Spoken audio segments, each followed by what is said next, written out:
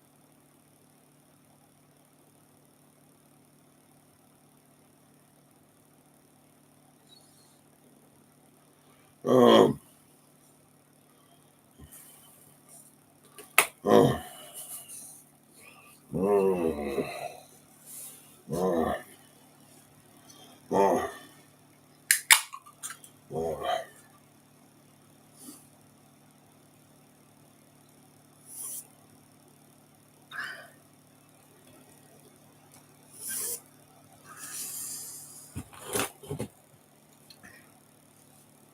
oh, oh, oh, oh,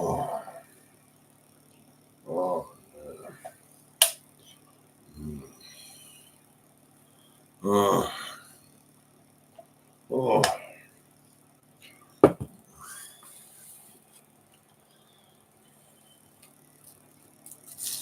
oh, oh,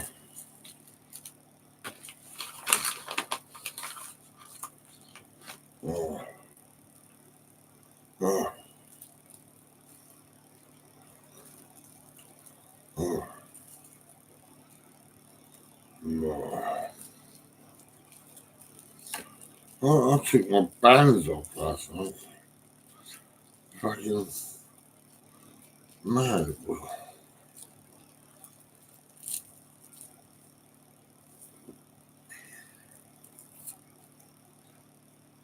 Oh,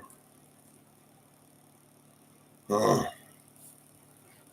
oh, fucking hell. Why was the music so fucking loud? What the fuck? Oh, man.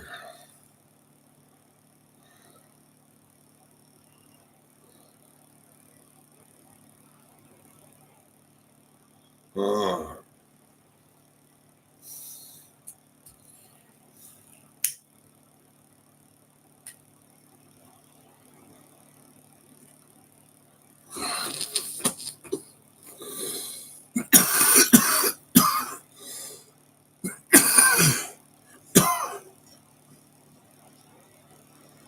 oh,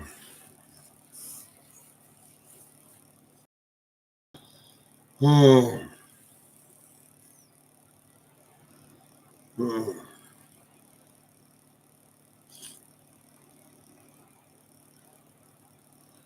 oh,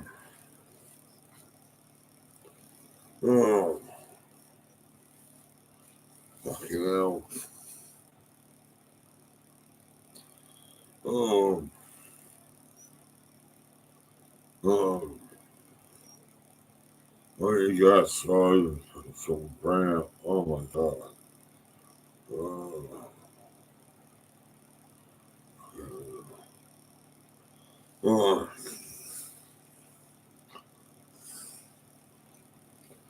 oh,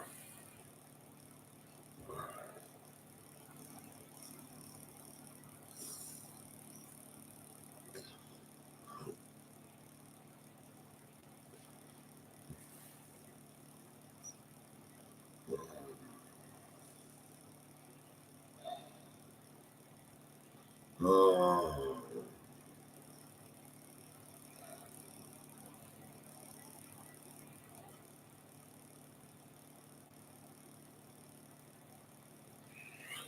oh, fucking hell. Mm.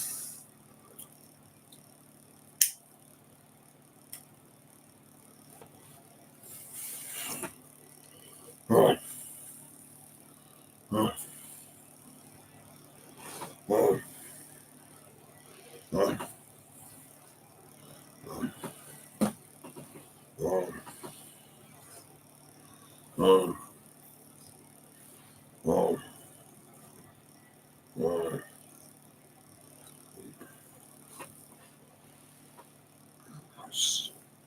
I do love brand new socks. It's fucking really nice. Oh, yeah. Oh, oh, fucking hell. Oh, man. Oh, oh, oh,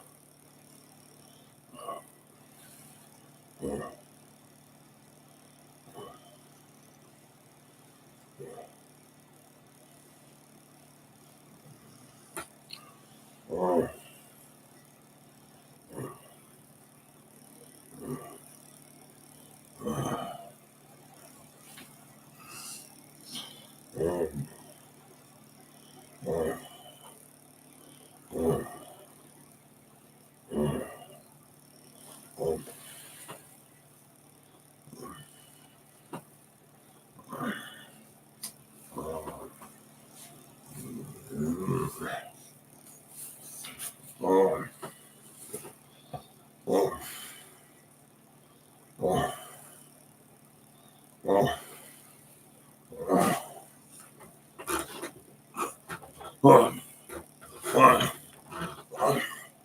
come on. Okay.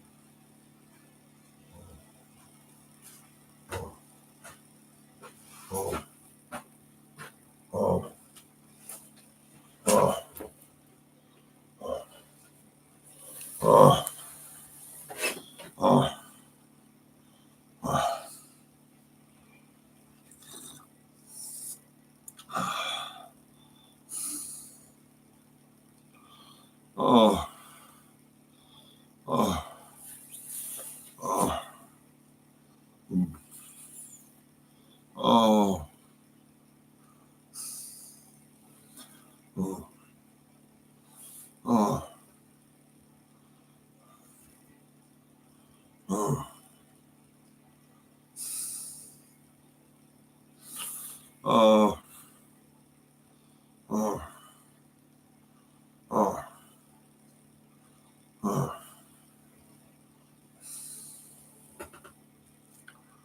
oh,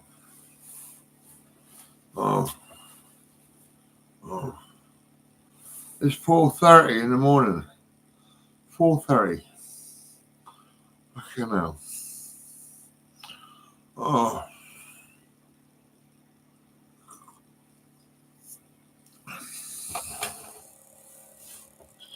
oh, oh,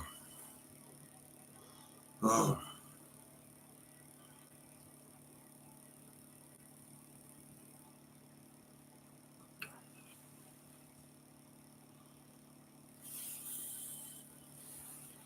oh, oh, oh, oh, oh, oh,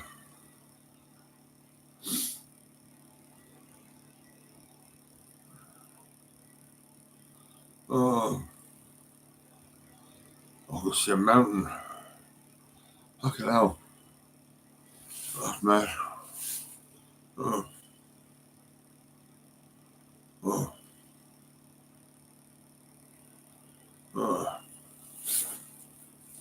oh, oh, oh,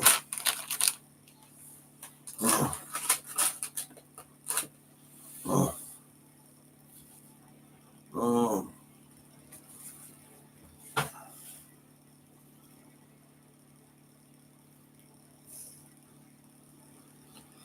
oh, oh. The pain is fucking pain. Oh my god. Oh,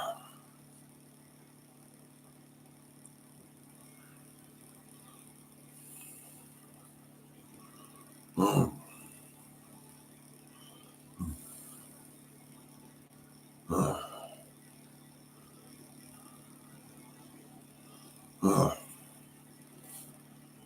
oh, man.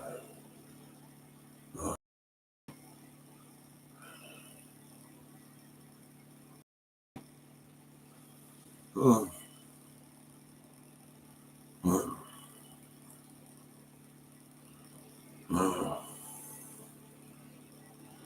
oh, oh. I'm getting a dog ring out today. Yeah. I put it in last week and fucking I'm gonna get it back out again.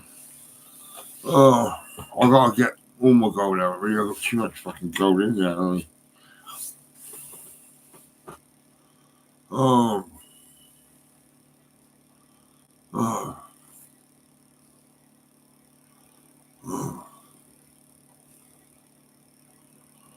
oh, oh. Come on, pain. Just go away. Fucking hell. Wow. Oh, oh, oh. Where's fucking this one? Oh, oh. Where's my Pringles is? Oh, there it is. Yeah. Oh,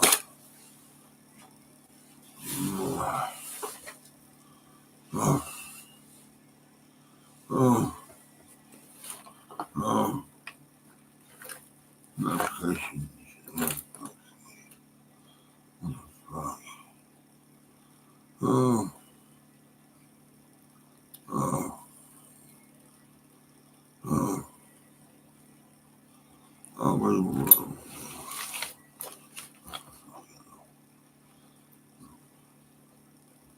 Okay, there it is. Oh, oh, yeah. Oh, oh.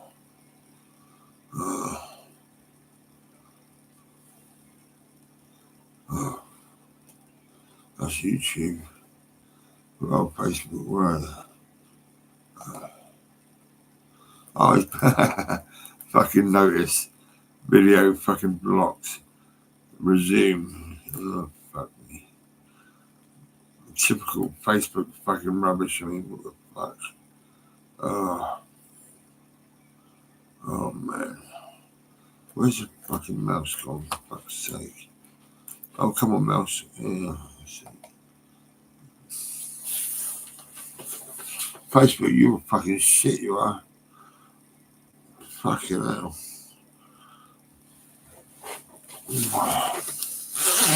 Oh. Oh. Oh. Oh. Oh. I sat on a fucking wheel. It's like a wooden wheel.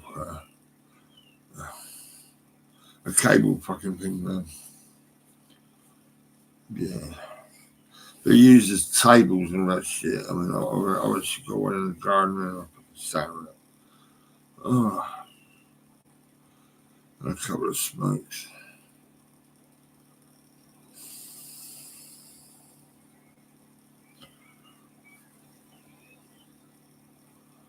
Just waiting for the pain to go. I had 2 Nurophens. Fucking hell.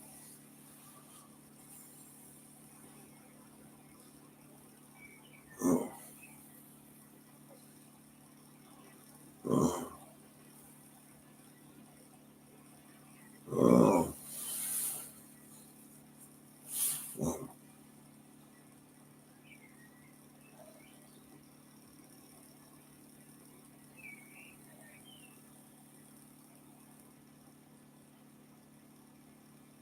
Oh. Oh. Oh. Oh, man. Fucking. Oh. Oh. Oh. Oh. Oh. Oh.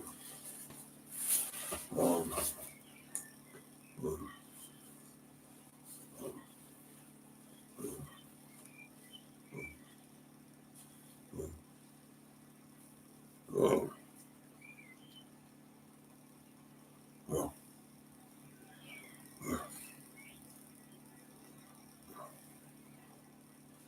Oh. Oh.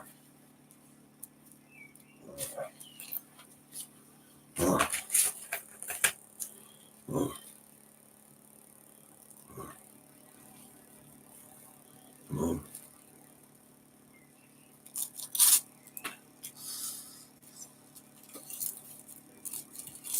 Whoa.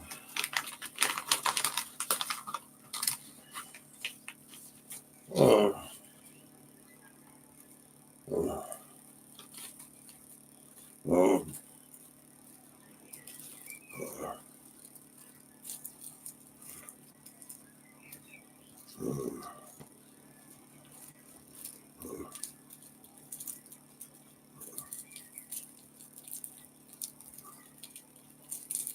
Oh.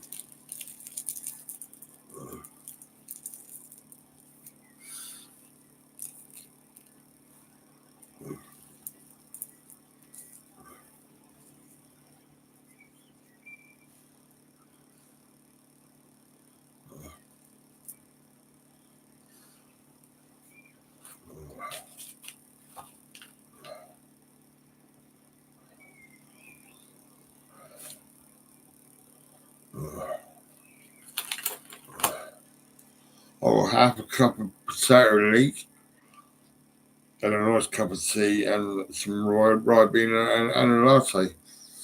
All sat there like, fucking hell. Oh, man. Oh, briefcase. Fucking what the fuck? Oh. Oh. Oh. Oh. Oh. Oh. Oh.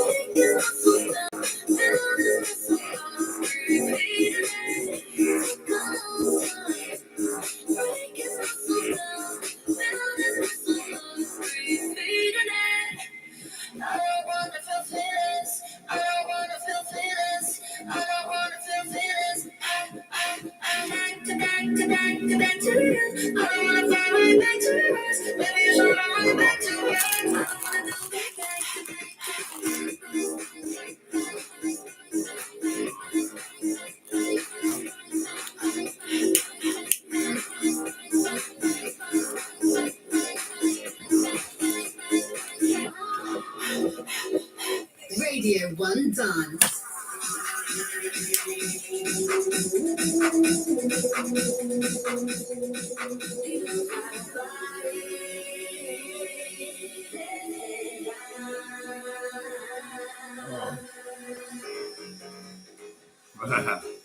Cuba.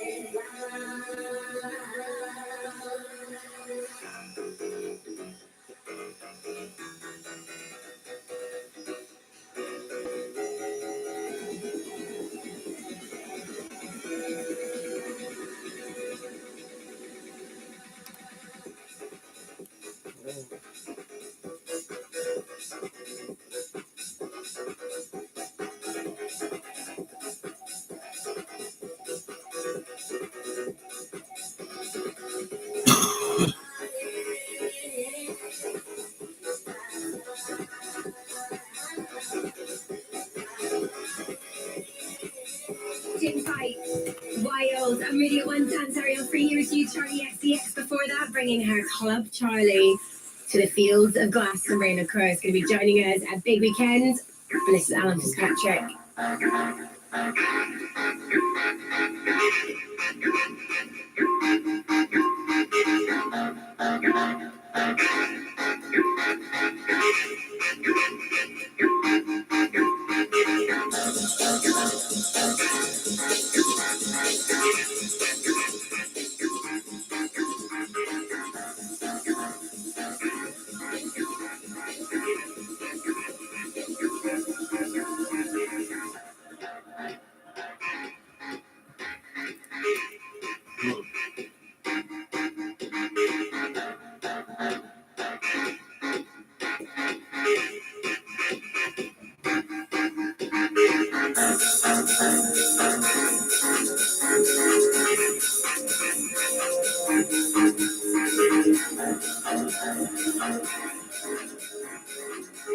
Hard choke.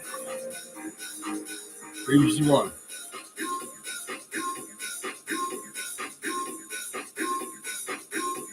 Oh yeah.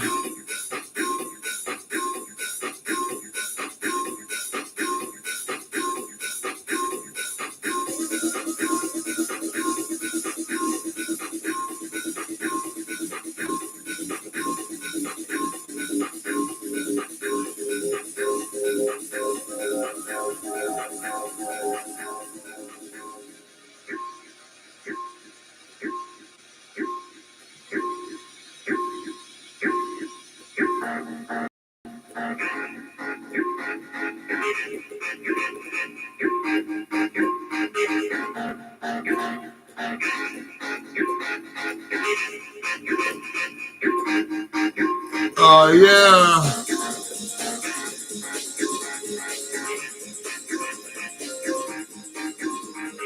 Hard choke. BBC One. Oh yeah.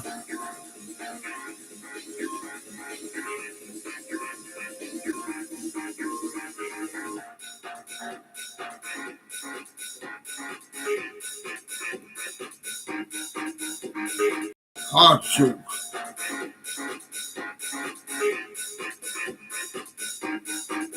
Oh yeah.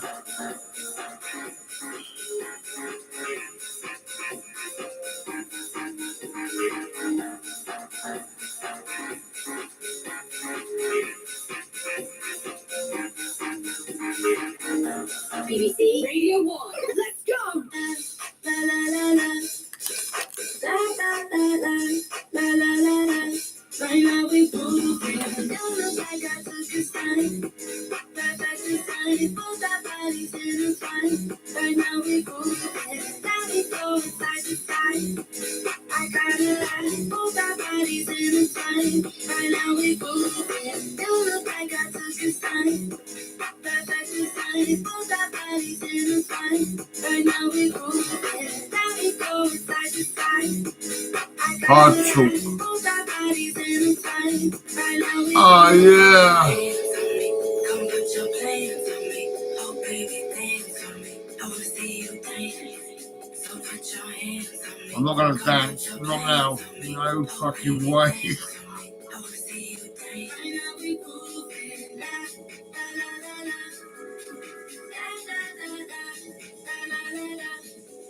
Hard choke. BBC One. Hard choke.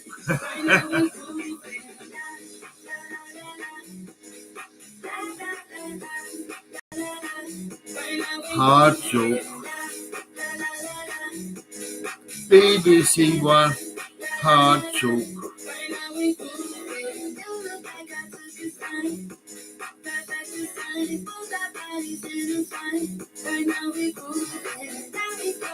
Oh.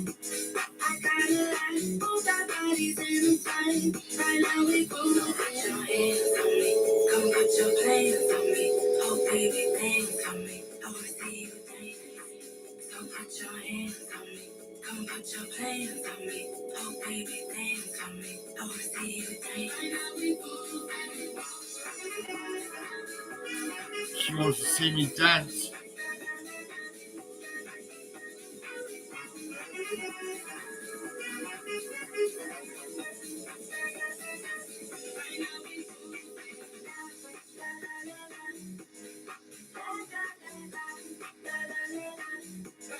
Hard choke. BBC One. Hard choke.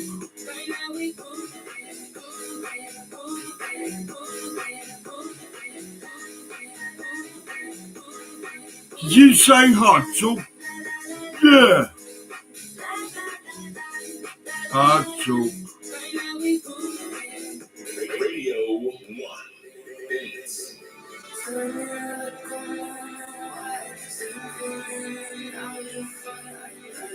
Come on, wake up. Wake up.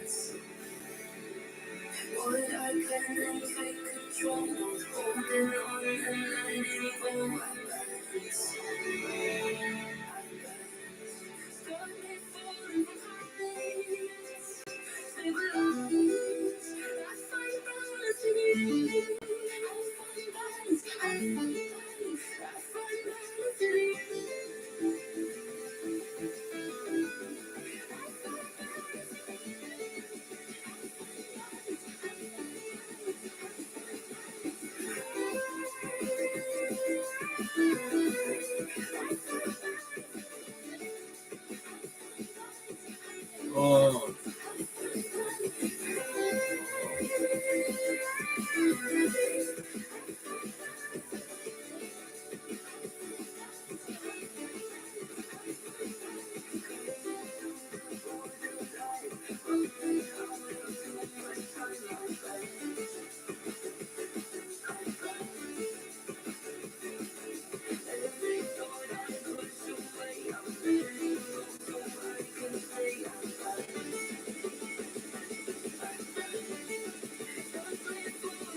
Goodie bags, yeah, I've got those goodie bags ready to go down to town and give away. Yeah, oh yeah.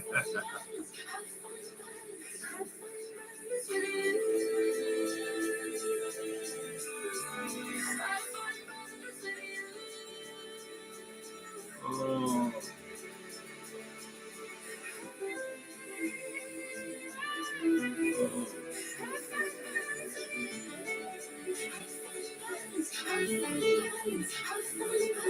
I am the real Stone Raver. I am your family friend. Oh my God, I'm gonna make you smile again. Oh yeah.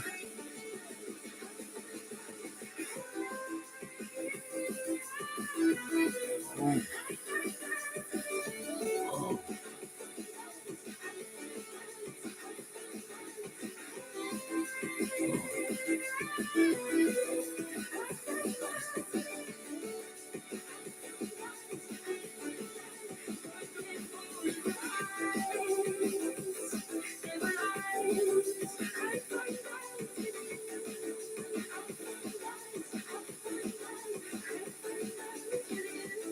I hope you don't mind, baby. I'm watching Hard Talk. Wilkinson and North Balance. Before that, some Jamie Jones and Jazzy. It is Radio 1 Dance. And whether you're at Big Weekend or not, getting to witness Jason Status back in Coventry. She took over a couple of years ago. They stepped in last minute for Charlie XCX. They came on and destroyed the stage. And they're Friday night headliners, of course. Through the fire, I'll keep burning on.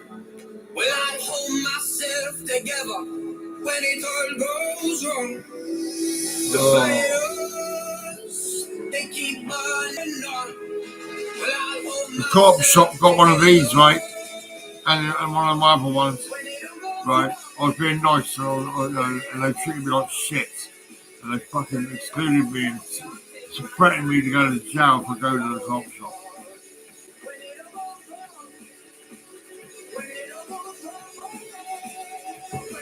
Evil, nasty bastards.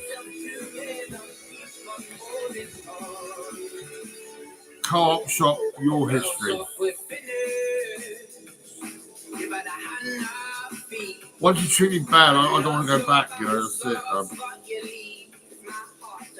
So please don't take me for no fool. I spent a lifetime in your shoes. Now I'm walking. It's like when I was down in Market Street, I was handing out stuff around, and I think someone stole my fucking big packet of colouring pencils. But it's just like the same situation. It's like the co-op shop. They've had 2 cups and they treat me like shit.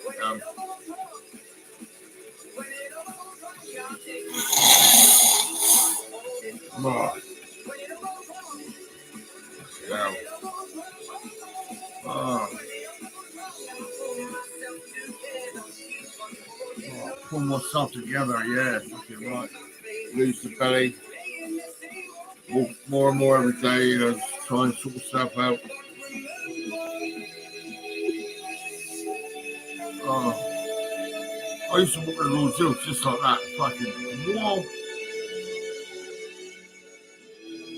No, I'm not very fucking fit, I'm like.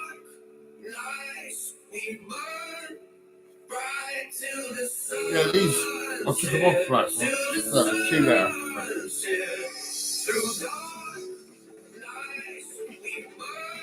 Oh, fuck it.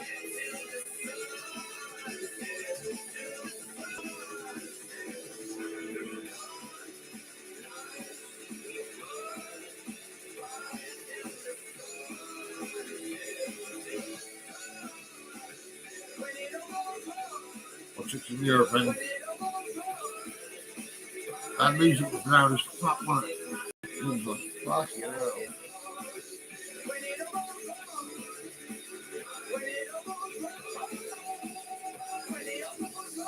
Pull myself together, keep on holding on. Radio 1 Dance.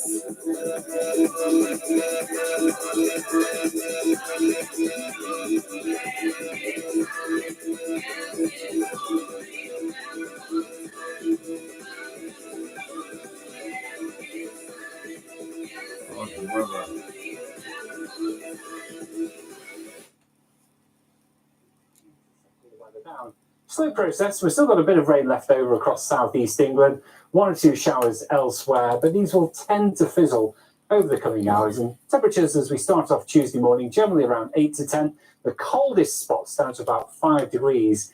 And that's probably where we'll have the best of the early morning sunshine. Now, when you do start off the day cloudy, and particularly around some of these North Sea coasts, it could be quite grey. Some mist and fog patches around, a few spots of drizzle. But it is an improving picture for the majority. Cloud will thin and break up with sunny spells becoming widespread into the afternoon. Outside chance for a shower. In the afternoon, it's it'll possible. be sunshine. I'll be Perhaps up across down the hills of Wales and southwest England, 1 or 2 elsewhere, but not as many as we've seen over recent days. The vast majority of you will have a dry day and it will feel warmer. The sunshine comes out. The high pressure continues to build in for Wednesday, but we do have weather fronts that will try to sneak in from the northwest. So Wednesday, again, it should be a fine day for the vast majority of the country. Certainly England, Wales, most of Northern Ireland looking dry with spells of warm sunshine, probably quite hazy sunshine. There will be some high cloud in the sky, but across the Hebrides, Highlands, Orkney and Shetland, it will turn cloudy, quite windy, with outbreaks of rain moving in. In the sunshine, though, temperatures more widely climbing into the low 20s, so feeling progressively warmer. Thursday, you've still got a risk of a few showers this time for Scotland. Otherwise, some broken cloud and sunny spells. Should be another dry day for most areas of Northern Ireland, England and Wales. And again, those temperatures continue to climb. We're up to 19 in Belfast. The warmest weather, probably across eastern England, where temperatures will reach around 22, possibly 23 degrees Celsius. That is going to feel warm in the sunshine.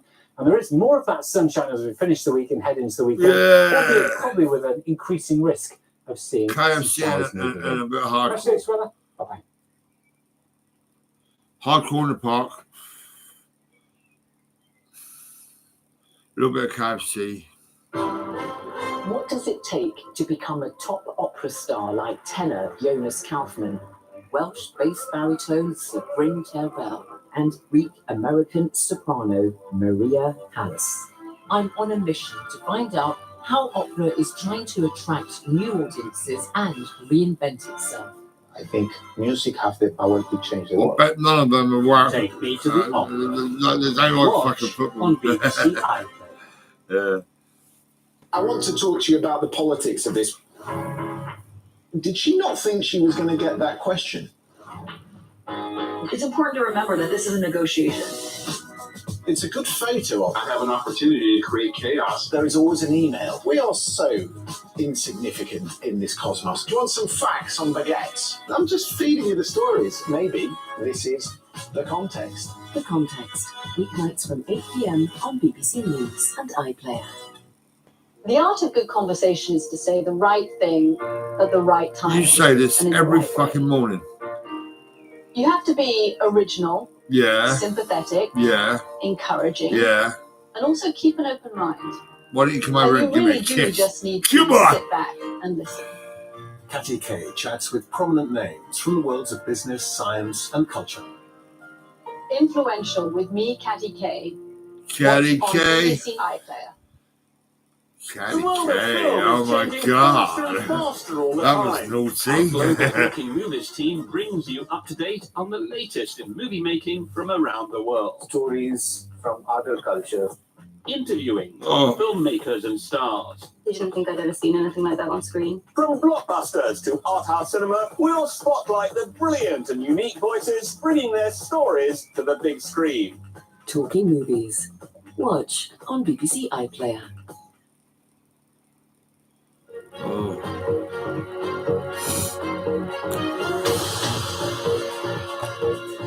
I'll just buy some lighters today. It's fucking, I don't know where the fuck are they all?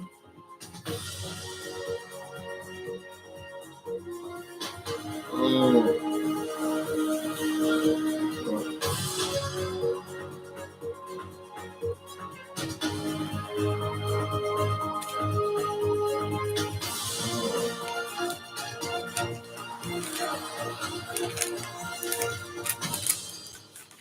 Oh. Oh. Live from London, this is BBC News. Israel's Prime Minister rejects a proposed peace deal with Hamas that has signed up to, but agrees to continue negotiations. The personal information of fucking Ukraine crazy. military personnel has been compromised in a hack Fucking, they don't know what peace and love is and all that. You know, fucking Boeing respect cancels and its first honesty, being Starliner upfront, astronaut launch nice, after respectful. identifying a safety issue. Why can't they all be like that? I mean, fucking hell. And floral extravagance on the red carpet as stars attend the Met Gala in New York. Oh.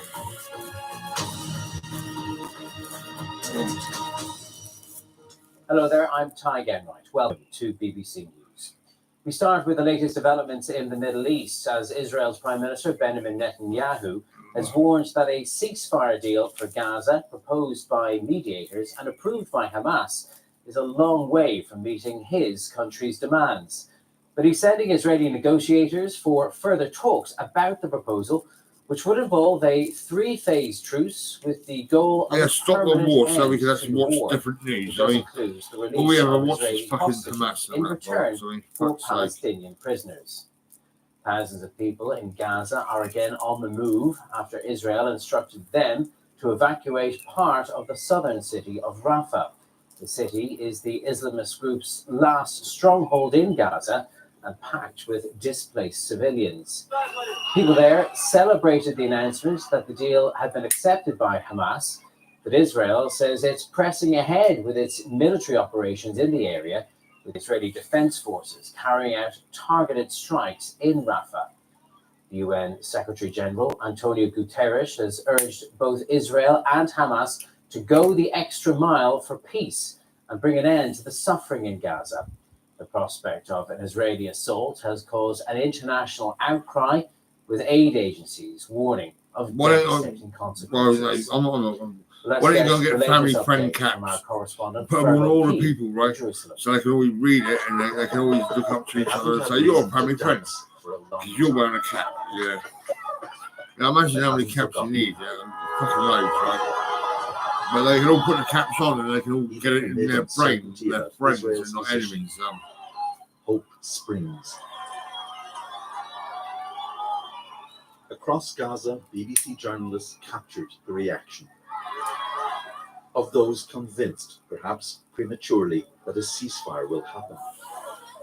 The feeling is You don't know what it's like to look at a cap that says family friend. You actually feel good. You feel you relax. You look and you see a family friend cap. That's fucking We're great. so happy there's a ceasefire. Israelis are still absorbing the news. It came late on one of this society's most important days, when across the country sirens bring the nation to a halt in memory of the dead of the Holocaust. A day of reflection in a country traumatized by the Hamas attack last October. Tonight on the streets of Tel Aviv, those who believe healing that trauma can begin with a ceasefire deal and the release of Israel's hostages. Yes, they expect the Israeli government to take this deal to save all the remaining hostages who are still alive. But after 7 months of a war in which Israel's army pledged to destroy Hamas, a ceasefire deal that fails to accomplish that risks breaking Israel's wartime coalition government.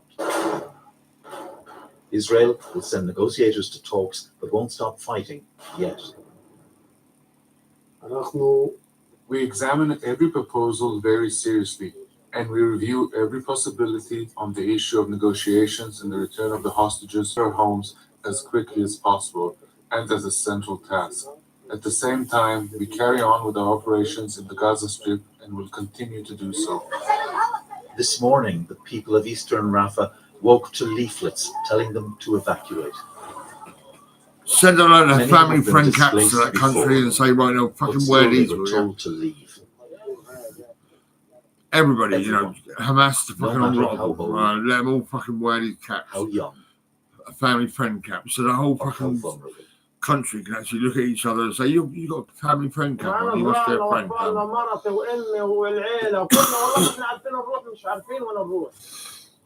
To Al-Mawasi, Israel I'm not fucking says, stupid. and other desolate places beyond Rafah. What you see matters, you The know, and so-called what you see is humanitarian fucking zones a were threat, to be a expanded, possible enemy, but a they've never possible been chance safe of being killed. from sickness, But if you wear a family friend hunger, cap, you probably won't or get war. killed. you'll probably get looked at it and think, oh, hang on a This is minute, the it could be a aftermath prank. of raids on Rafah last night.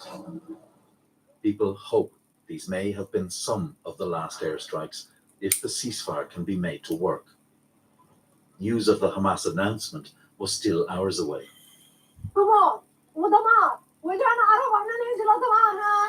Nisreen Raja, mother and refugee.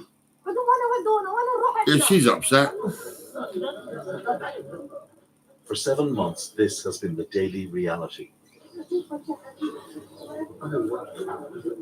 Hani Ashtar. She's suffering from anxiety. I mean, by his fucking hell. relative Reem. She needs a family friend. His family was killed during the war, she says. Even he was killed.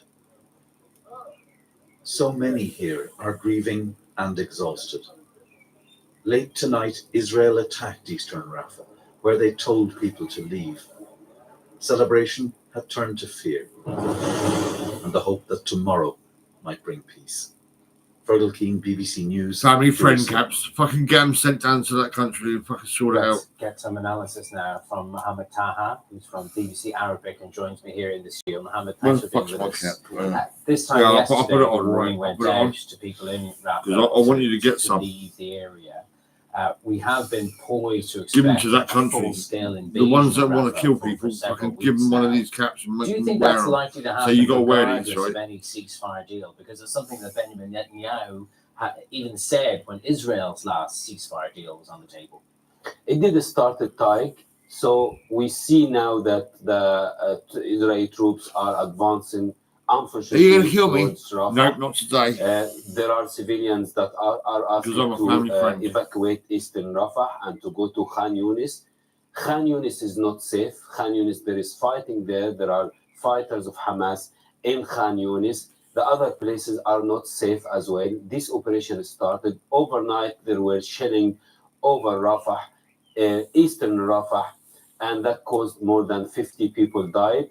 And I cannot find more expression than what Fergal Keane said. People are exhausted, people are grieving, people are terrified, and the only hospital in the area, Yusuf al-Najjar Hospital, became out of service, and they cannot accept any more injuries.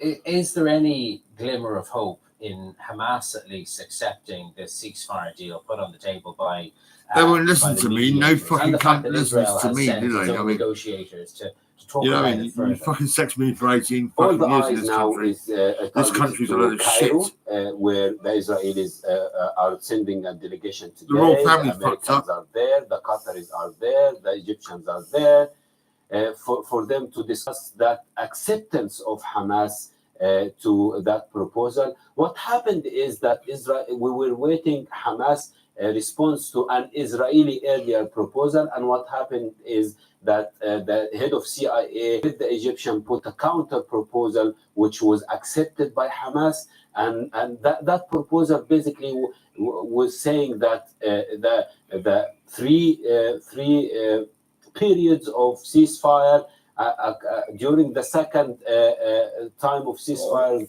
there should withdrawal from the Israeli troops and a discussion for permanent ceasefire. And the surprising move that Hamas accepted to be disarmed and their leaders would be moved from Gaza to Jordan, where we see today King Charles, a right? meeting between the Fucking- King of Jordan and President My brain Biden. is ticking So off a there is Rolls Royce a engine. wide Right? Your engine, range your of brain is ideas fucking of reaching whatever it is. I mean, I don't know. permanent But ceasefire, and the hope that that good news coming from Cairo today. Indeed, something we do all hope for. I'm President going to always be Biden pissed is off also due to losing speak fucking to Lady Benjamin Diana. Netanyahu by phone. One can only And imagine you're that not soft, you don't call- care on about that it, really, call do you? I is mean, going to urge him to find some way of making peace. get a Yes, load of of fucking course. I family think friend caps. Get them all President printed Biden on this, will right? call Netanyahu. Millions and of fucking tell him, these, come on, baby, these you caps have and to just find a fucking way to accept swarm the this country ceasefire. with fucking We family want friend to caps. bring the And like hostages every back fucker home. put these caps on. There is an election coming in the US, and we want to end up this. And when headache. everybody's wearing them. Can you war see will the end. situation in the American universities is going to be escalated a lot? It's we have to serve the Israeli security interest and not your own personal interest in staying in power. he will tell him all of these stories to urge him to accept. I went through a phase of giving these caps away free to different people when I was in Eastleigh, right? And I was actually giving real Stone Raver caps at some point, and then I started giving family friend caps away. More than 50 construction workers remain trapped under the rubble of a building that's Because I want people to be friends. 2 people are known to have died in the incident, the causes of which are not yet known. 22 people have been. All we got in this fucking country is football and alcohol. What a load of bollocks. Has called on Rwanda to punish military forces who attacked a refugee camp in eastern Congo last week, killing at least 9 people. Washington believes both Rwandan regular forces and M23 rebels took part in the attack in the city of Goma. Rwanda describes the US claims as ridiculous. Voting in the third India's general election is underway. 11 states and territories go to the polls on Tuesday. The election is usually held every 5 years in April and May. This year, voters are dealing with one of India's hottest summers on record. The US Aviation Authority has opened a new investigation into the plane maker Boeing. It comes after the company acknowledged some of its employees may have failed to carry out proper quality inspections on its 787 Dreamliner aircraft. The Justice Department has also conducted a criminal investigation into a mid-air emergency involving a Boeing 737 MAX in January. And we'll have more on that story in around 20 minutes' time when we cover the business news. Well, there's more trouble for Boeing because the company's first crewed space flight was postponed just 2 hours before launch for a safety check. Astronauts Butch Wilmore and Suni Williams were all in position inside the Starliner when the decision to halt was made because of a potential issue with an oxygen relief valve. The spacecraft had been expected to blast off from Cape Canaveral and make its way to the International Space Station. This is the moment the launch was halted. Yeah, Roger. So the engineering team has evaluated the vehicle is not in a configuration where we can proceed with flight today. So we're going to initiate our scrub and recycle operation. But all I want to say first is that good things are worth waiting for, and we'll get a chance to see that rocket and spacecraft lift off the pad here soon. It was really impressive to watch the launch team as the issue popped up. The count had been going very smoothly, and they spotted the issue. They followed their flight rules. Well, I'm in bed with a lovely woman. Decide what we were I'm like a rocket. Yeah, baby. Gather more data. We don't have a definitive plan for you yet. That will come as soon as we can provide it. But the team will be working through that really soon. Personal information about survey members of the UK Armed Forces has been accessed from a system used by the Ministry of Defence. It's not known who's behind the breach or what the data could be used for. Those affected are being offered specialist assistance. More details from our political correspondent, Alex Wilson. A third party has accessed in an unauthorised fashion a payroll system used by the Ministry of Defence. Now, this system is run by an external contractor, so this is not the main Ministry of Defence computer, and no operational detail has been obtained. But what has been accessed is personal details of serving members of the armed forces, mostly names and bank account details, but also in a very small, I'm told, number of cases, some addresses as well. These are people who are currently serving in the Royal Navy, in the Army, in the RAF, but also some veterans as well. Now, we're not sure yet, or it's not been confirmed yet, who is behind this or what that data is being used for, but it's clearly a very significant breach. The Ministry of Defence, I'm told, took immediate action, so that system has been taken offline, and there are clearly investigations going on to ascertain the scale of this and any more information behind it. The Ministry of Defence is in the process of contacting the people who were involved, whose information was accessed. I'm told it's HMRC style personal information that was accessed, and the MOD is looking at ways that it can support and advise those individuals, also talking to veterans groups, because as I say, a number of people involved were former members of the armed forces. We also understand the UK Defence Secretary Grant Shapps is due to update on MPs in the House of Commons on this tomorrow and set out a plan, an action plan, a response plan, but also a plan to ensure the protection of all serving men and women in the armed forces. So I think this is clearly a very significant development. Clearly quite a lot still to be learned about exactly what's happened. We're very likely to hear much more about it in the House of Commons tomorrow, but I also suspect a lot of questions from MPs who are concerned at what's happened and want some more information. Alex Forsyth there. Around the world and across the UK, this is BBC News.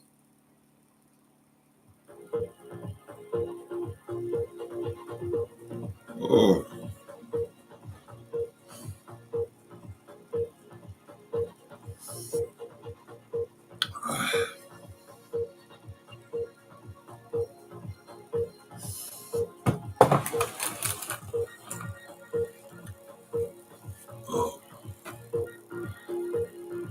Go to the co-op shop and you'll pay over $3.75 or about $3.95, I think, for a BLT sandwich, right? If you go to Poundland, right, it costs just £2. That's it, £2.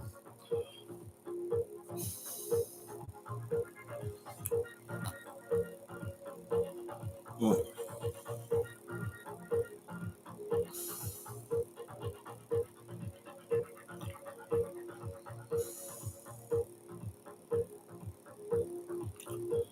Oh.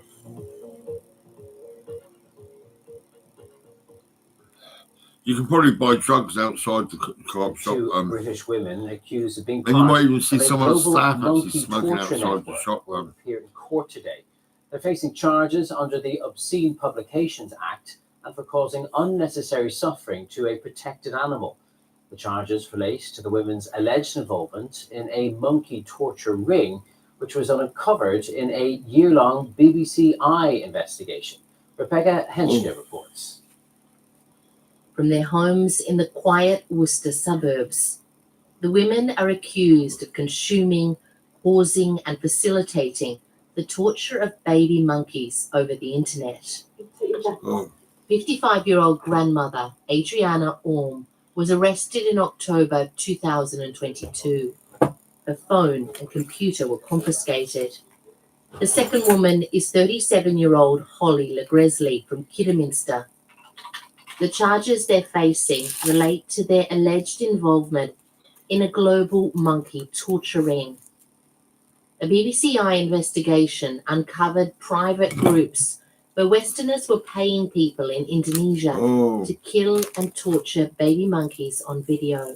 I've been investigating wildlife crime for 22 years, and it sickens me to say this is standout, unequivocally. I love monkeys. Yeah, monkeys are fucking fun. In the United States, Michael McCartney, the ringleader of the group, is facing up to 5 years in jail. Good. He pleaded guilty 10 years. to charges of conspiracy to create and distribute extreme animal abuse videos. People are Called sick, himself aren't the they? Twisted, Torture fucked King, up idiots. I mean, admitting his hope role they to the fucking BBC. die. I mean, I'm the man. not the You wanna monkeys, see the people. monkeys get messed up?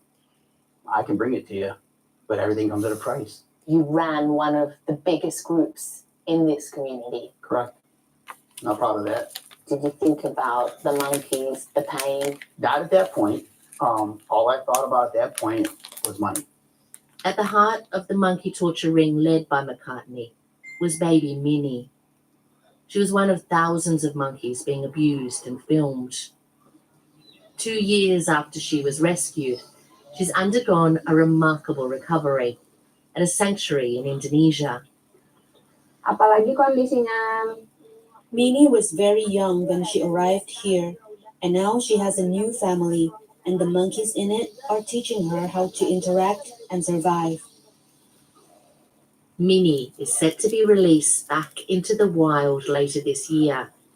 Rebecca Henschke, BBC News. That's just right. That's a nice little monkey. Yeah, lovely. The Chinese President Xi Jinping has been Fucking urged by bastards, isn't they? I European mean, fucking hell, leaders people are to use his sick. influence to The halt human Russia's beings war are fucking against disgusting. Ukraine. They should be fucking Xi extinct. has been attending talks in Yeah, Paris. look at the with judges head and of the jury European in this Commission, country. Ursula Look at von the der Leyen, fucking. and the French leader. What the we got? Let me President see now. Emmanuel Fucking Macron.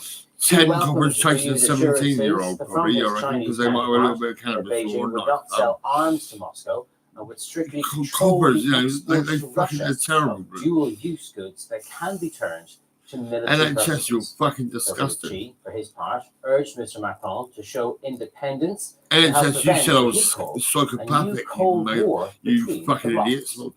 I reckon you're fucking dangerous, you are, you President Putin will be motherfuckers. sworn in as Russia's president. I remember I fifth was time last week. I later. was walking in, The ceremony around in the East, you throne know, hall I of went the to Subway, Grand so I Kremlin walked Palace in. promises to People be are a scared of cultural me. They're ceremony fucking scared of me. designed to cement That's Mr. bollocks, Putin's isn't it? image as a modern-day Russian That's the Tsar. NHS.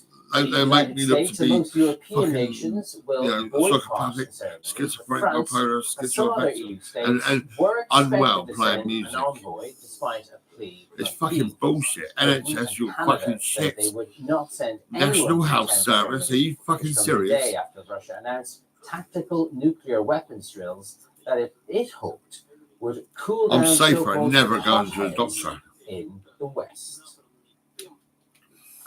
Now, let's go to New York now, where the biggest night of the fashion year has come to a close. Guests at the Met Gala put on a show reflective of this year's theme, which is the Garden of Time.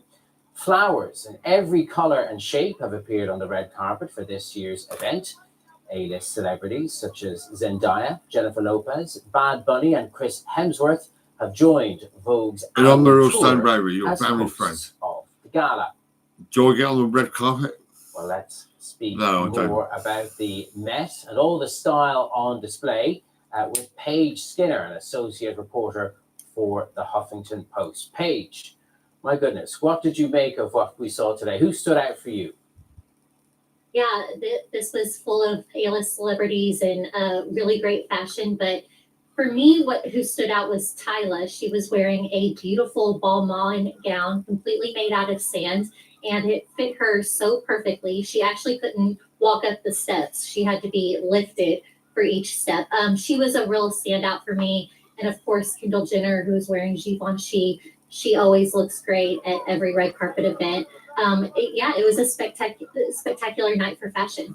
What did you make of the theme? Because Anna Wintour's alter ego, Miranda Priestley from Devil Wears Prada, once said, "Florals for spring, groundbreaking." She wasn't a fan. We saw a lot of flowers on display at the event.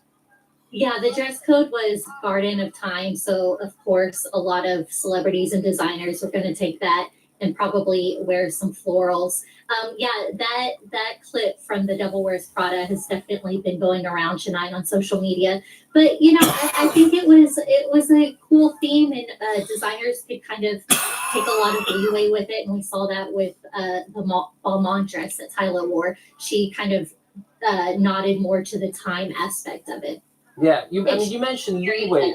Sorry, you mentioned leeway there, Paige. And I understand Anna Wintour has actually apologized for this year's theme, if I'm not wrong, that perhaps she didn't give a clear enough direction for what she was looking for.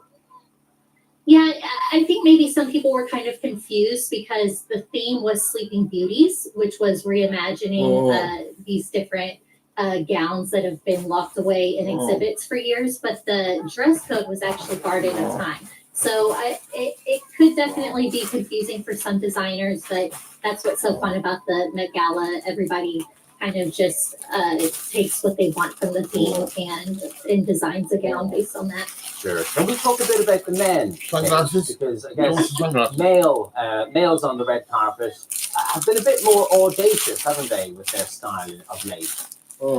Yeah, I think we're seeing men kind of branch out and try different things. Bad Bunny was one of the co-chairs of tonight, and he always just looks so chic and cool no matter what he wears. And then Chris Hemsworth was another co-chair. He kind of was more straightforward, but he always looked sharp. The men don't always steal the night. It's usually the women who make the lasting impressions each year. But yeah, we're seeing men kind of experiment more with their fashion. Speaking of women making big impressions, I did notice a fair few baby bumps being kind of featured rather than concealed on the carpet this year. Yeah, no need to conceal your baby bump. It's 2024. Just let it all out. Leah Michelle is one that comes to mind. She rocked her baby bump. in a beautiful blue gown with some florals on it. Yeah, there's no need to keep you from a fancy gala just because you're pregnant. Okay, absolutely agreed with you on that front. So thank you very much for joining us there, Paige Turner from the Huffington Post. And if you didn't get enough of the style there in our little sequence there, you can see Did more you see fashion Prince just on our Andrew? website, including this article detailing no less than 17 of the most eye-catching looks of the night. So Sarah's taking the garden theme quite literally, as you can see there. I'll be back with your business news in a few minutes' time. Do stay with us here on BBC News.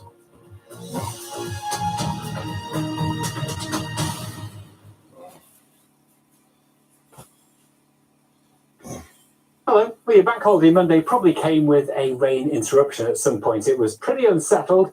Lengthy spells of rain across the southeast of England, but plenty of showers elsewhere. Others, though, managed some sunshine, and in Lincolnshire, we had 11 hours of sun, so it wasn't so bad there, whereas others had the downpours. And across parts of northern England, had a couple of funnel clouds spotted, one over Saddleworth Moor and another one in the Derbyshire area.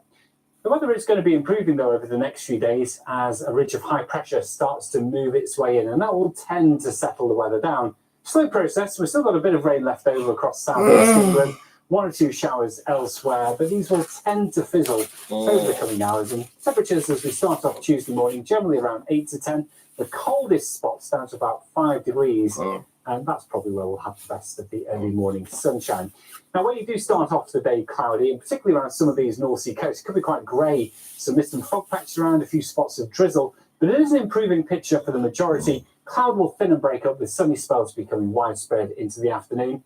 Outside chance for a shower, yeah, it's possible, perhaps across the hills of Wales and southwest England, 1 or 2 elsewhere, but not as many as we've seen over recent days. The vast majority of you will have a dry day and it will feel warmer. The sunshine comes out. The high pressure continues to build in for Wednesday, but we do have weather fronts that will try to sneak in from the northwest.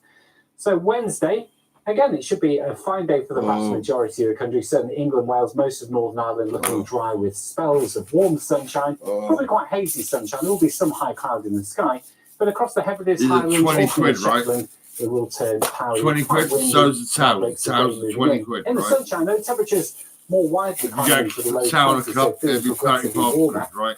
Thursday, it's still got a risk of a few showers this time for Scotland. Otherwise, some broken clouds and sunny spells. Should be another dry day for most areas of Northern Ireland, England and Wales. And again, those temperatures continue to climb. We're up to 19 in Belfast. Warmest weather, probably across eastern England, where temperatures will reach around 22, possibly 23 degrees Celsius. That is going to feel warm in the sunshine. And there is more of that sunshine as we finish the week and head into the weekend, albeit probably with an increasing risk of seeing some showers moving in. That's today's weather. Bye-bye.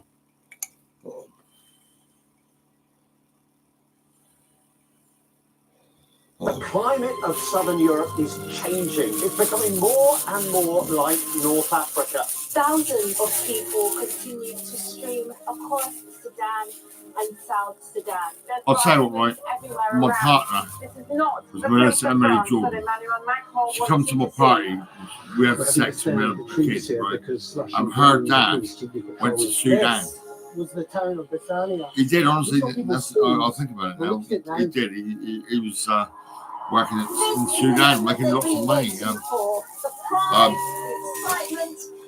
And he actually got me working with him on the This is piano. as close as we can get to Gaza itself, about 5 kilometres in that direction. There is a lot of And I wanted to learn more about pianos and that. And, 17 days they have spent I was inside known that as a tunnel. piano Now man. they are finally out.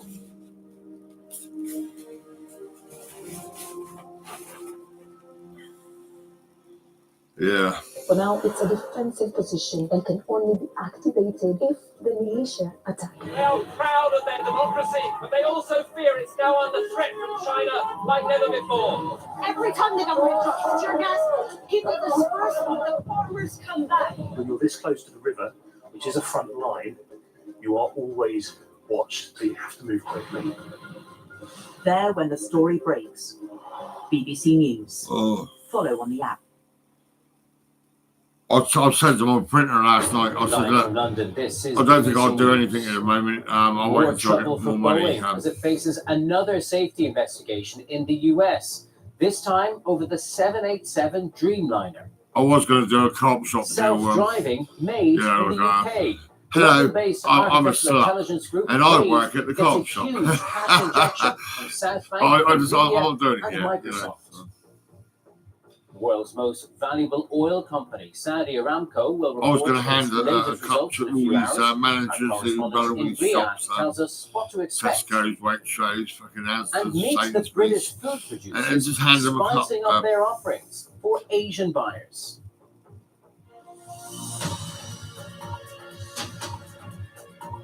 And have a laugh with your competition. Hello there, I'm Ty Genright with your top business stories.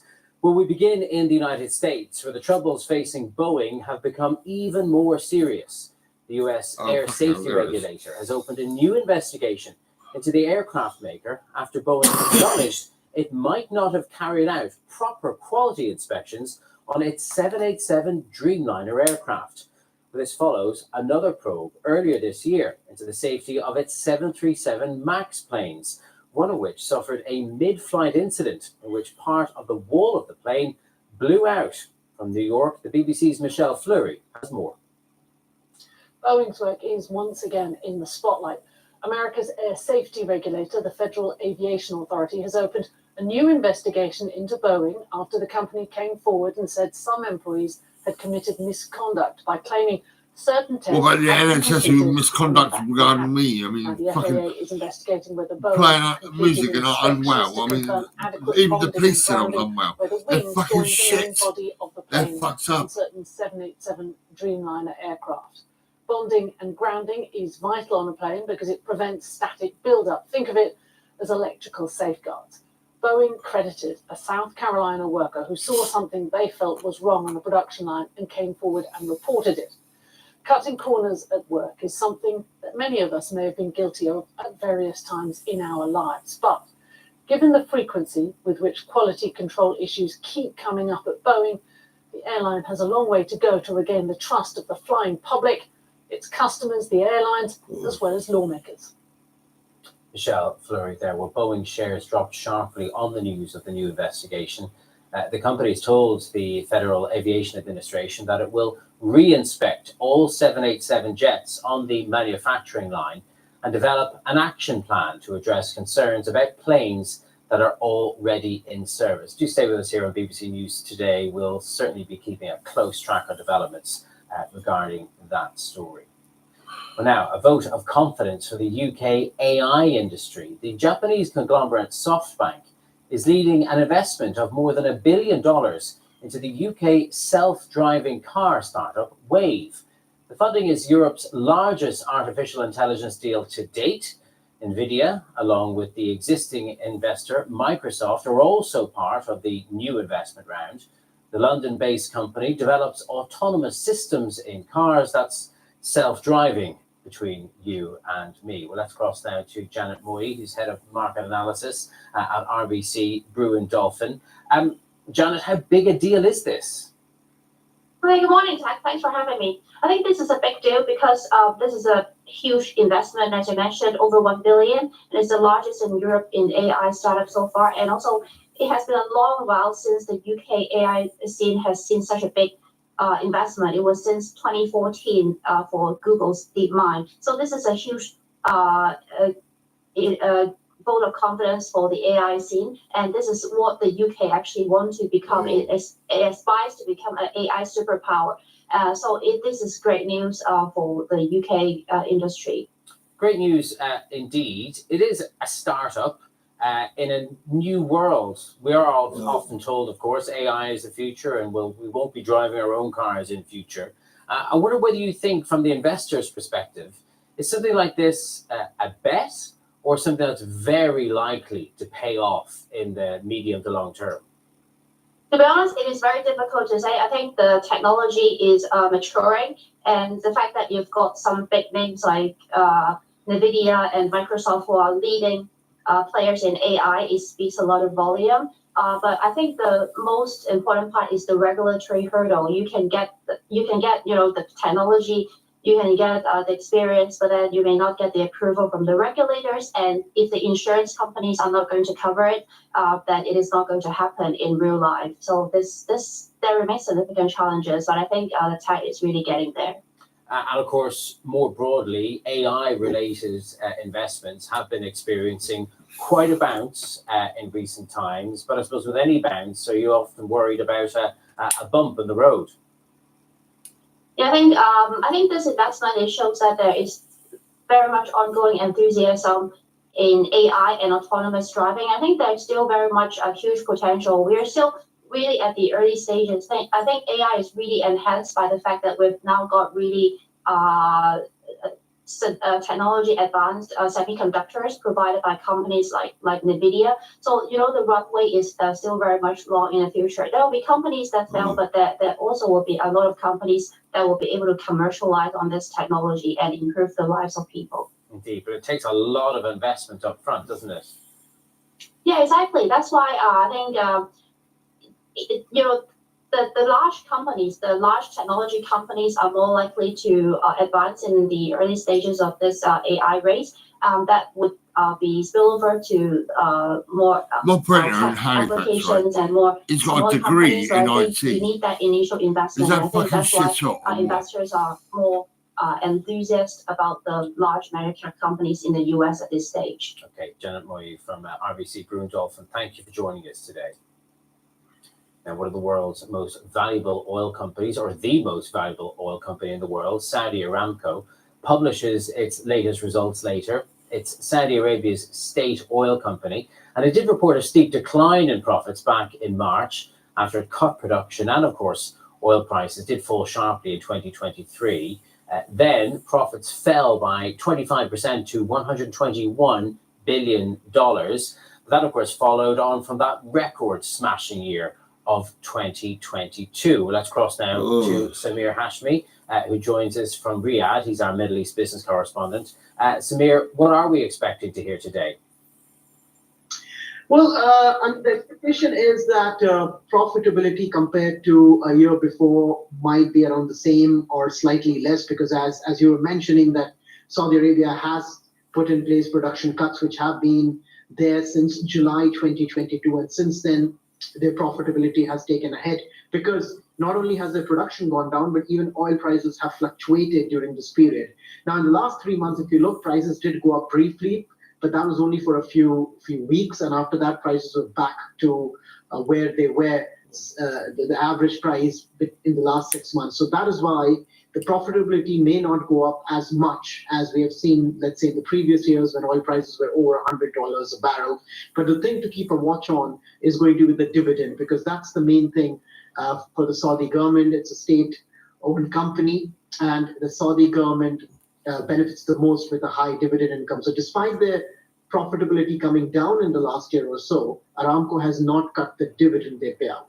One of the other things they've been talking about doing with their spare cash has been looking for opportunities to invest in China, where, of course, demand for oil has been growing. What do we know about those plans? Well, Aramco has been trying to expand their production capacity, not only when it comes to crude, but other segments of the businesses as well, whether it's natural gas or liquefied chemicals. And that's what they have done with China, that they've signed a new agreement with a Chinese state company, and they're hoping that they would be able to draw investment from them, and this could go up in the years to come. I think this is something that the Saudis and Aramco are looking very seriously. They think there is potential to draw investors. I think that's one thing that the Saudis had kept restricted for many years, where they were not drawing in many investors, but now they've realized that there is potential, and given that peak oil demand is here for another maybe decade and a half, so this is the time to attract investments and also use this cash to expand their businesses beyond crude. And I think that's the main thing they want to focus on, which is why they're looking for foreign investors. And indeed, what about renewables? The company has talked about ploughing money into that. Any indication as to what that could look like? Yes, they have been spending in a big way on renewables. I think that's one of the core areas for Aramco, because they realize due to climate change, demand for oil could take a hit, or demand for oil could go down. in the next 2 decades, and it is important for them to diversify the business. So they are investing in renewable businesses, and they're also investing big time in hydrogen, which is one of the big bets for many oil companies in the world, including Aramco. Hydrogen could become a pivot as far as oil companies go. Of course, there are still a lot of questions about whether it is viable, commercially viable or not. That is something to be seen. But that has been a big focus area, and they will be investing a lot in that particular category going ahead as well. Okay, Samir Hashmi in Riyadh. Thank you for joining us. Now, business and economic leaders are meeting in Poland for the European Economic Congress. Big issues impacting the future of business and finance will be discussed by key European players. Opening day speakers include the European Commission President Ursula von der Leyen and the Polish Prime Minister Tusk. Well, for a look at what they could be talking about, I'm joined by Mohit, Chief European Economist at Jefferies. Mohit, thanks for joining us. How significant an event is this, and what do you think is on their agenda? Hi.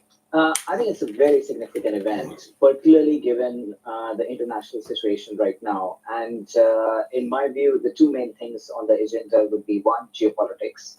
Of course, Middle East, as well as Russia, Ukraine, and the impact it would have on the European economy. And the second, and I heard you were talking about it just now, is about energy and the transition towards greener energy. I think these two will likely dominate the discussions at the forum today. And from a kind of a macroeconomic level, the people in the room, the Europeans, have they got a good story to tell at this moment in time? Inflation control, interest rate cuts probably on the horizon sooner in the EU than any of the other major economies of the world. I wouldn't use the word good. I would use the word better than 6 months ago. I think the situation is definitely looking better than it was a year ago. Inflation, like you said, is coming down. Economic growth, actually, if you look at the last month's data, it has started to pick up and positively surprised to the upside. Interest rates, particularly from ECB, we are looking likely to get a rate cut in June. So things are looking better than they were 12 months ago. I wouldn't say good simply because if you look at the aggregate economic growth in Europe, we're still talking of 0.5% for 2024. So it's not a disaster, but it's not comparable to the other areas like the US. Better than we thought. That's a fair enough analysis. Mohit Kumar from Jefferies, thank you very much for that. Now, in other business today, the European Union has approved a $14.9 billion purchase of US steel by Japan's Nippon Steel. The decision was seen as a formality. The European Commission said it cleared it because the firms would have limited market positions resulting from the proposed transaction. Send a load of The family acquisition friend did face cats to opposition in the Gaza. United States, with President Biden saying he thinks the US steelmaker should remain domestically owned. And Around that area during with this week will likely be caps disrupted everywhere. by industrial action, including And strikes everybody and will an put a cap overtime on. ban. Members of the And Trade everybody Drivers will Union, think ASLEF, about the and word 16 rail friend. companies will walk out on different days between Tuesday and Thursday. It also follows the start of their 6-day overtime ban on Bank Holiday Monday. Around the world and across the UK, this is BBC News.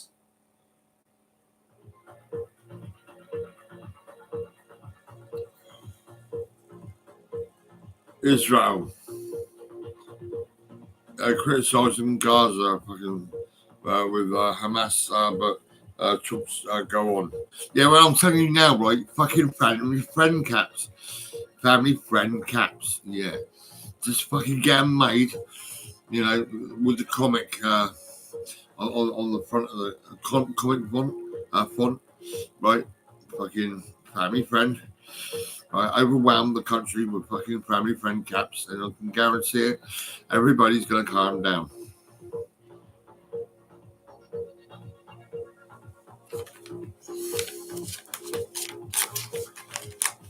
I'm not fucking stupid, do you know what I mean?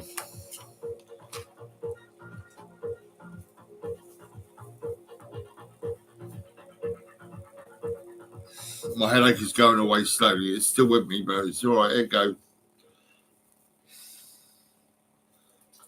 Well, Well, let's fucking turn music. to Oh my god, Asia this now, and morning is terrible. relations specifically between India and China, two of the region's powerhouses. India's foreign minister Why did some has people been say giving an Gordy interview for with president? one of the Business News Daily Is it because I'm fucking Friday, intelligent? and he defended blocking I'm investments funny, I'm from like fucking China. crazy, I'm He like, said India and I'm cannot right by your compromise on side, its that's the thing. national and economic security in simply the name of opening up the economy. The BBC's Arunodai Mukherjee explains why this is important. India's Foreign Minister S. Jaishankar was speaking to the Economic Times when he said that it was about protecting domestic businesses, especially the small and medium enterprises. Also, batting away allegations of becoming a protectionist economy, the Foreign Minister also said it was about protecting the interests of the working class in the country. Just to put things in context, Yeah, the working class, relations yeah. between India and China When I was a have piano been man, working class, there was like fucking posh as fuck people, you know, quite famous and that bollocks, saying, oh, having a piano and all that. in protest, India had banned Some hundreds people of were Chinese skint apps, and did have including fucking money TikTok, hardly, from you know, operating here. so try and New get a Delhi good deal has for since good. been pushing domestic manufacturing and incentivizing businesses to move production from China to India to help offset the huge trade deficit with Beijing. Now, this is what it all boils down to. India imports way more from China than it actually exports. According to some studies, the trade deficit in the last 5 years has gone up to just a little less than $400 billion. So despite the tough talk, these are the realities that India is facing. It's an aspect that has worried both economists as well as strategic affairs experts. Arunodai Mukherjee there. Well, we're staying in Asia for now because when Britain left the European Union, the government said that food and drink exporters had a golden opportunity to put British food at the top of the global food menu. And Asia was one of the regions targeted as a market because of its rising incomes and an increasing appetite for Western food. The reality, though, is shown that UK food is still lagging behind its European counterparts, both in terms of sales and reputation. So we sent our business reporter, Nick Marsh, to Asia's leading food and drink trade show in Singapore to find out why.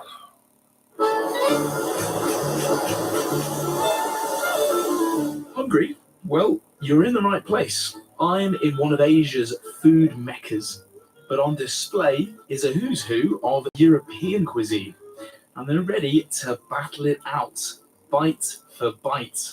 As incomes start to rise, as tastes broaden and travel becomes more common, it's an opportunity for governments not only to sell their products, but also to promote an ideal image of their country. Do you think of anything in particular when you think of food from Britain? Sausage, I don't know. Quite boring, actually. She's thinking about sausage. She's a bit naughty, isn't she? I mean, all she thinks about is sausage. I mean, do you want me to give you my sausage? I can give you my sausage if you want it. The French and the Swiss and the Italians have been doing it a lot longer than we have, and Parmesan's been around forever. So we've come in sort of fairly late, so we're having to get that message across. And this is what they're up against. Anyone want tiramisu? For Italy, selling food to Asia isn't just vital for its economy, it's basically a form of diplomacy.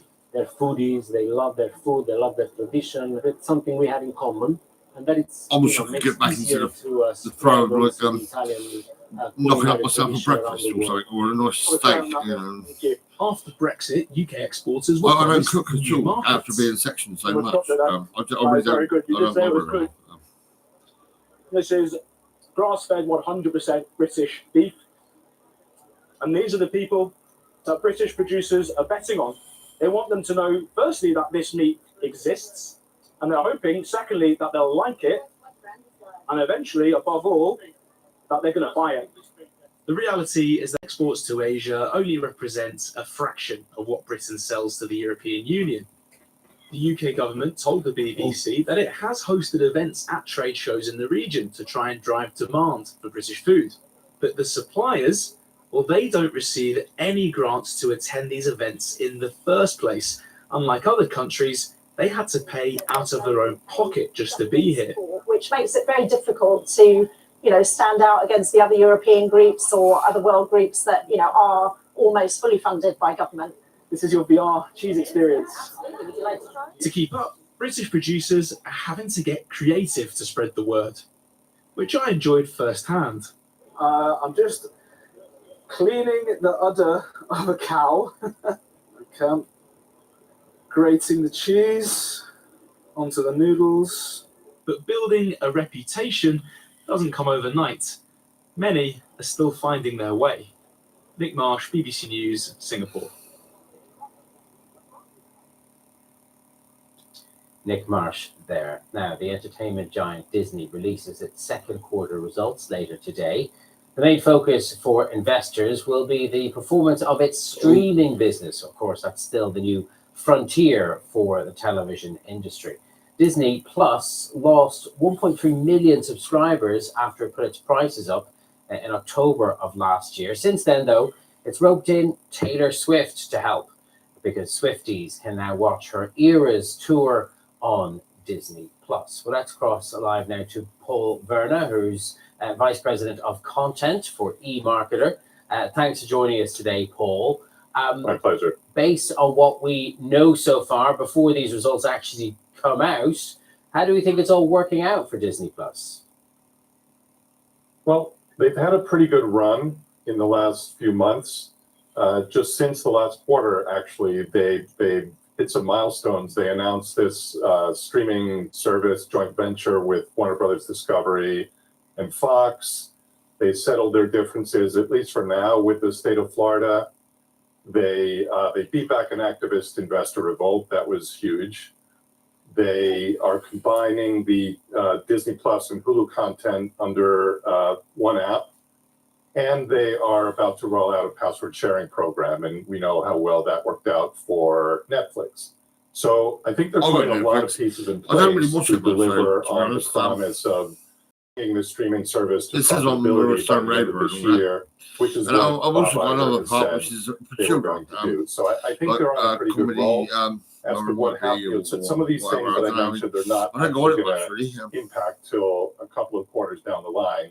So it remains to be seen what this particular quarter will bring in terms of the metrics that everybody's looking at. For sure. And thank you for that umbrella level summary covering all bases. Let's talk a little bit more about the streaming aspect of it all, because of course Disney is a giant in the entertainment space, but it's still a pretender, arguably, in the streaming space. It's not Netflix. It didn't create this sector. And I wonder, when you mention there what they're doing with password sharing, of course, that's something which is the hot button issue of the moment for streaming. What are they doing that's different? And what are your thoughts as to how it's going to work out for them? Well, we don't know very much about exactly how they're going to roll out this password sharing, what it's going to look like, what it's going to cost. We may hear more about that later today. They also very notably rolled out an ad-supported tier on Disney Plus. So I think both of those things are aimed at driving revenue and subscriber growth. But to your question, they really have not done anything different or innovative. They're actually following in the footsteps of Netflix, which did both of those things some time ago. So in that sense, I think Disney is playing catch up. And no, they're not the leader in this space. They clearly want to be a streaming first, digital first, direct to consumer company, but they still have a ways to get there. They're obviously not the originator of the space, but what they do have is obviously an enormous back catalogue of popular programs. So I suppose when the chips are down and when the dust settles on this market, when all the consolidation has happened, as you point to there, with Hulu, that big streaming brand in the US, do you expect Disney to emerge as one of the kind of the contenders with lasting impact? Absolutely. No doubt about it. I think this is a 100-year-old company with a brand that everybody loves. They have, as you mentioned, an incredible backlog of content of all types. And they have a lot of strength in sports streaming, because which of the is going to NHS be one of the section catalysts to and transitioning from the traditional TV world into the streaming world. So with ESPN, ESPN Plus, and now this partnership they have with these competitors, I think they're in a good position to continue being a strong player in sports. But as far as entertainment, they have the goods. They just need to make the business model work. I'll be very curious to see if they narrow losses on the streaming side as they've been doing the last couple of quarters. any interruption in that momentum, I think, is going to be seen as a real red flag. And Paul, briefly enough, if you can, how are they getting on with the other thing that Disney is really famous for, which is its theme parks? I think they're going to have a pretty good year with parks. I think we're going to see rising attendance. They've raised prices, so that obviously generates more revenue, and they're investing more in the park. So by all measures, I think their park business is healthy and poised for a good summer. I don't think there are any of the big interruptions that they've had over the past few years. Okay, you can't disrupt theme parks, can you? Paul Werner from eMarketer, thank you very much for joining us today. Let's have a quick look at the markets before I go. Asian indices did climb on Tuesday, extending gains from the previous session, following the lead set on Wall Street, where there are renewed hopes of a cut in the cost of borrowing.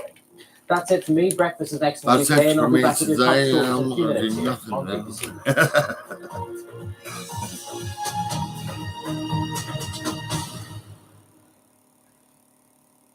If I just got to get my stomach sorted out. You know? Hello. Well, your bank holiday Monday probably came with a rain interruption at some point. It was terrible. Pretty unsettled, and lengthy spells of rain across the southeast of England, but plenty of showers elsewhere. Others, though, managed some sunshine, and in Lincolnshire we had 11 hours of sun, so it wasn't so bad there, whereas others had the downpours. And across parts of northern England, had a couple of funnel clouds spotted, one over Saddleworth Moor and another one in the Derbyshire area. The weather is going to be improving the next few days as a ridge of high pressure starts to move its way in, and that will tend to settle the weather down. Slow process. We've still got a bit of rain left over across southeast England, one or two showers elsewhere, but these will tend to fizzle over the coming hours. And temperatures as we start off Tuesday morning, generally around 8 to 10. The coldest spots down to about 5 degrees, and that's probably where we'll have the best of the early morning sunshine. Now, when you do start off the day cloudy, and particularly around some of these North Sea coasts, it could be quite grey, some mist and fog around, a few spots of drizzle, but it is an improving picture for the majority. Cloud will thin and break up with sunny spells becoming widespread into the afternoon. Outside chance for a shower, yeah, it's possible, perhaps across the hills of Wales and southwest England, one or two elsewhere, but not as many as we've seen over recent days. The vast majority of you will have a dry day and it will feel warmer. The sunshine comes out. The high pressure continues to build in for Wednesday, but we do have weather fronts that will try to sneak in from the northwest. So Wednesday, again, it should be a fine day for the vast majority of the country. Certainly England, Wales, most of Northern Ireland looking dry with spells of warm sunshine, probably quite hazy sunshine. There will be some high cloud in the sky, but across the Hebrides, Highlands, Orkney and Shetland, it will turn cloudy, quite windy, with outbreaks of rain moving in. In the sunshine, though, temperatures more widely climbing into the low 20s, so feeling progressively warmer. Thursday, you've still got a risk of a few showers this time for Scotland. Otherwise, some broken cloud and sunny spells. Should be another dry day for most areas of Northern Ireland, England and Wales. And again, those temperatures continue to climb. We're up to 19 in Belfast. Warmest weather, probably across eastern England, where temperatures will reach around 22, possibly 23 degrees Celsius. That is going to feel warm in the sunshine. And there is more of that sunshine as we finish the week and head into the weekend, albeit probably with an increasing risk of seeing some showers moving in. That's today's weather. Bye-bye.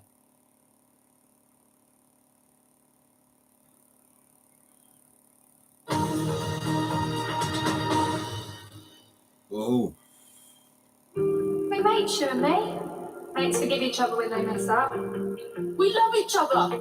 You were a child, a little girl.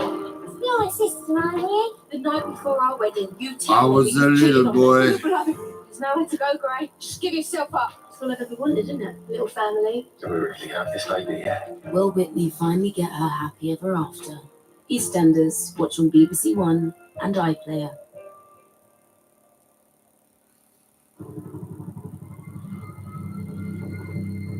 I didn't know what to say or do. I never had a toy.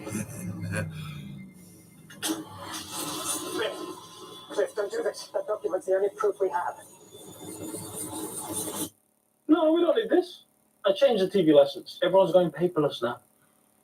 Oh, okay. Great. Sorry about that. Managing your TV license needn't be a drama. Go paperless at tvlicensing.co.uk.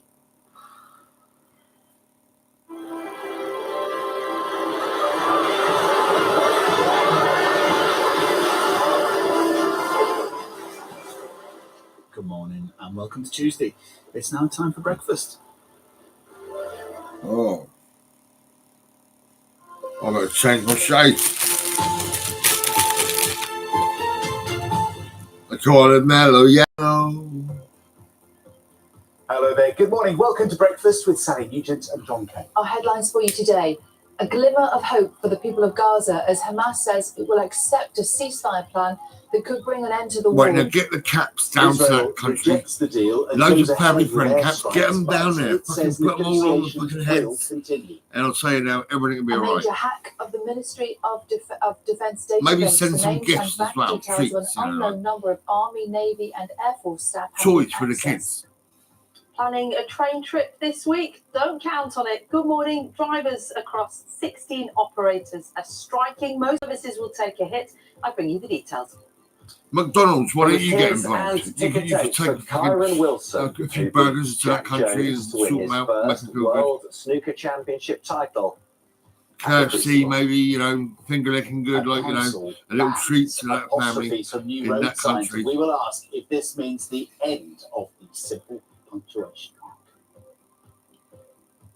And a bit of good weather news for you. For many of you, a dry day today and a lot of dry weather to come for some this week as it turns warmer too. I'll have all the details here on breakfast. Morning all, it's Tuesday the 7th of May and Hamas says it has accepted a ceasefire deal in return for the release of Israeli Yeah, but it's not going to hostages. fucking, it's not going to work, is it, if you don't start listening to me? If you don't fucking do what It I comes say. after 100,000 Palestinians were told to Family leave the friend southern caps, city of right? Rafah ahead of an Fucking anticipated maybe a little ground treat. offensive. Some toys. Refugees were you know, told to some move fun. to what Israel called a humanitarian zone near Khan Yunis, an area Gazans say is already overcrowded. Our reporter Vincent McAviney has more. Overnight, Israel conducted what it described as targeted strikes against Hamas in eastern Rafah. The major ground operation, anticipated for several weeks, has not materialized. Late last night, the Israeli government deployed a negotiating delegation to Egypt that it said would explore reaching an agreement under conditions acceptable to Israel. Earlier in the day, there had Look at been them a kids. jubilant mood in Gaza. After Loads of them. Hamas accepted a ceasefire proposal being brokered by Qatari They're and cheering Egyptian because mediators. there's a ceasefire, right? They don't want Details war. of the deal are I mean, still why not should they be confirmed, thinking about all but this? it's I mean, thought they to should be include fucking the playing release with of toys all and having hostages fun, in return drawing for pictures, and Palestinian yeah, mum, prisoners look, and free you know, movement in the Strip. you know, Israeli Prime Minister Benjamin Netanyahu has already and declared the KFC, like I proposed say, deal to and be then short Burger of King and fucking expectations. McDonald's, they can all get involved. In Tel Aviv, the families of those abducted on October 7th once again took to the streets. They said they were pleased the delegation had quickly been dispatched by their government, but demanded they not return until an agreement is signed for the return of all hostages. We as expect from the Israeli government to take this deal to save all remaining hostages who are still alive. But after Benjamin Netanyahu pledged the total destruction of Hamas, a ceasefire deal that fails to accomplish that risks breaking Israel's wartime coalition government. But for the IDF, the fighting continues. We examine every proposal very seriously, and we review every possibility on the issue of negotiations and the return of the hostages to their homes as quickly as possible and as a central task. At the same time, we carry on with our operations in the Gaza Strip and will continue to do so. In Washington, the Biden administration has been publicly warning Israel against an incursion into Rafah. They've described the talks as being at a critical and highly sensitive stage.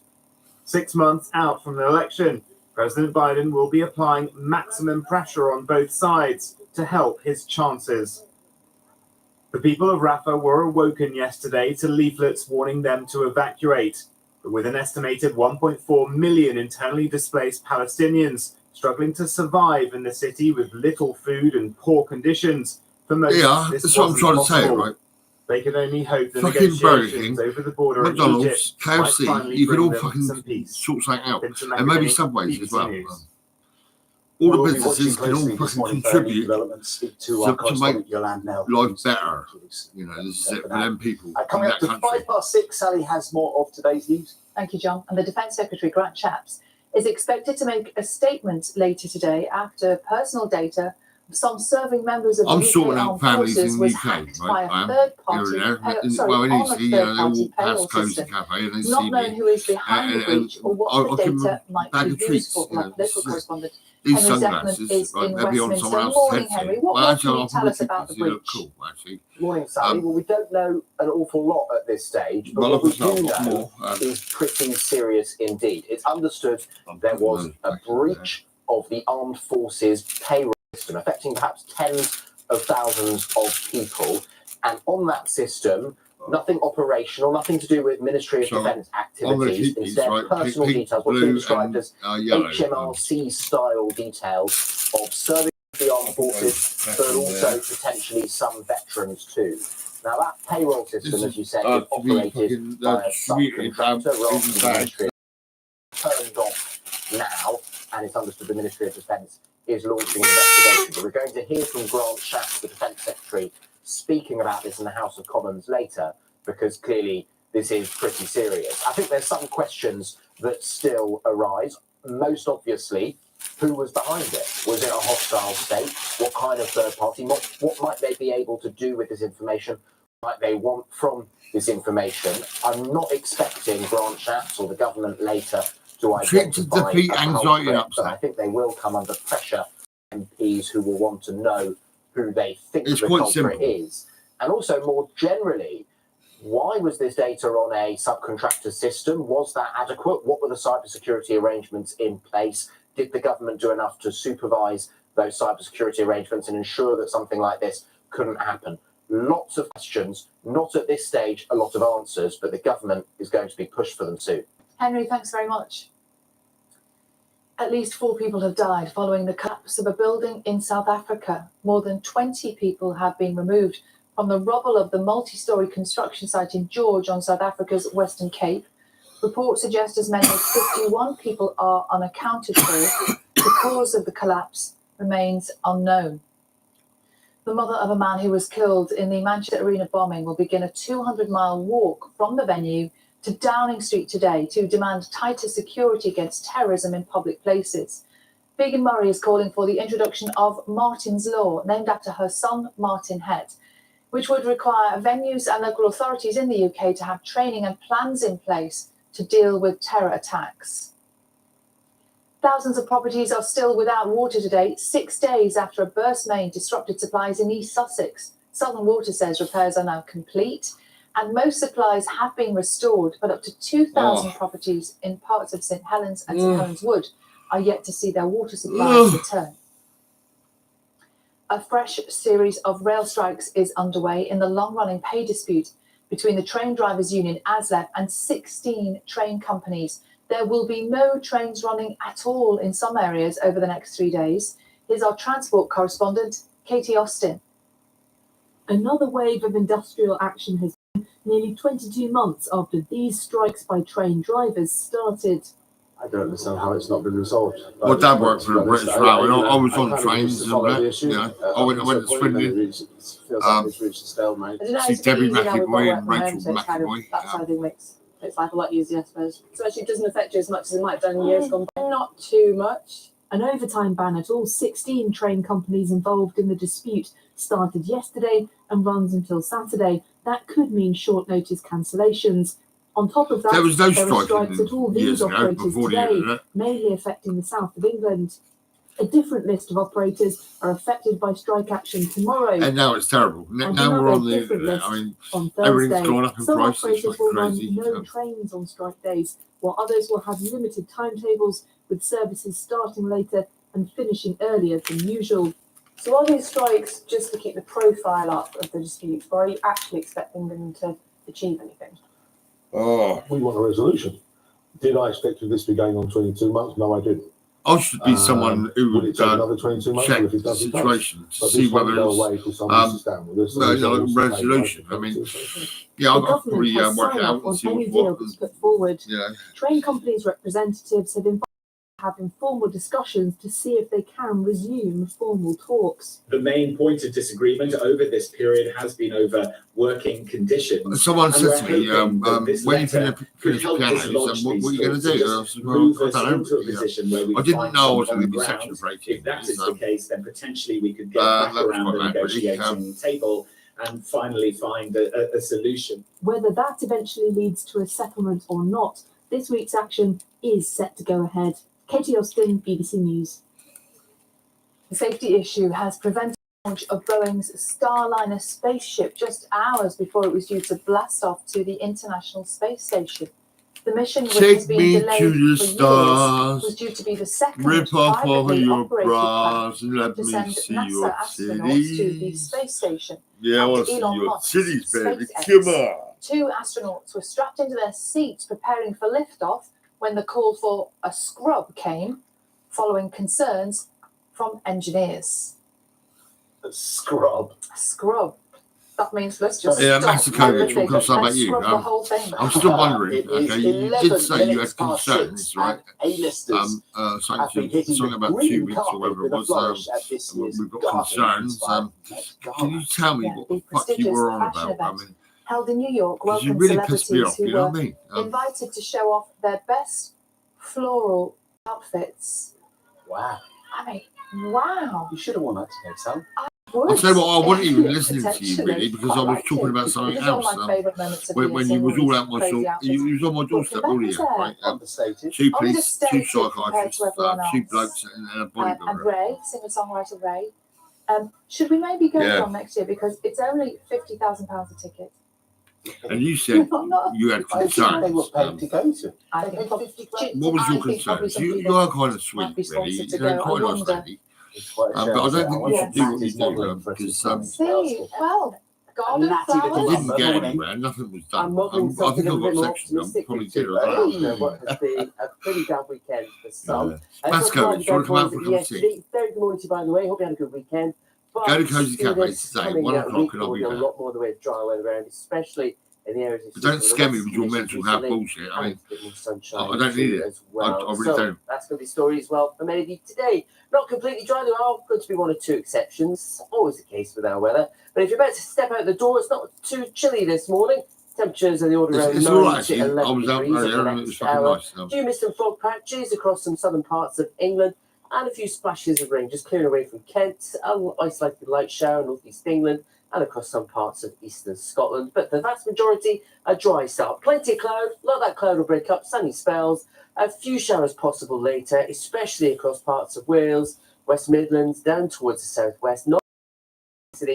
Many will avoid them altogether. Odd shower too across Cumbria and southwest Scotland. But as I said, most of you get through your Tuesday on a dry note. Pleasant enough in the sunshine, temperature up to around 20 degrees, a little bit cooler though across some parts of Scotland. Now, where you've got the sunshine today, pollen levels will be on the rise after that wet weekend, especially across the south and southeast. And also of note, the sun is getting particularly strong now, so any length of time outdoors. Here high comes the UV levels sun. expected across parts of Here England comes and the Wales. Now, into sun. tonight, I showers and clear see. skies, sea fog will It's roll into alright. east England and around the east coast of Wales and the southwest. Your patch of mist Little elsewhere. darling. And again, like last night, temperatures around I'm not going to call you 7 darling. degrees. You're But here's an masochistic. extra What the dose fuck? I mean, of yeah, if you want to optimism. get us Get cozy through together at 1 coming o'clock, week. we'll have A chats. lot of dry weather to come, isolated showers and temperatures on the rise. More details on all of that in half an hour. Thank you both. Okay, thank you, Matt. We'll see you later. Cheers for now. See you then. Now, here on Breakfast, you will know we have followed the story of former rugby league legend Rob Burrow and his family since his diagnosis with motor neuron disease in 2019. Rob's wife, Lindsay, is now his full-time carer, and she's mum to their 3 young children, and she's a physiotherapist for the NHS. Lindsay is now sharing her You're own probably crap then. experiences I mean, what the to help fuck? raise awareness of the millions of unpaid carers across the UK like her. Graham Satchell has their story. Looks like it's a nice day today. You sleep all right. Clean your teeth, Rob. The day starts early for Lindsay Burrow. Pop your collar on. Yeah, well, I'll tell you what, I give treats to kids and all that, and I also give treats to people like this on the telly. Next on the list, getting breakfast ready for her 3 children. Got some One, clothes on. one. I see Yeah, one okay. person, right, Upstairs, and I didn't Lucy know Mayor he could not blow a whistle, right, because he's got a thing in his neck, and the man was pushing him in a Jackson wheelchair and all that. And he needs said, "No, you can't do that. You can't have a While whistle, that mate." smile turns I said, "I'm sorry about that, mate." There you go. Lindsay is constantly juggling. She's a mum, a physiotherapist for the NHS, She's a wife, and physiotherapist. carer. Oh, really? She can massage my back. Getting the children to school is We just can the make love. start of a busy day that is focused primarily around caring for her husband. Oh, she loves her husband. I won't break that up. Rob Burrow was a rugby league legend. He won title after title with the Leeds Rhinos. He was diagnosed with MND in 2019. Oh, we got a big stand. There we go. For me, I think it's just the most devastating cruel disease. How did he get that? I mean, I reckon, I'm sure the NHS actually fuck up sometimes, and they probably make up drugs, and they sort of, they get everybody on the drugs, and would be, through I that, was then doing people well want in to my save them. profession. So life was pretty perfect. So to get that diagnosis, Yeah, it's terrible, isn't it? yeah, it Diagnosis, turned I our mean, world upside down. fucking hell. Lindsay has become responsible for every bit of Rob's care. She feeds him, washes him, clothes him, gives him his medication. So because muscles don't work, it's really difficult. So once he's kind of got the tablets in his mouth, to actually get the cup in for him to take the tablets is quite tricky. But we usually I'm gonna manage wear to these when there's a will this is summer. away. I like this. It looks fucking cool, doesn't it? There's a small army of people Oh, who are yeah. doing what Lindsay does. Unpaid carers, struggling every day in the most difficult of circumstances. These carers are basically keeping the country going. You know, £162 billion is the equivalent, of the second NHS service. And the sacrifices that I think people have to make, and the selflessness of people that are carers, always kind of having to put other people before yourself, and putting other people's, it can be quite a lonely and dark place at times. Rob goes to his mum and dad's twice a week. So he goes when I work on a Tuesday and on a Thursday as well. So they're pivotal really in terms of me being able to go to work. And so I'm very fortunate that they're hands-on with Rob's hair. Lindsay's dropping Rob at his mum and dad's. Hello. I don't know why you say goodbye. Hello. Hello. Hello. Okay. No. Is that a no? Wait a minute. Do you want to be sat up more? Wait a minute then, Liz. Do you want to be sat back, shuffle back a bit more? Yeah, shuffling back a bit more. Yeah. So 1, 2, 3. Up we go. That's it. That looks better. Okay, well, yeah. Lindsay has come to meet Kulvinder. Yeah, I'll give who him one cares of for her these. dad. Hi, is it Calvinda? Hello. Thank you. This is my dad. This is my graduation. Kulvinder's dad has dementia. Caring for him has become a full-time job. How has it changed you? Do you know what I hate is when people try to care for me. People suffer. Because I can't stand it. NHS, when they come storming into my house, oh, right, it's a care plan. Oh, fuck off, will you? You know what I mean? Are you serious? All aspects of it hurt. Yeah, it's not nice. What impact has being a carer had on you and your health? Oh, shy.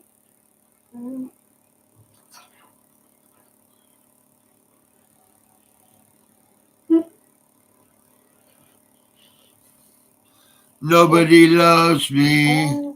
That's fine with me. Nobody cares about me. That's fine with me.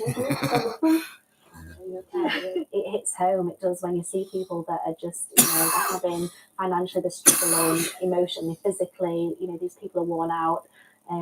It's really pulls on your heartstrings. It's heartbreaking to see. Pull on my heartstrings. Oh, and this is it. First birthday.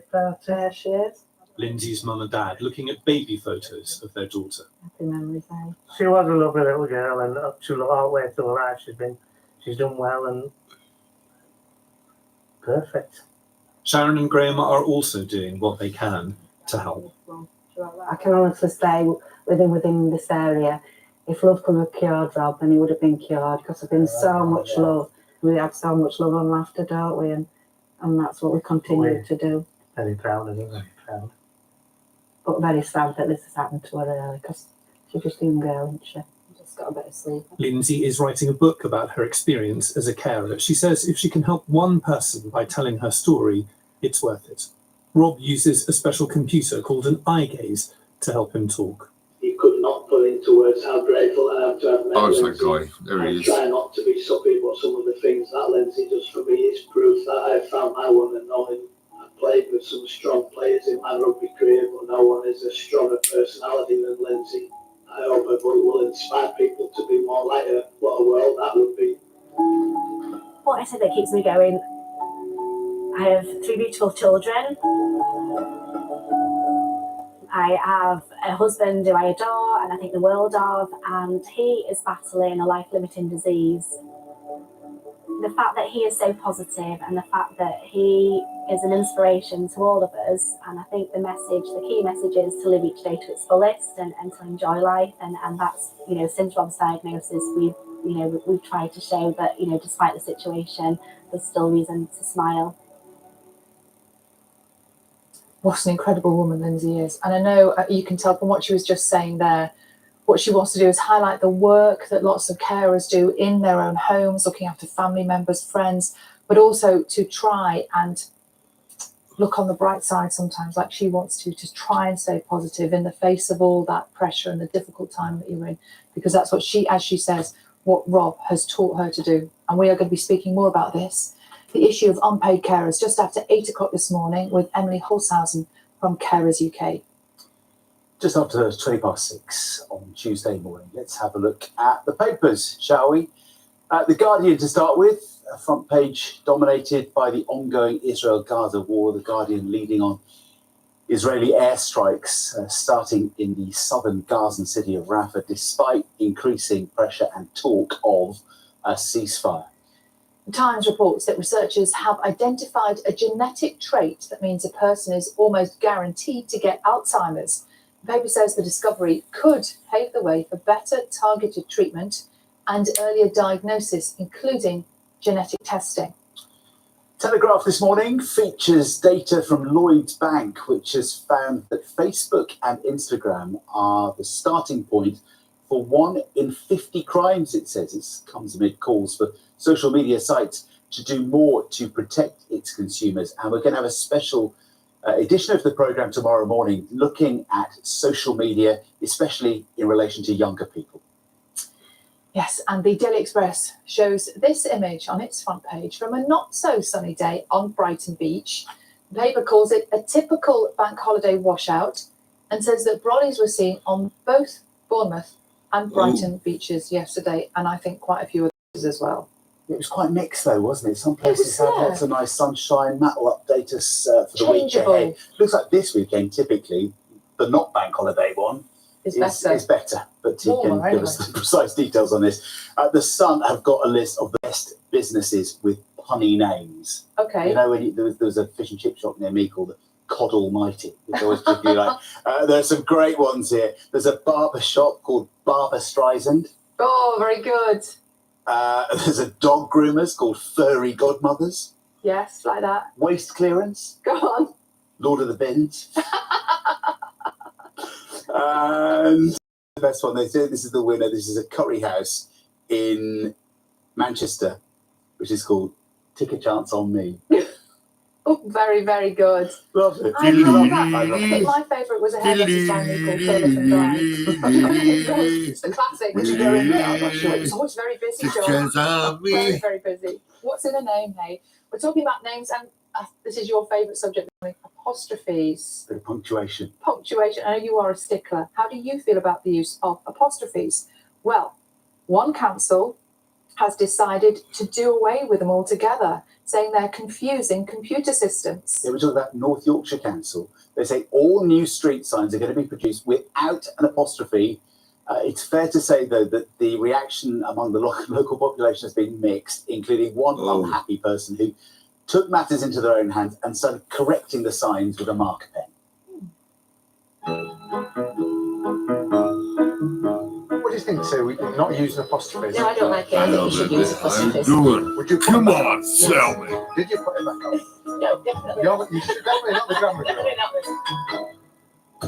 Trying to teach children the basics of grammar and punctuation and then not to have it presented properly when they're out and about.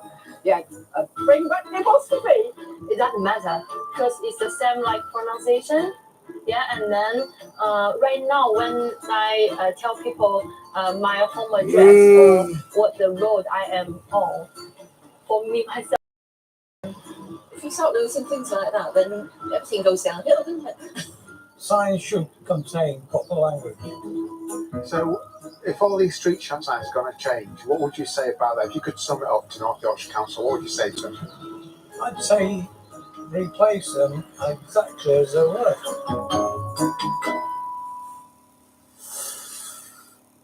Do you know what this reminds It's going to drive you mad, this, isn't it? There was a story I did in Bristol, about 4 or 5 years ago for breakfast, about a man who called himself the grammar vigilante and who literally went out at night with a balaclava under the cover of darkness and a stepladder correcting signs. He would literally, on signs that were up, businesses, he would, there we go. Oh, Amy's no. nail apostrophe S, he got rid of that. Oh dear. Okay. That kind of thing. Herbert's. I think an apostrophe Do you know what? where it shouldn't be is more annoying than one. fuck it, apostrophe I've at forgotten all. what I was going to say already. He had little bits of laminated plastic which he matched the colour. No. So he's got rid of it there. He's matched it to the background and got rid of one. Yeah, he was obsessed.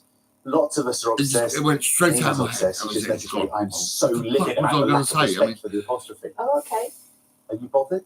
Maybe you think it doesn't matter anymore, especially if you're using a sat nav and you're trying to put a place name in.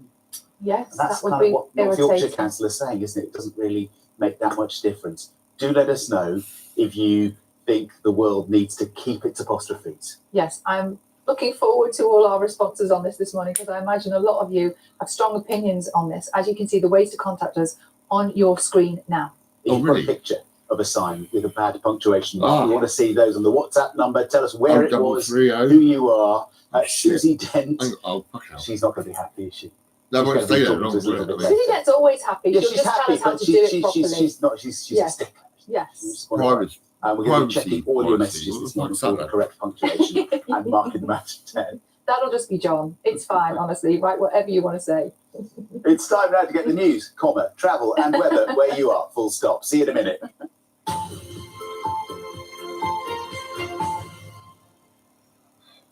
Hello there, I'm Anne Janagadger with the news in the south and south east. Some of the thousands of East Sussex homes who spent a fifth day without water after pipe burst in remote woodland may have to wait until lunchtime for supplies to return. A major outage cut off around 72,000 people at its peak. The pipe burst in Keepers Wood, close to the A21. Businesses in the Hastings and St Leonard's area say they've lost thousands of pounds in revenue. Rail passengers in the south and southeast are being warned of disruption as the train drivers' union ASLEF takes further industrial action.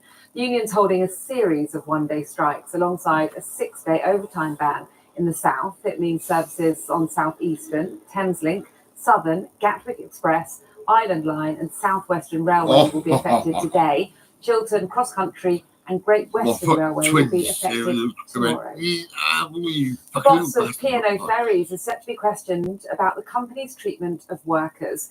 Peter Hepplethwaite is one of several bosses of large firms known for paying workers less than minimum wage, who will give evidence in front of the Business and Trade Committee. Last year, a report found UK workers' rights enforcement wholly Relax, inadequate. don't do it. A brand new musical, Grab a brand new yourself version of the family musical grand. Kitty Kitty Bang Bang is launched in Southampton. The Mayflower Theatre production will then head off around the country, performing at venues including Eastbourne, Canterbury, Bournemouth and Oxford.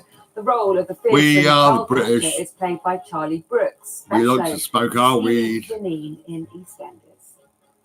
I have done a bit of a We are background, which always you don't happy. possibly say Yes, that's oh, okay, yes. I have to say. But Yes, I think it's always indeed. quite important to find some sort of Yeah. sympathy or why for your character. And I could find that quite easily with Janine, actually, in her most awful moments. But I Let's do go. think it's kind of important to have that. Football and Crawley Town will play the first leg of their League Two playoff semi-final this evening. The game was meant Right. to go ahead yesterday Shout afternoon, out but to the was Easy crew. postponed due to a Are you waterlogged rolling? pitch. Are you Crawley rolling? face Come on, tell me. Head-ons at home with kick-off at 7:30.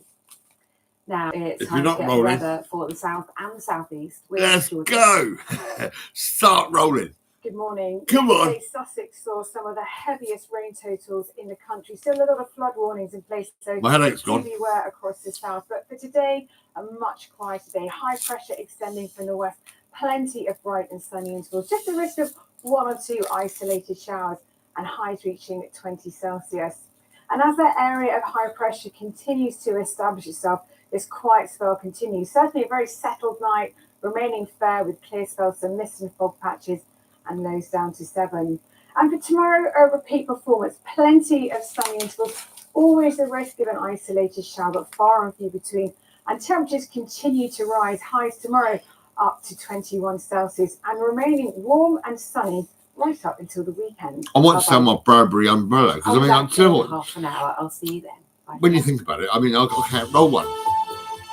My umbrella. I'm like, oh shit. 6 breakfast Yeah. this Tuesday morning with Sally and John.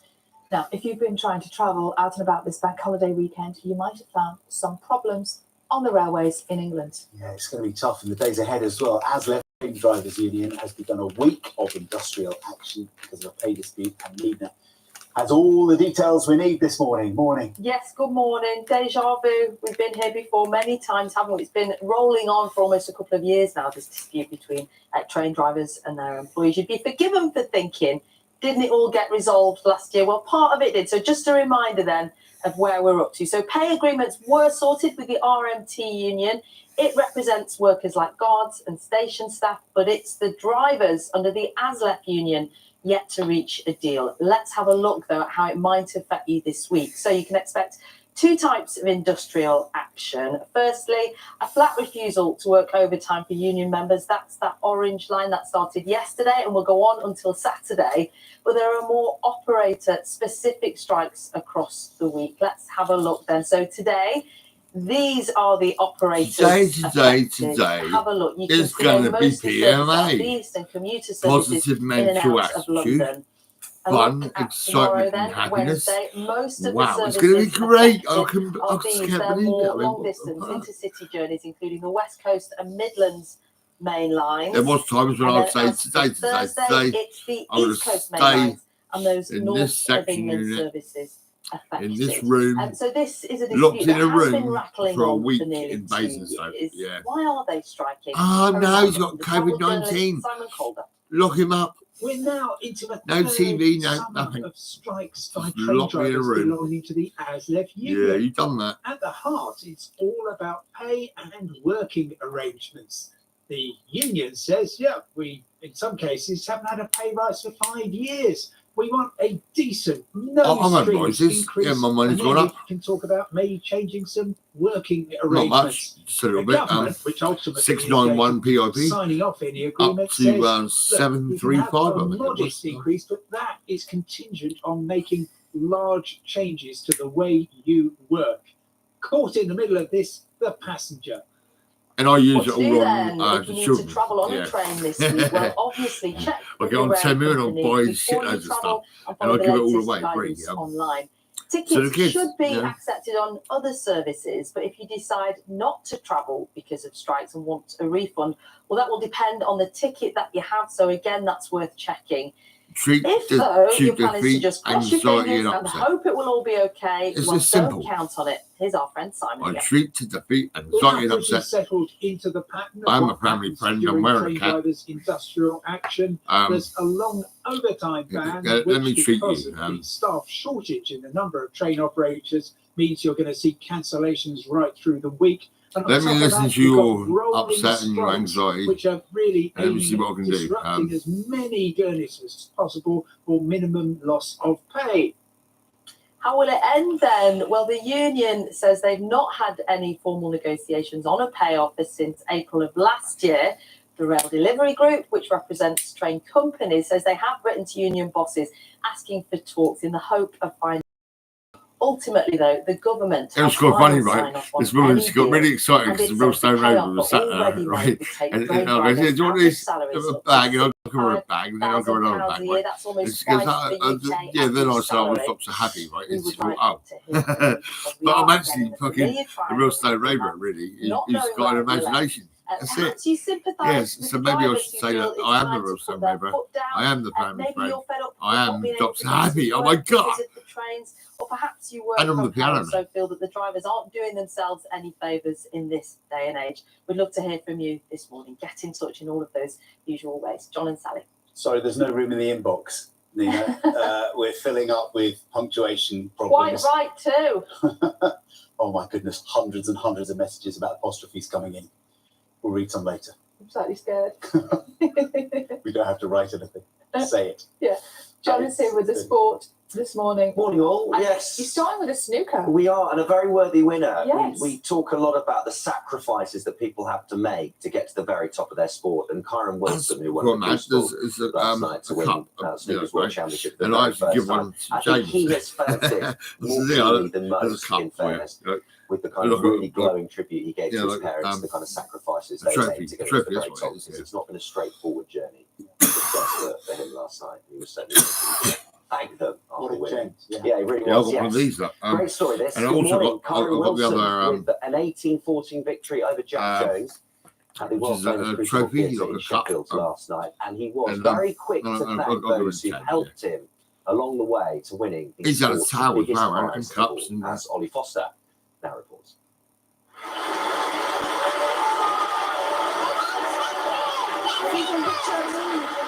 After a fortnight under the Crucible spotlight, the tears finally flowed. 14 years after he turned professional as a teenager, he knew who to thank first.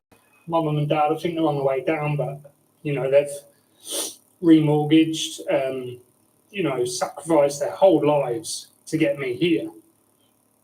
This wasn't the final anyone had predicted, nor one that will be remembered for its quality. As the nerves grew on the final stretch, so the pockets grew smaller. The frame-winning moments that will be remembered will be ones like these. I used to play snooker.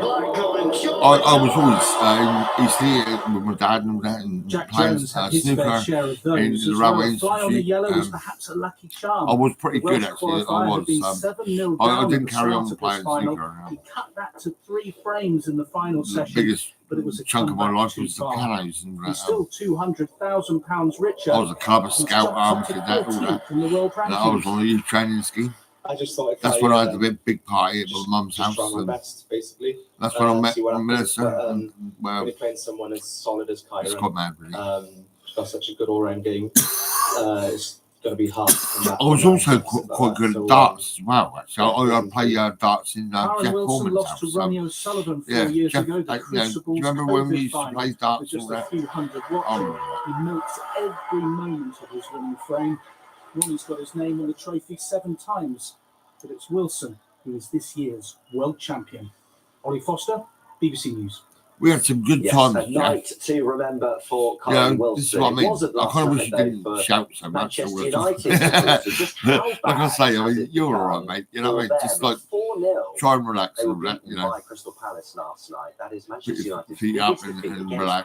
Palace I since the do try and relax 1970s, myself. You and know, that's means it. they've now lost more matches in a Premier League season than ever before. Yeah, I'll just go 13 down the road, matches. just go Michael Olise close the did cafe, and two that's it, goals really. for Palace, and what was I a sometimes brilliant go around the night there. corner to But of course, Nero's this will only add to and the debate McDonald's around United and manager Erik KFC. Ten Hag's future. I don't Someone actually go who to the is pub. on the move I is the don't West Ham like manager alcohol. David Moyes. A year after winning the club's first major trophy, for 43 years, he'll leave the club come the end of the season. After months of speculation and a string of heavy defeats, he'll take charge of just 2 more games, having guided West Ham to that memorable Europa Conference League trophy win last season. The BBC understands that replacing him will be this man, Julian Lopetegui, who's previously managed Wolves, Madrid, and the Spanish national team.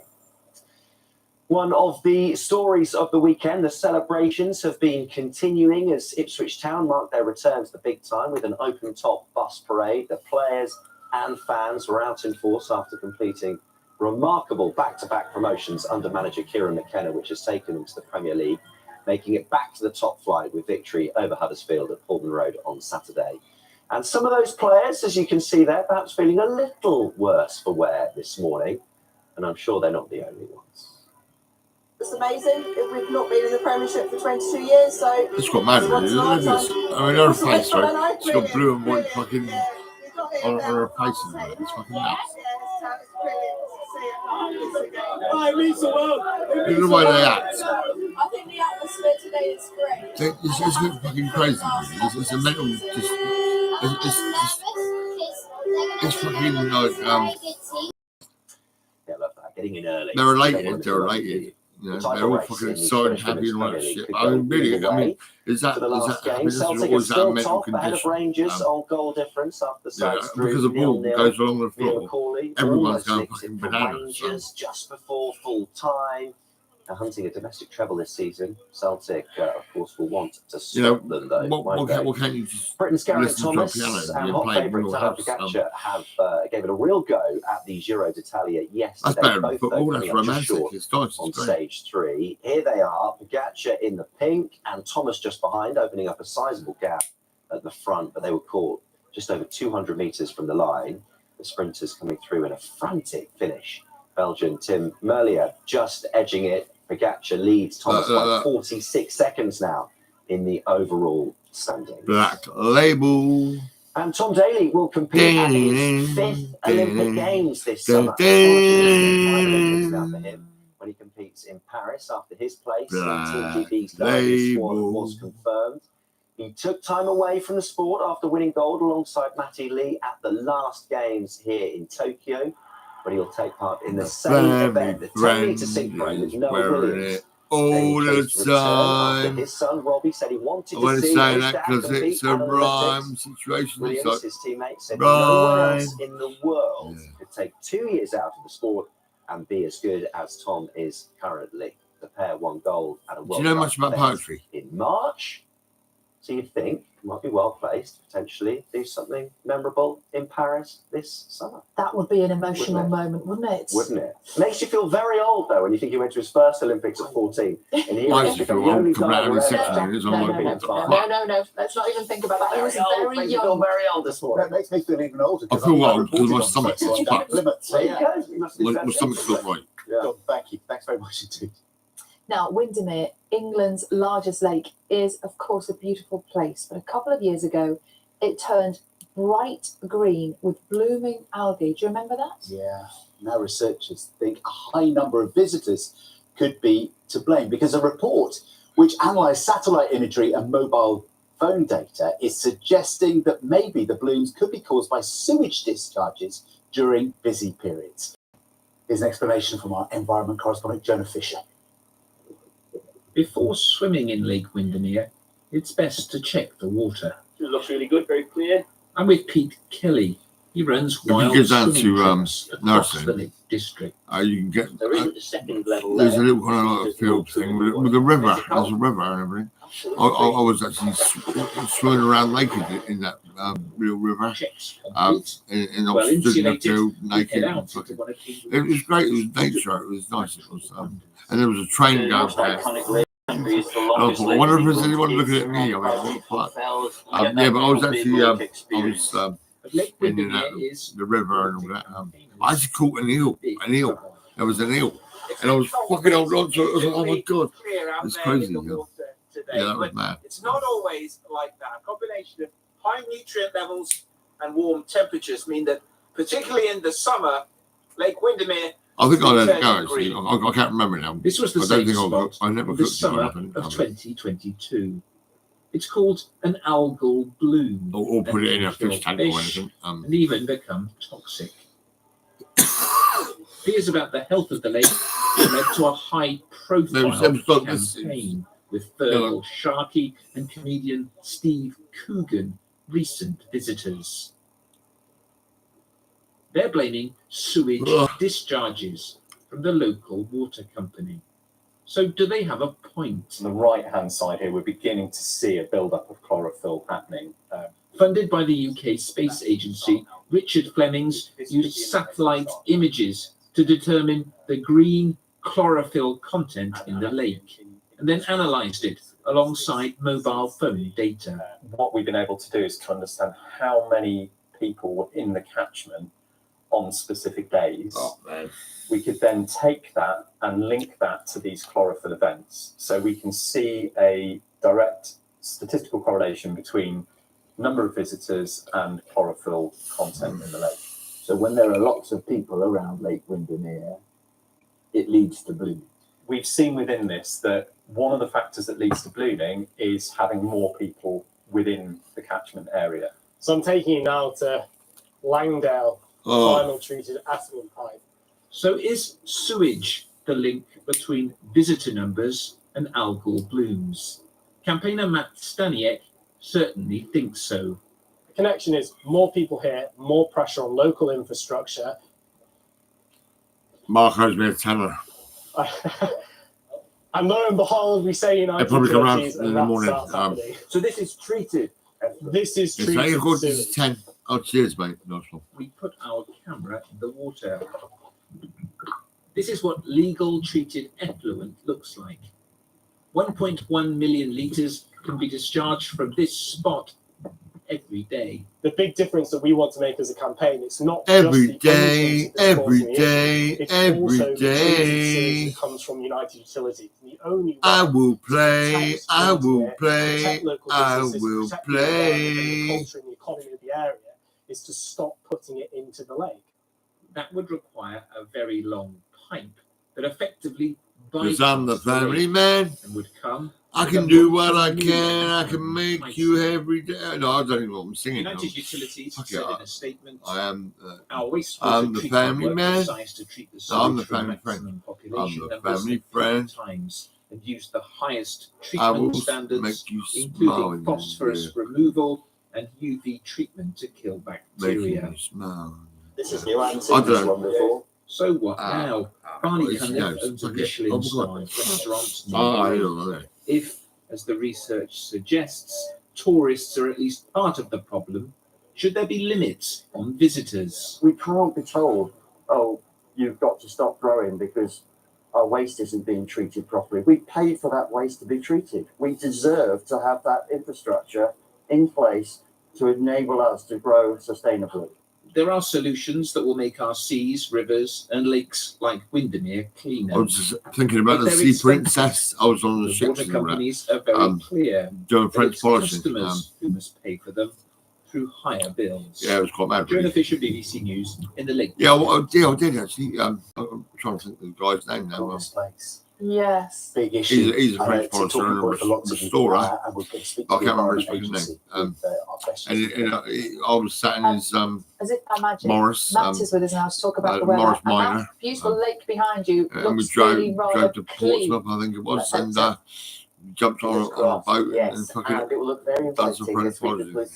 skies overhead because things are about to change this week. So far this month, some have already seen a month's worth of rainfall in the first 7 days. But we're going to flip things around. Where it's been driest so far across parts of the north and west of Scotland and parts of Northern Ireland, this week is where we'll most likely to see a little bit of rain at times, but even here there'll be some sunny spells and it will turn warmer.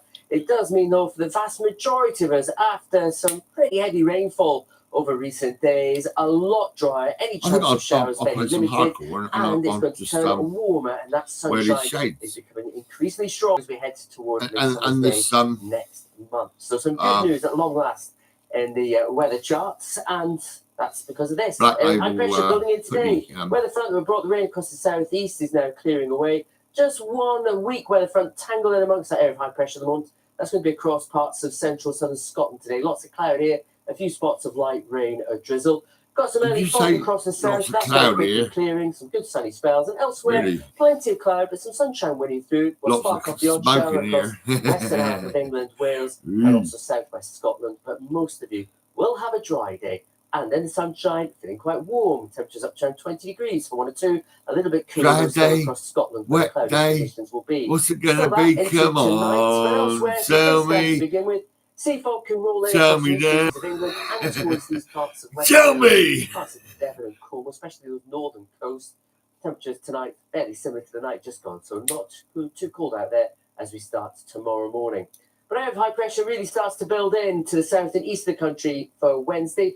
We're not quite there across Scotland and Northern Ireland, so here is where we will later in the day see the clouds thicken up enough. Under pressure. Rain or drizzle, mainly across the western and north and west Highlands. We'll be having a dry in, chance of a shower, very, very limited. Under pressure. Around, Yeah, under across parts pressure. of England. I'm always and under Wales, pressure. It's and fucking temperatures crazy. continue to climb tomorrow up to around 21, maybe 22 Celsius. Even in eastern Scotland, it should feel a bit warmer tomorrow compared with what we'll see through today. Warmer still into Thursday. Still some light rain or drizzle affecting the far north. Today's gonna be the day A few splashes of rain in Northern Ireland through the night, but this should clear for Thursday. that everybody walks away. Just see ya. Oh, bye-bye then. Sunshine will be strong overhead, and we could see temperatures more widely into the 20s, and that story will continue all the way into the end of the week and the weekend. Just about high pressure in charge, and it does mean a lot of dry weather, and potentially for some, lovely Saturday on the way too. Something to look forward to. Back to you, Dawn. Cannot wait for that, Matt. Thank you. It's 10 to 7. And while we were all asleep in the early hours of this morning, 2 NASA astronauts were supposed to blast off from Florida in a test flight to the International Space Station. But 2 hours before launch, the mission was postponed because of safety concerns regarding an oxygen valve. Here is what NASA had to say. But all I want to say first is that good things are worth waiting for, and we'll get a chance to see that rocket and spacecraft lift off the pad here soon. It was really impressive to watch the launch team as the issue popped up. The count had been going very smoothly, and they spotted the issue. They followed their flight rules and made the decision to scrub so that they could do some more troubleshooting and decide what we were going to do next. Well, we're joined now by Dr. Chris Copplewheat, who's an astrophysicist at Liverpool John Moores University. Good morning. Good morning. So should we all be desperately disappointed by this delay? Not really. This is a minor bump in the road. They have to be very careful about safety. This is it was a sort of a stuck, sort of oscillating valve in the rocket. So the rocket is well. I got your chicken chow mein and your pancake roll. On top. Now they're looking at it now. I've had various dates when they might launch again. It might I be as soon didn't as tomorrow. offer chicken chow mein. Oh, I didn't order chicken chow mein and a pancake roll. Yes, you did. You phoned us. Yes, you did, you motherfucker. The history. I mean, this is we're talking about the capability to get really? astronauts into lower orbit. So did I order a chicken chow mein and a pancake roll? Because I can't seem to remember. I was pretty fucking high, man. US and European astronauts. Yes, you did. You ordered chicken chow mein and a pancake roll. Do you want us to bring it round? So yeah, okay then. Oh, bring it round. Companies. One was SpaceX, which was a new, sort of upstart. They gave them more than £2 billion to develop a rocket solution, and then they gave even more money, $4 billion to Boeing. Dollars, I should say dollars. $4 billion to Boeing, and Boeing is a much more established space company. But for Boeing, it's taken much longer to get to the position where they can launch. So SpaceX has been visiting the ISS for many years now, for a cheaper cost.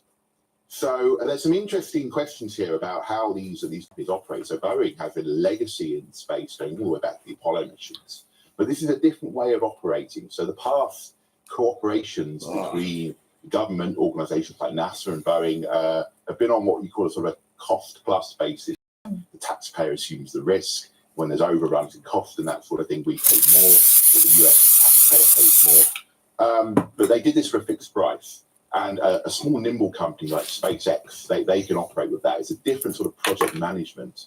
And for Boeing, they built up this sort of technical debt from all of the waypoints that led to big delays towards the end. So they're quite late, but they probably learned a lot along the way, I think. It's interesting, isn't it? There's the science, there's the financial side of it. There's also the human side of it. I keep thinking about those 2 guys, the astronauts on board, ready to take off, and then, no, sorry, not today, might be tomorrow, might be the weekend, might be a few months' time. on a human level, that must be really hard to deal with. Absolutely. You know, they're strapped in, they're on top of this huge firework that someone's about to light the fuse, and then it's all cooled off. So yeah, the highs and lows in terms of the adrenaline swings must be amazing. But that's why they pay them the big bucks. And they're ex-Navy pilots, so I think they're used to missions being scrubbed, as they say. So One of the fascinating things about this is, you know, our images of people in space are now, they feel quite old now, don't we? You know, certainly when you think about people walking on the moon, those images now look really very dated because it was so long ago, those original ones. The technology is so different. The next time that happens, it's going to look quite different because the suits are hang on. smaller, What was I doing the last night? What was I saying? everything is It changing, was saying about the $6 absolutely, million and, you know, man. with our sort of imaging technology, we'll get much better pictures. I can't remember what I said now. But we're in a whole new era. I mean, ultimately, you know, I talked about the delays, but this is really positive at the moment because now we have many competing commercial companies pushing things forward. And we're in the era of space travel now where it doesn't belong to government, it belongs to private enterprise. And that's when you see the investment, when you see companies getting involved, when they see they've got a profit motive, that's when things are driven forward. I mean, we think of Christopher Columbus as this great explorer, but you know, he was trying to open a trade route. He was looking to make money. And it's when these opportunities open, and there are so many opportunities in space. I mean, we heard just a few minutes ago about the satellite imagery of Lake Windermere, the biodiversity of environments.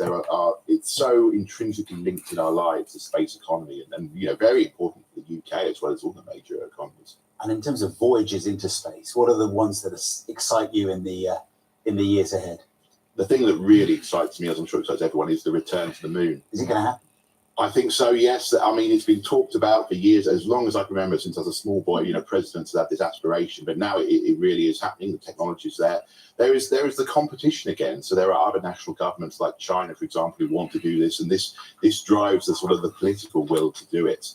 And for me, the thing that's most exciting about the return to the moon is if you look at the crews they're selecting, the crew for the first flyby, which is due to happen. There is the first female astronaut to go on a flyby. They'll be the first African American astronaut. So NASA's promise was always that they came in peace for all mankind. That was the promise of the Apollo mission. Now that's really happening, and the kind of the inspirational impact of that, I think, on the generations who are going to see this happen. You know, to see that any of us can be part of this wonderful journey is very, very exciting. So look different and feel different. Chris, yeah, thank you. Look like us. Great to see you. Thank you as ever. My pleasure. Thank you. It's just coming up to 7 o'clock. Headlines are coming up in a moment, but first let's get the news, the travel and the weather where you are this morning. I'm over here. Yeah. Hello there, I'm Anne Janigan hello. with the news in the south and southeast. Some of the thousands of East Sussex homes who spent a fifth day without water after a pipe burst in remote woodland may have to wait until lunchtime for supplies to return. A major outage cut off around 72,000 people at its peak. Chocolate's good for Businesses you. in Hastings and St Leonard's area Just a little say bit, they've not lost too much. thousands of pounds in revenue. A little boost, Rail yeah. passengers are being warned of disruption as the train drivers' union ASLEF takes further industrial action. The union's holding a series of one-day strikes alongside a 6-day overtime ban. Services on South Eastern, Thameslink, Southern, Gatwick Express, Island Line and South Western Railway will be affected today. Chiltern Cross Country and Great Western Railway will be affected tomorrow. And there are cancellations on Great Western Railway between London, Paddington and Reading this morning. That's due to a landslip at Twyford. A rapist who murdered a mother of 3 in Hampshire in the 1990s and was being considered for compassionate release has died in prison. Victor Farrant was given a whole life sentence for the murder of Glenda Hoskins in Portsmouth and attempted murder of another woman, Anne Fiddler. Glenda Hoskins' children say they can now move on with their lives. You know, as a family, it's been hard to get through it. You know, it's been 2 or 3 months of just trying to throw everything we possibly could at this, just really for out of respect for what happened and my mum's death, and really for justice that should be served. So now that he is dead, it does close the chapter for us, and we can kind of get on with our lives. Students and staff at Oxford University have begun protest camps against the war in Gaza, similar to others seen at universities in the UK and around the world. Last week, the Union of Jewish Students said the encampments created a hostile atmosphere. The university says it respects the right to freedom of expression in the form of peaceful protests and asks those taking part to do so with respect. An international dance star from Shoreham is celebrating her 103rd birthday today. Dinky Flowers travelled the world as an acrobat, figure skater and dancer and ran a dance school in Sussex. She began dancing at 3 years old. Happy birthday, Dinky. Now let's get the weather with Georgie Palmer. Good morning. Yesterday, Sussex saw some of the heaviest rain totals in the country. Still a lot of flood warnings in place, so do beware across the south. But for today, a much quieter day. High pressure extending from the west. Plenty of bright and sunny intervals. Just a risk of 1 or 2 isolated showers and highs reaching 20 Celsius. And as that area of high pressure continues to establish itself, this quiet spell continues. Certainly a very settled night, remaining fair with clear spells, some mist and fog patches, and lows down to 7. And for tomorrow, a repeat performance, plenty of sunny intervals, always a risk of an isolated shower, but far and few between. And temperatures continue to rise, highs tomorrow up to 21 Celsius, and remaining warm and sunny right up until the weekend. Bye-bye. That's great. Sunshine, finally. I'll be back in half an hour. See you then. This is Ron. He's one of the cleverest blokes I know, who just loves talking about art like fireworks in your brain. Who doesn't know his arts from his elbow? A big old paint job. Despite our differences, we're good mates. So we're getting away from it all on the original package holiday. From Venice to Florence and Rome. Let's do it. To us, the Grand Tourists. River Islands Grand Tour starts Sunday at 9 on BBC Two and iPlayer.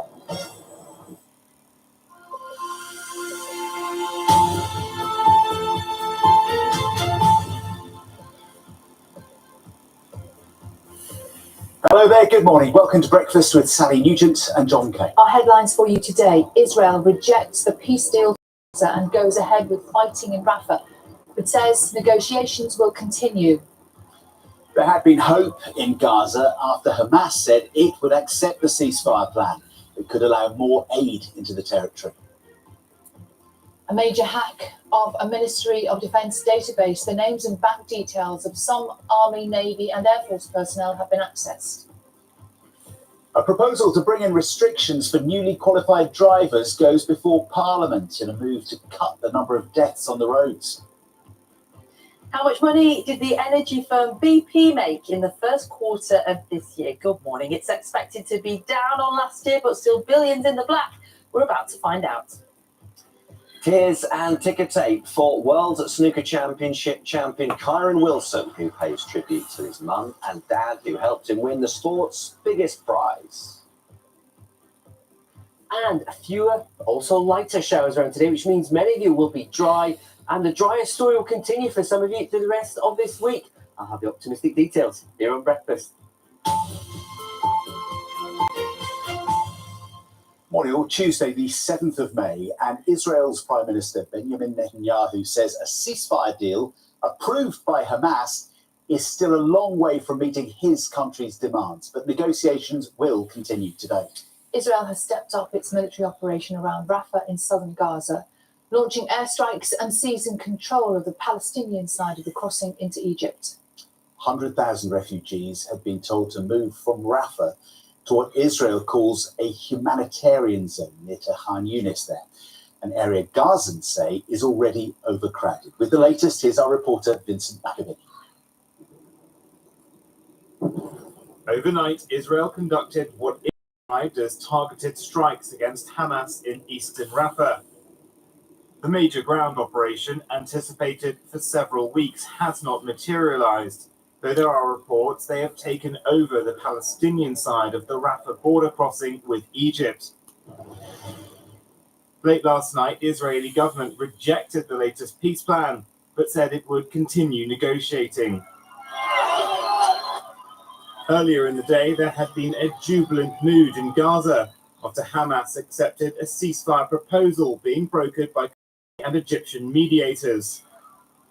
The details of the deal are still not confirmed, but it's thought to include the release of all hostages in return for Palestinian prisoners and free movement in the Gaza Strip.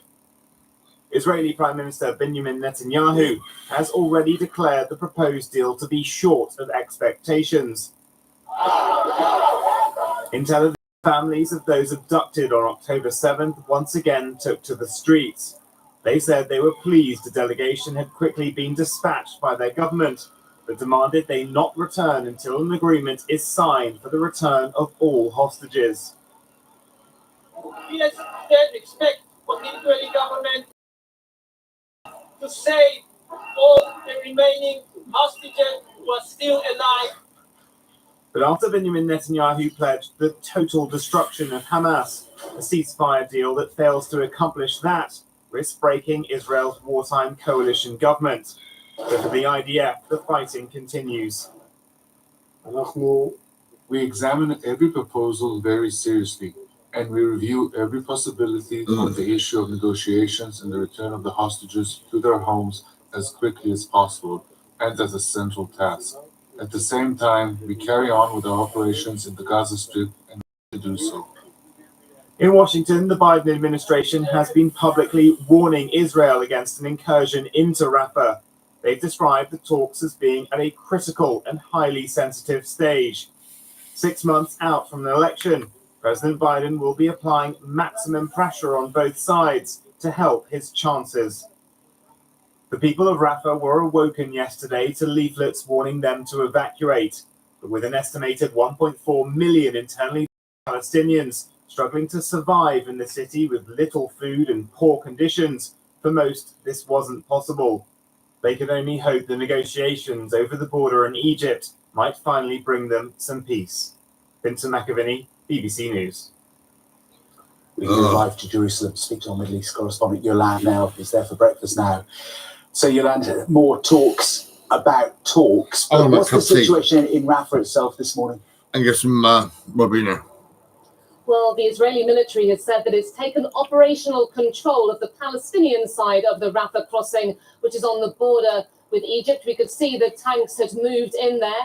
We had witnesses in Rafah saying that there were flares lighting up the sky overnight. There was the constant sound of Israeli bombardment. And the Israeli army, it has killed 20 what it calls Hamas terrorists. It's found 3 tunnel shafts in that area around the crossing. It's stressing at the moment that it's still a very limited and precise operation. It's not the full-scale ground offensive of Rafah, which world powers have really been warning against because of the dire humanitarian consequences in a city that is so packed with Palestinians who fled the fighting elsewhere in Gaza. Of course, all this going on adds to the diplomatic pressure, and you now have the Qataris who've been mediators in a potential hostage deal, sending their team back to Cairo so that they can talk again about a ceasefire. It's very confusing because we did have an Israeli official saying last night, quoted anonymously, saying that this seemed to be a watered down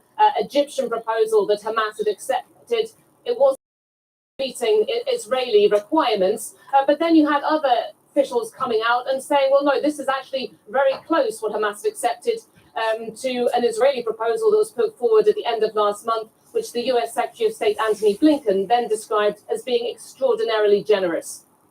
Yolande, for now, thank you very much indeed. Thanks for that update. So just to bring you up to date, the Israel army saying in the last few minutes that they are now in operational control of the Gazan side of the Rafah crossing. It's 7:08. Sally has more of this morning's news and a significant data breach here. That's right, John. The Defence Secretary, Grant Shapps, is going to make a statement later after personal data of some serving members of the UK Armed Forces was hacked on a third-party payroll system. It's not known who's behind the breach or what the data might be used for. Our chief political correspondent, Henry Zeffman, is in Westminster for us this morning. Morning, Henry. What more can you tell us about this breach? Well, we still don't know an awful lot, Sally, but what we do know is quite serious indeed. We know that there was a data breach of the payroll for members of all 3 of the armed forces.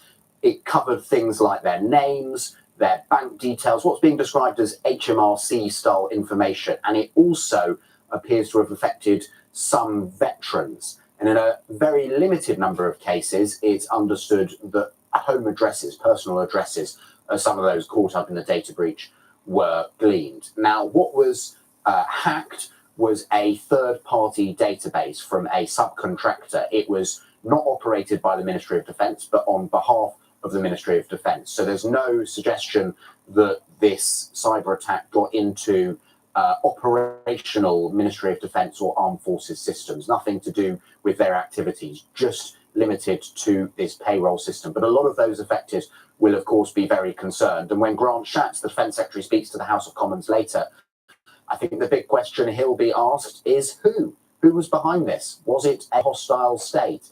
If it was, what is the government doing to combat cyber espionage from other states? And more generally, what are the government's cybersecurity arrangements? Was it appropriate to have all this data on an external contractor's platforms? Lots of questions that will be asked later. Lots of pressure on the government to offer up answers. Henry, thank you very much indeed. At least 4 people have died following the collapse of a building in South Africa.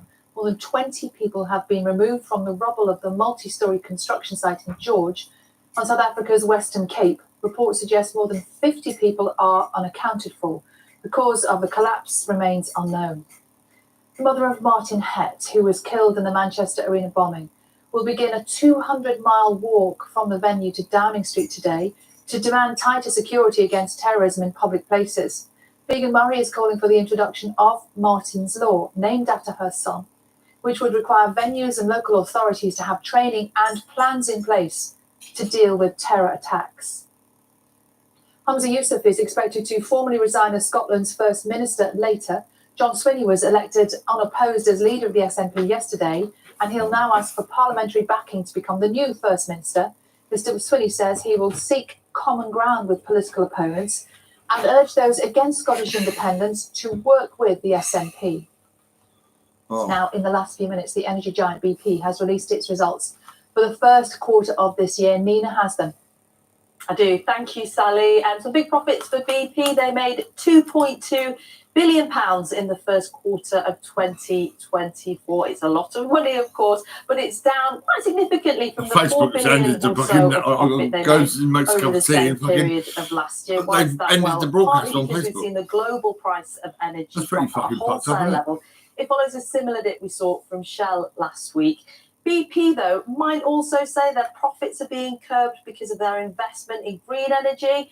Unlike some competitors, they have pledged to hit net zero emissions by 2050. And they'll also say they paid hundreds of millions in windfall taxes and that thousands of British pensions will depend on their success. But this is still a lot of money, £2.2 billion in profit at a time when we're paying more than $1.50 at the pump and households are still trying to claw back reserves after those 2 years of high energy bills. John and Sally. Nina, thank you. 12 minutes past 7, and A-listers have been hitting the green carpet with a flourish at this year's garden-inspired Met Gala in New York. Yes, the prestigious fashion event welcomed celebrities who were invited to show off their best floral outfits. So every year it's given a theme, and people follow the theme. Although this is Brooklyn Beckham. I'm not very floral. What's his theme? Don't know. And that's the singer-songwriter Ray. Again, don't know what the garden theme is. Oh, and here we have this lady here whose dress was so complicated and fabulous that she couldn't actually walk up the stairs and had to be carried up them. That would be me. That's Tyler, isn't it? Yeah, it's. I think her dress was made of sand. A sandy garden. That's better. Back it out. There we go. I just look down there, right? And I'm moving my mouse, right? And it's not working at all. I'm thinking, what the fuck's going on with this? You know, and I just looked on the bottom of the fucking mouse and there's loads of weed. I was pushing down my mouse down on the And weed. when they sit down, they don't have like a big 3-course meal. Yeah. No. Now it's moving. Oh, there it goes. Oh my God. I don't think they're going to do that. Though. I think it's a legislation. I might be wrong. I don't know. Add a glass of water. 13. That has the weather for us, and it's looking. I was going to say it's looking brighter. It's not looking quite so bright where you are. It is getting there, John. It is, I promise. Very good morning to you. Hope you all enjoyed your weekend. Lots of downpours yesterday, some flooding as well. We are starting.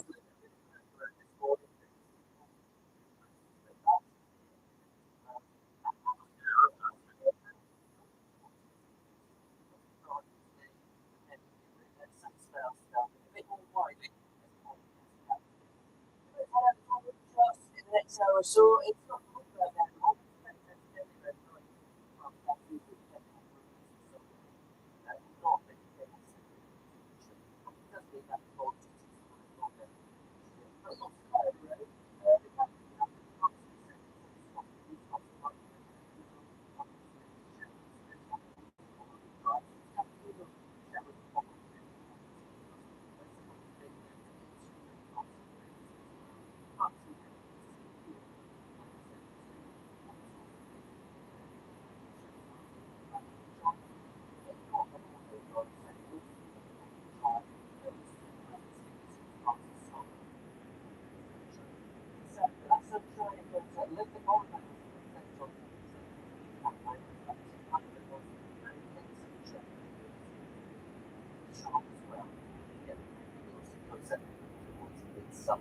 into tonight after some clear skies ahead with turning foggy across the eastern parts of England and towards the west of Wales and the southwest. But again, like last night, will be a cold night and certainly not a cold week ahead. If anything, temperatures will continue to climb as we go through the week. And despite 1 or 2 showers, mainly across the northwest of Scotland, John, Sally, one at a time, it will be dry. Back to you. It's getting more yellow, isn't it? Thank you very much indeed. Cheers, Matt. Now here on Breakfast, we have been closely following the growing campaign to introduce graduated driving licences for newly qualified drivers, meaning that they would face initial restrictions.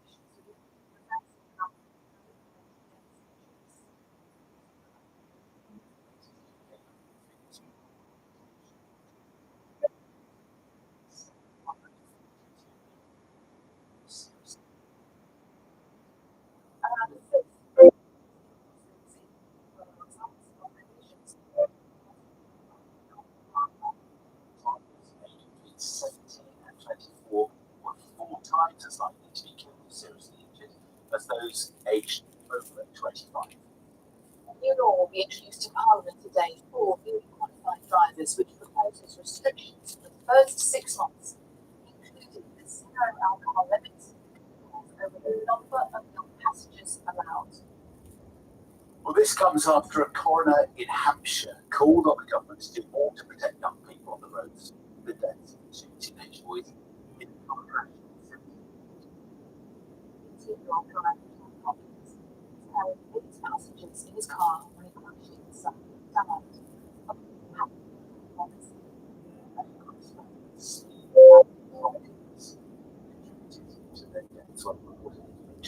Speaking to Billy's mum, Sam. Some who I bought growing up.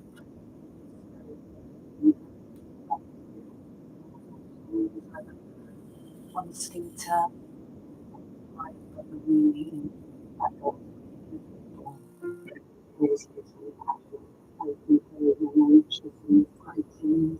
to a very high standard. His training was probably yeah, in my eyes, he was the boy that had it all. There's the grief and the emptiness that you have in your heart, and it's this house with this empty room, the empty chair around the kitchen table, the empty space in our family photos. But you also breathe everything that he's missing out in life, and it surrounds us every day. There are tributes for Billy and his friend Charlie, who was driving when tragedy struck. They both died from the injuries they suffered when their car veered onto the wrong side of the road and hit a taxi head on. The crash happened here on the outskirts of Tongham in the middle of the night. The boys had been to a friend's birthday party. 8 teenage boys crammed into a VW Polo. 2 in the front, 5 in the back, and 1 in the boot.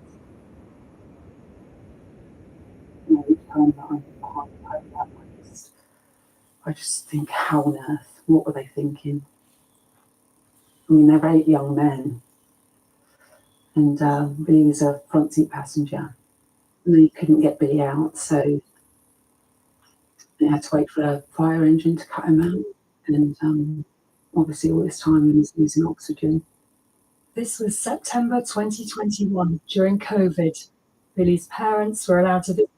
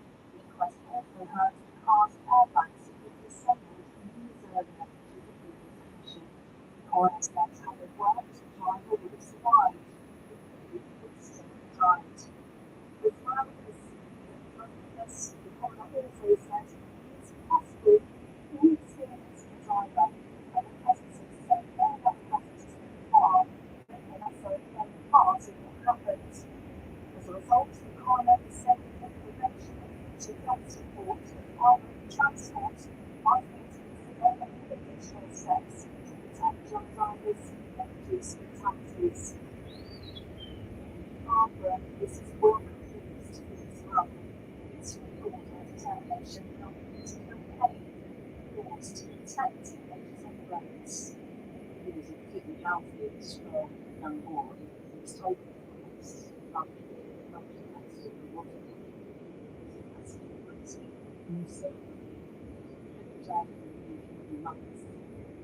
I don't think to an art in our roads. Something some graduates and driving licenses will be part of this program before.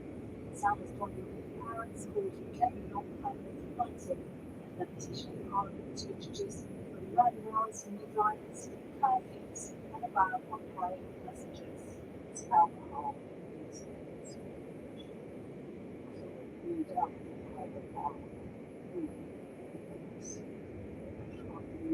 Trying to concentrate.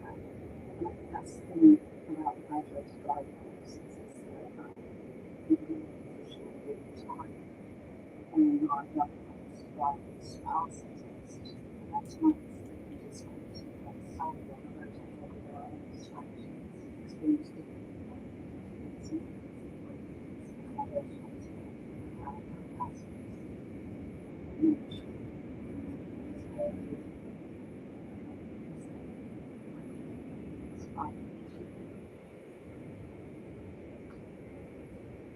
that was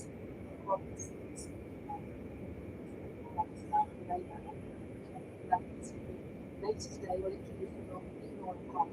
Officers speaking quite like drivers should go through those restrictions in their first 6 months on the road. So we just heard that a very powerful testimony from police like Sam, deaths like this, unspeakable impact on them, and many of them are preventable. Good morning, Sam. And Sam is so great to talk about what's happened to her family and the utter devastation.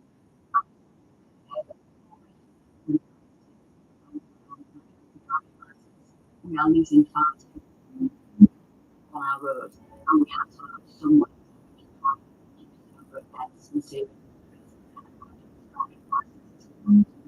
We haven't seen any reaction from the government on this for far too long.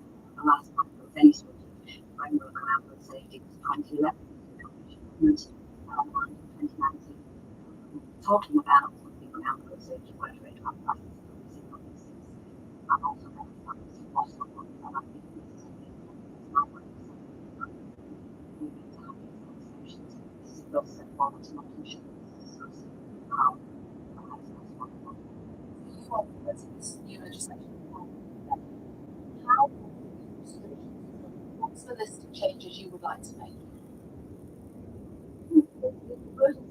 About the start of the conversation, different video schemes around the world, and I think they need to be looked at and examined. It's like Sam mentioned there, that we have zero alcohol, and I'm looking at restrictions around when young people are out on the road.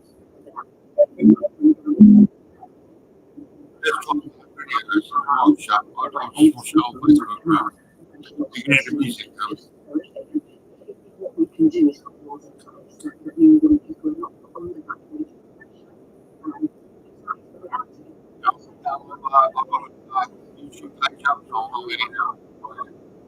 Against our law, do some of those things, hopefully, and certainly conversations I've had with young people would suggest they're not going to be able to do that.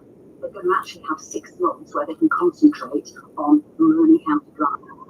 Usually, we say you pass your test and then you learn how to drive. Well, that's people who drive.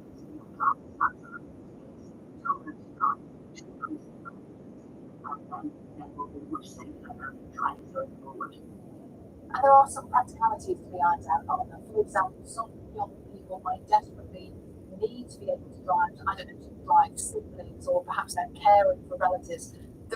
It isn't like a black and white case, is it? No, we have to have that, whether that's around medical situations or going to family members. So, of course, those things have to be considered. I think it's really important that this conversation starts now in Parliament and we start to flesh out what this could actually look like going forward. Because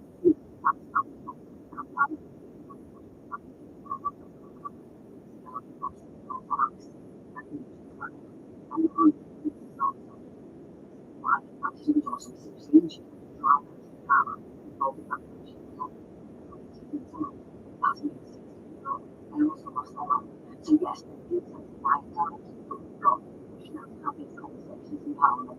We need to put pressure on government, certainly from a Labour Party perspective. I'm speaking to our Shadow Transport Secretary, Louise Haig. She's very open to having conversations about GDL in the UK. So I think a really important conversation. Yes, we would expect so powerfully about what happened to his family. And we also talked at that time about perhaps restraint, because we are in a general election year, aren't we? Yeah, I think it's the problem, isn't it? It feels like the country's in limbo. There's so much going on and so many conflicts to be solved and bring decisions. So I think that's why I'm starting now. Let's get in there early. We've got a little bit of time for general elections, so I can put pressure on the current government, but also have conversations, as I say, within the Labour Party that we were fortunate enough to be able to have. This is something that is at the top of our agenda. When you talk to people in your community, to parents, what do they say? What are they asking for?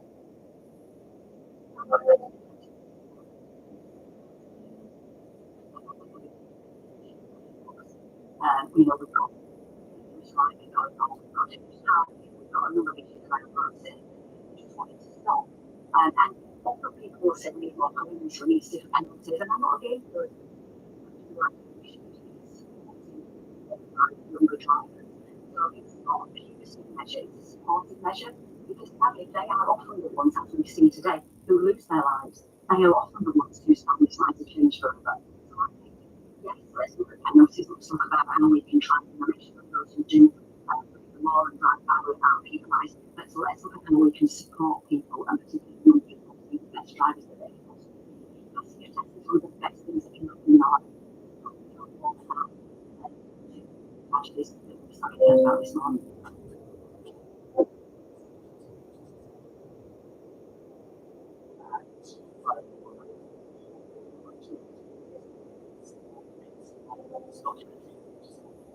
Driving fast,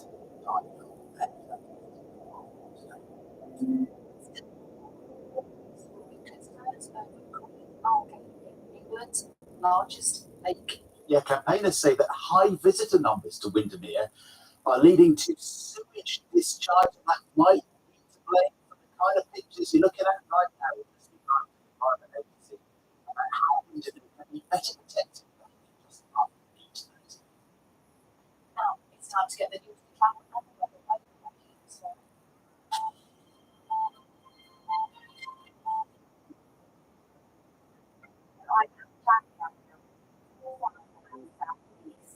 Rail passengers are being ordered to stop as the train drivers union ASLEF takes further industrial action. Unions holding a series of one-day strikes alongside a 6-day overtime ban. South 15 services on South Eastern, Thameslink, Southern, South Express, Island Line, and South Western Railway is effective today. Chiltern, Cross Country, and Great Western Railway tomorrow, and there are cancellations. London. Some of the thousands of East Sussex homes who spent a 5th day without water after a pipe burst in remote Woodland may have to wait until lunchtime for supplies to return. Major outage cut off.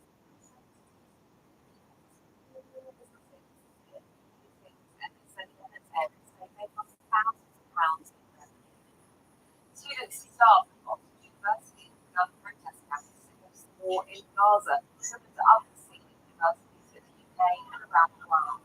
Last week, the union assured students said it had a hostile atmosphere. The university said it respects the right to free expression in the form of peaceful protests and asks people to take it quiet to do so with respect. A brand new version of the family musical Chitty Chitty Bang Bang is launched in Southampton. The Mayflower Theatre production will then head off around the country. 4 new venues include the East Bournemouth, Canterbury, Bournemouth and Oxford. The role of the fearsome child catcher is played by Charlie Brooks, also known as Scheming Janine. I have done the backstory, which is too dark to possibly say on Sunday, I have to say, but I think it's just like my mind sort of feel why your character. And I can find that quite easily between how I feel moments. But I do think it's kind of important to have that. Football and Crawley Town will play the first leg of their League Two playoff semi-final this evening. The game was meant to go ahead yesterday, but was postponed due to a water off pitch. Crawley face the MK Dons at home, kick-off at 7 p.m. Now it's time to cover with Georgie Park. Yesterday, we saw some of the heaviest rains in the similar flood warnings much quality, high pressure extending from the west, plenty of white and sun, just a risk of 1 or 2 isolated showers and high heat of 20 Celsius. And as that area of high pressure continues to establish itself, it's quite slow to see. Certainly very settled night, remaining fair with clear skies of misty contact. And tomorrow, a repeat report today, always a risk of an isolated shower far on. And temperatures continue to rise close tomorrow up to 21 Celsius and remaining warm and sunny right up to the weekend. Bye-bye. Nice to see some sunshine. Okay.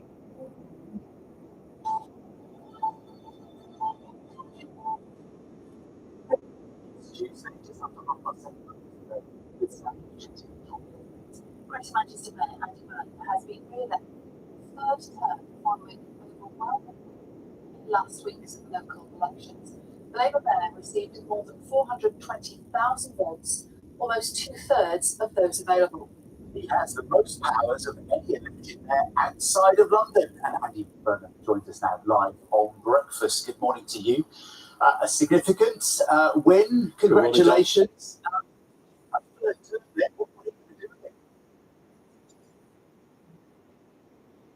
Well, obviously, the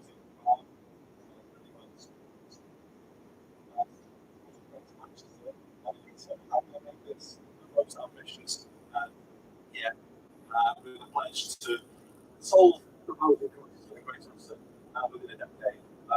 We can't keep talking about a housing crisis in this country and not actually get stuck in and sort it out. That's the commitment I'm making today in this brilliant term. I'm going to put in place a plan to build 10,000 council homes across Greater Manchester, at least 1,000 in every borough, because there is no solution to the housing crisis without building homes that people can afford.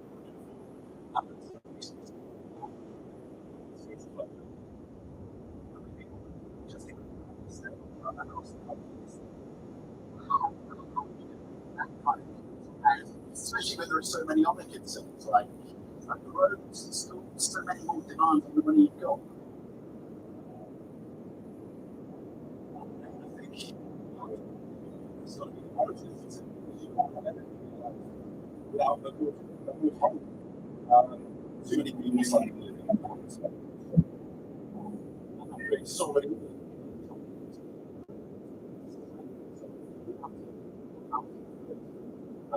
so the top order issue. It's not just building new homes of social rent.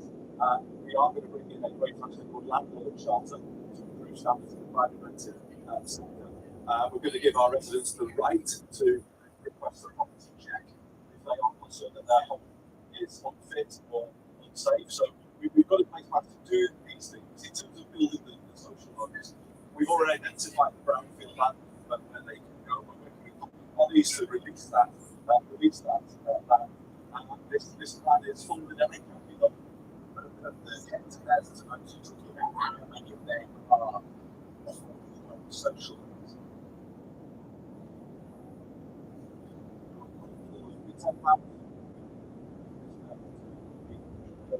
Social council homes, a new generation of the council homes that are lots of cheaper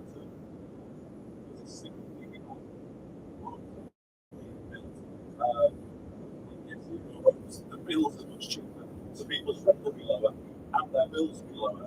That's why we need to bring in a new generation of councillors in all of our 10 boroughs. So it's ambitious, absolutely. But I think we've got to get to grips now with the housing crisis. The reality is, it's getting worse every year. And the reason why it's getting worse is because with Right to Buy, we lose social rent every year. But last year we had figures 500 homes for social rental loans.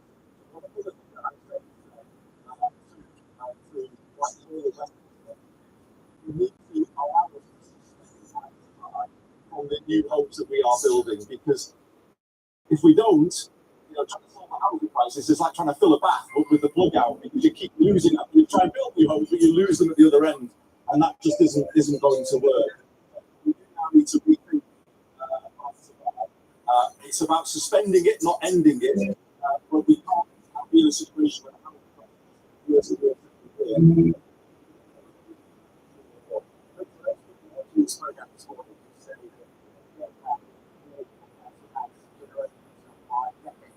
and it got them on the property ladder. It's made a massive difference to their sense of status in society. We say that other families wouldn't have that opportunity. Other families wouldn't have opportunities because they can't get a council home or a home for social rent, because we're losing every year. And I'm only talking about suspend, because what we've got to do is start building enough homes for social rent so that you can return to the right to buy policy. At the moment, as I say, the homes that people can truly afford are put on every year in the public sector. So we've got to do something about that. We've got to get into the detail of the housing crisis and sort it out at every level, as well as put in place support for people who couldn't do it. So as well to fund the Building Rights Scheme that goes through Manchester, that looks after around 600 people at the time.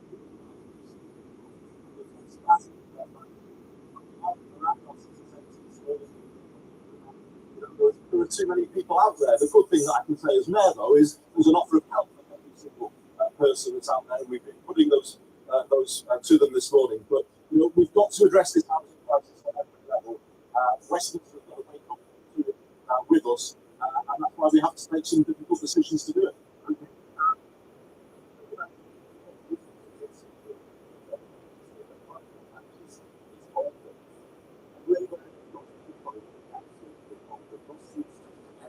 Do you accept that Labour's stance on Gaza was part of the reason why?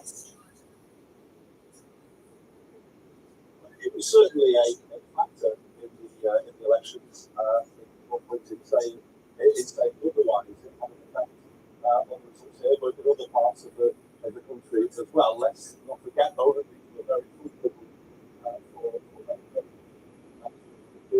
But yes, there's definitely a need to engage with those communities, listen to how they feel.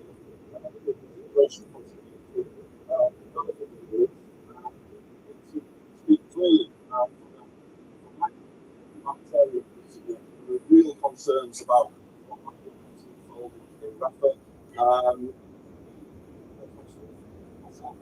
There's called ceasefire. I think we need to be clear as well that we do not want to see what might be about to unfold there. Be clear in speaking up again. This issue isn't about politics. It's about people's lives. It's a situation where we do need to have politics. And rebuild trust. Do you think Keir Starmer will give more clarity and change his position?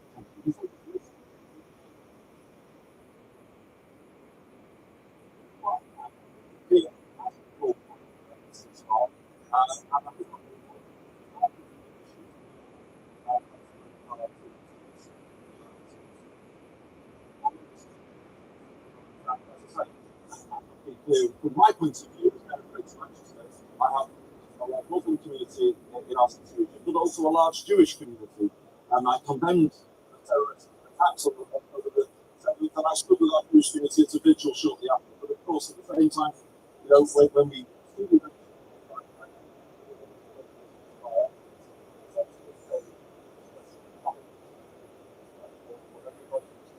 it's obviously not my job as mayor of Greater Manchester to provide a running commentary on all of it. But at times you do need to represent how our communities feel, and we do that to politicians at the national level.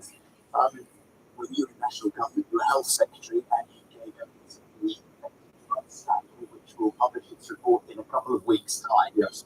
What are you looking to that report to announce, to declare?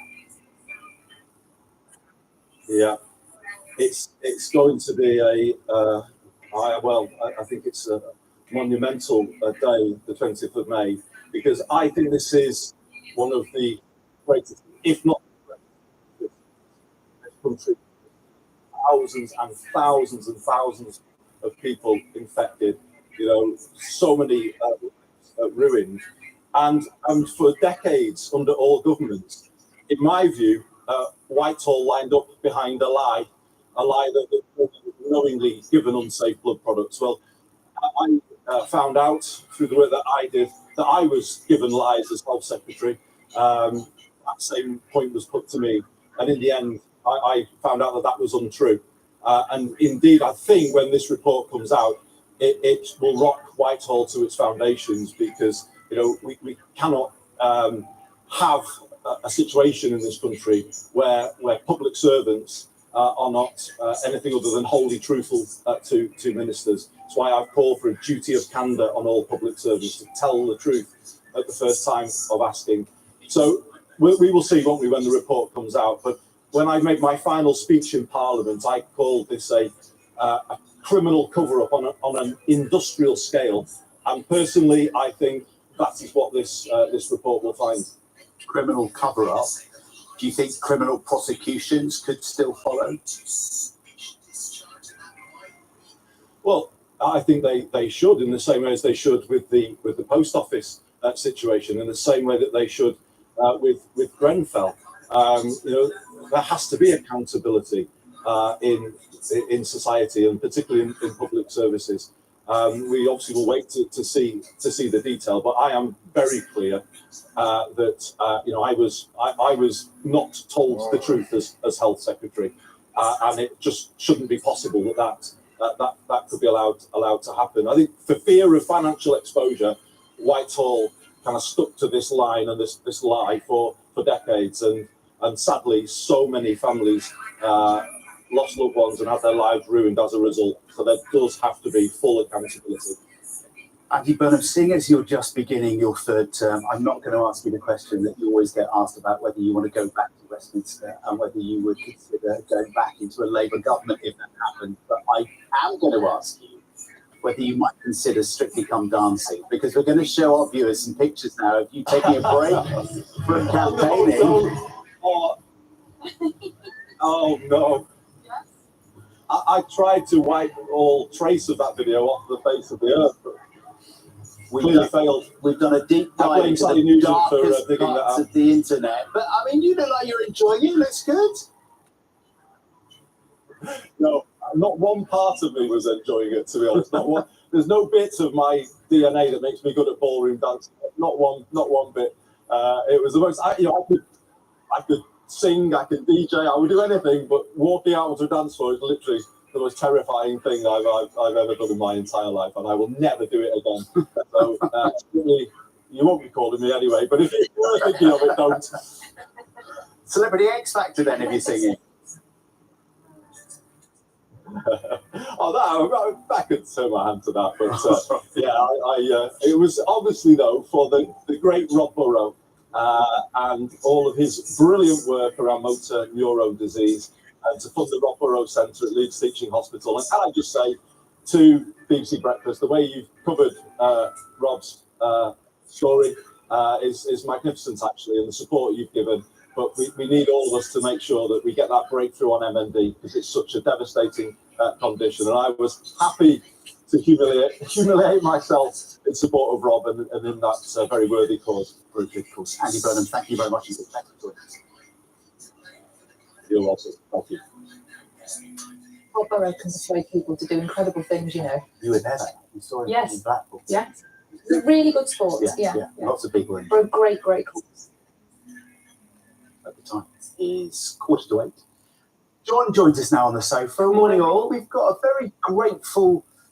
We have, yeah, in Kyron Wilson, the new world champion. A brilliant night for him. We're going to be talking about that. Not such a great night for Manchester United, actually, as they gear up for the FA Cup final to come. But we're going to be talking about Tom Daley as well, who's preparing for a 5th Olympics, which just seems crazy. We're going to make you feel very old this morning, I think, on breakfast. More old, please. Yeah, we will be. Good morning. Yes, there were tears, ticker tape, a trophy, and a massive thank you from Kyron Wilson to his mum and dad as he became World Snooker Champion.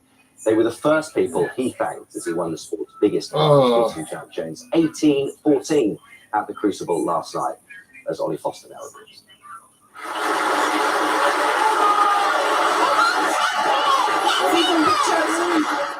After a fortnight under the Crucible spotlight, the tears finally flowed. 14 years after he turned professional as a teenager, he knew who to thank first. Mum and Dad, I think, are on the way down, but, you know, they've remortgaged, you know, sacrificed their whole lives to get me here.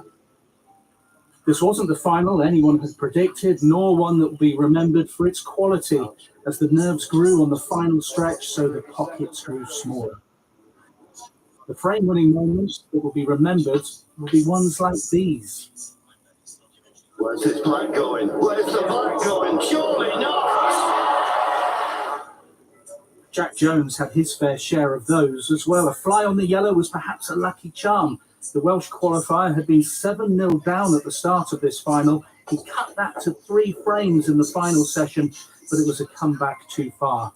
He's still £200,000 richer, and he's jumped up to 14th in the world rankings. I just thought if I just try my best, basically, see what happens. But when you're playing someone as solid as Kyron, who's got such a good all-round game, it's going to be hard to come back from a deficit like that. So, yeah, it wasn't to be. Kyron Wilson lost to Ronnie O'Sullivan 4 years ago, the Crucible's COVID final, with just a few hundred watching. He milks every moment of his winning frame. Ronnie's got his name on the trophy 7 times, but it's Wilson who is this year's world champion. Ollie Foster, BBC News. That was lovely, wasn't it? Watching the boys there, willing him on to success last night. Now, just how bad has it become for Manchester United? They were beaten 4-0 by Crystal Palace last night. To put that into context, that's their biggest defeat against Palace since the 1970s. Now, they might have an FA Cup final to come, but they've lost more matches in a Premier League season than ever before. Michael Olise scoring 2 of Palace's goals last night, and it's only going to add to the debate around United manager Erik ten Hag's future.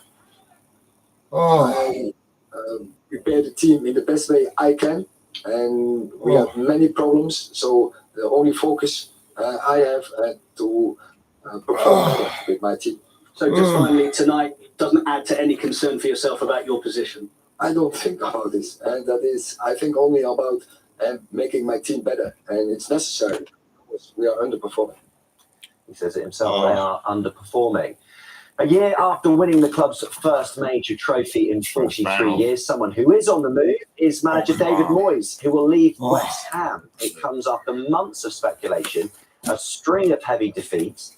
He led the side to that memorable Europa Conference League success last season. The BBC understands that replacing him will be Julian Lopetegui, who's previously managed Wolves, Real Madrid, and the Spanish national team. The celebrations have been continuing as Ipswich Town mark their return to the big time with an open-top bus parade. The players and fans were out in force after completing remarkable back-to-back promotions under manager Kieran McKenna, making it back to the big time with victory over Huddersfield at Portman Road on Saturday. Some of those players, as you can see, might well be feeling a little worse for wear this morning, and I'm not sure they're the only ones, with thousands of fans turning out to see the players celebrate. And we said we'd make you feel old this morning. From a 14-year-old going to his first Olympic Games, Tom Daley will compete at his 5th Olympics this summer out in Paris after his place in Team GB's diving squad was confirmed. He took time away from the sport after winning gold alongside Matty Lee at the last Games in Tokyo. This was them competing. He'll take part in the same event, the 10-metre synchro with Noah Williams. Daley chose to return after his son Robbie said he wanted to see his dad compete at an Olympics. Williams, his teammate, said no one else in the world could take 2 years out and be as good as Tom is currently. The pair, in fact, won gold at a World Cup event in March. Tom Daley is only 29, which seems remarkable when you think he's going to his 5th Olympics. So would make you feel old. We probably have done.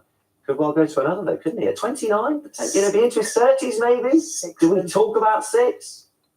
You never know. Could inspire us. He could, couldn't he? Just certainly inspiring us. This one, definitely. The toll that takes on the body. A little bit. I think it's the fitness and the physical shape. But at 29, there's no reason why he couldn't, could he?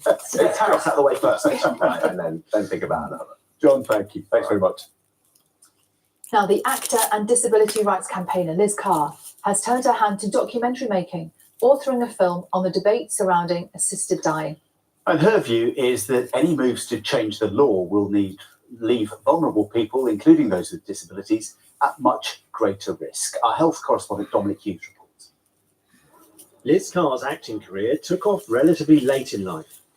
But away from the red carpets and award-winning roles, she's long been an ardent campaigner for disability rights. And it's the prospect of changes to the law around assisted dying that is the focus of her BBC documentary. Her opposition is based on concerns about what it may mean, not just for those suffering from a terminal illness, but also for those who are vulnerable, including people living with disabilities. If you think this is just about terminal illness, think again. This is about disability. And for me and others, that is terrifying. These laws, I believe, will put lives like mine, marginalised lives, at risk. And those risks will be fatal. Her documentary sees her take on some of those who've been pushing for a change in the law, including the former Lord Chancellor, Charles Faulkner. We have to do something about the law, because if you want to take your own life because you are terminally ill, you've either got to do it yourself without any help, or you've got to go to Switzerland, do it earlier than you might otherwise have to. And I am very in favour of changing the law to allow people who are terminally ill to be assisted by a doctor to take their own life, but only subject to safeguards, because for disabled people, one needs very much to ensure that there are appropriate safeguards. Liz Carr travels to Canada, one country where the law on assisted dying has already been changed to allow those with a terminal illness to end their own life. But the law has also since been expanded to take in those with long-term conditions, but who may not have what the legislation calls a reasonably foreseeable death. You know, they do. That's led to Canada having some of the highest rates of euthanasia in the world, more than 13,000 deaths in 2022. And it's that kind of development that worries those in the UK who are against any change to the law. So I think the big concern for me is safety. It's ensuring that those who are perhaps more vulnerable in our society to being coerced into an assisted death are protected from that. A classic example would be talking with someone about going to a care home. Patients will say to me, well, I don't want to go to a care home really, but I know my family want me to do it and I know it will be easier for them, so I think I'm going to say yes. Now that example doesn't intrinsically worry us, but substitute the words go to a care home with have an assisted death and I think it's a completely different picture. But Liz also meets others who are living with disabilities but who do want the law on assisted dying changed to allow them to have a choice on whether to end their life, should it come to that. Hello, Liz. Thanks for this. Come on in. I'm so sorry about the weather. Come on in. When she was in her 50s, Melanie Reid had an accident while horse riding and says she wants to control her future. I have a human right to decide what happens to my body. And I rather sort of resent the fact that it is almost like one small group imposing its values upon a larger group. Well, I would see the small group as those wanting medically assisted suicide. There's two lines here. For some people, if they ever got in that position, it acts as an insurance policy. It's helpful to know it's there in case. And many people won't even use it, but they want to know it's a possibility. And then there's another group of people for whom the fact that it's a possibility is frightening. The COVID-19 pandemic showed how vulnerable those living with disabilities and the elderly can be. New laws on assisted dying are being debated on the Isle of Man, and the government in Jersey is considering a change. There are still very real concerns about what this all means and the consequences that could follow. Dominic Hughes, BBC News. And Liz's documentary, it's called Better Off Dead, will air next Tuesday at 9 o'clock on BBC One and, of course, on iPlayer 2. And Liz will be joining us a little bit later in the programme this morning as well. Now, earlier on, we told you about how one council in England is banning the use of apostrophes on street signs because, did you know, it confuses computer systems? Yeah, with emails and sat-navs, that kind of thing. So they're just getting rid of it in North Yorkshire. Lots of you have been in touch about this morning. Lots and lots of you. Like Linda from the West Midlands, who says she doesn't mind if councils want to get rid of apostrophes, but she says we should keep the meaning. So St Mary '(S) walk, St Mary's Walk, should become the walk belonging to St Mary. That's more complicated. Yeah, yeah. Annette says it's pure laziness to use incorrect punctuation. She thinks that's incredibly sad to see them. Yeah, Michael from South East London's been in touch. She's been taking pictures. Clements of Road. St Clements Road. I looked after the family, didn't I? Covered all Fucking hell. bases by having street signs both with and without the apostrophes. Oh, no. Hedging their bets there. That's quite Karen says she thinks the use of the apostrophe is part of our heritage and we should be keeping it alive. Sue lives in King's Lynn. That's King apostrophes Lynn. She thinks that Claire, Amy, Adam Clements, a little bit earlier, who goes around and and correcting Robert the and Ian signs. Alphas. She wants him to go to King's Lynn Station because they've dropped the apostrophe there as well. So hang on, King apostrophe S's station, Lynn Yeah. Station, hasn't got the apostrophe anymore. Apparently not. Do get in touch with your views and make sure the punctuation is 100% correct, please. The number is there on your screen. But now it's time to get the I'm news, not the travel gonna and the call weather you. where you are. No. Not Hello, today. I'm Jana Gadgo with the news in the south and southeast this morning. Rail passengers are being warned of disruption as the Train Drivers Union, ASLEF, takes further industrial action. The union's holding a series of one-day strikes That's alongside great, a yeah. 6-day overtime ban. In the south, it means services on Southeastern, Nice Thameslink, one. Southern, Gatwick Express, Island Line and South Western Railway will be affected. Chiltern, Cross Country and Great Western Railway will be affected tomorrow. And this morning, there are cancellations on Great Western between London, Paddington and Reading due to a landslip. Sing us a song, because you're the piano Counties in man. Sussex, who Yeah, I spent know. a fifth day without water after It's a pipe crazy. burst in remote woodland, may have to wait until lunchtime for supplies to return. A major outage cut off around 72,000 people at its peak. Businesses in the Hastings and St Leonard's area say they've lost thousands of pounds in revenue. A brand new version of the family musical Chitty Chitty Bang Bang has launched in Southampton. The Mayflower Theatre production will then head off around the country, performing in venues including Eastbourne, Canterbury and Bournemouth. The role of the fearsome child catcher is played by Charlie Brooks, best known as Janine in Eastern. Chicken, chicken, chicken, Today's chicken, weather, dry chicken, and chow sunny this mein. morning, but cloud and a few showers may develop and push in from the north this afternoon. But it will feel warm today with highs of 20 degrees. I'll be back at 8:25. I'll see you then. Oh, Bye. really? Representing the UK, the Eurovision song. The Eurovision ride is wild, and the time has come.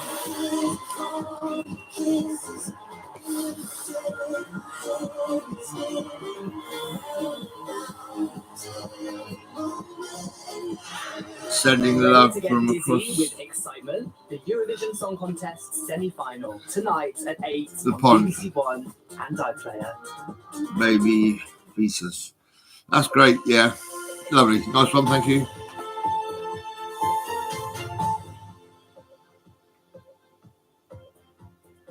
Good morning. It's 8 o'clock. Welcome to breakfast. Good with Sammy morning. Nugent and John Good Campbell. morning. Today, Israel rejects a peace deal for Gaza and goes ahead with fighting in Rafah.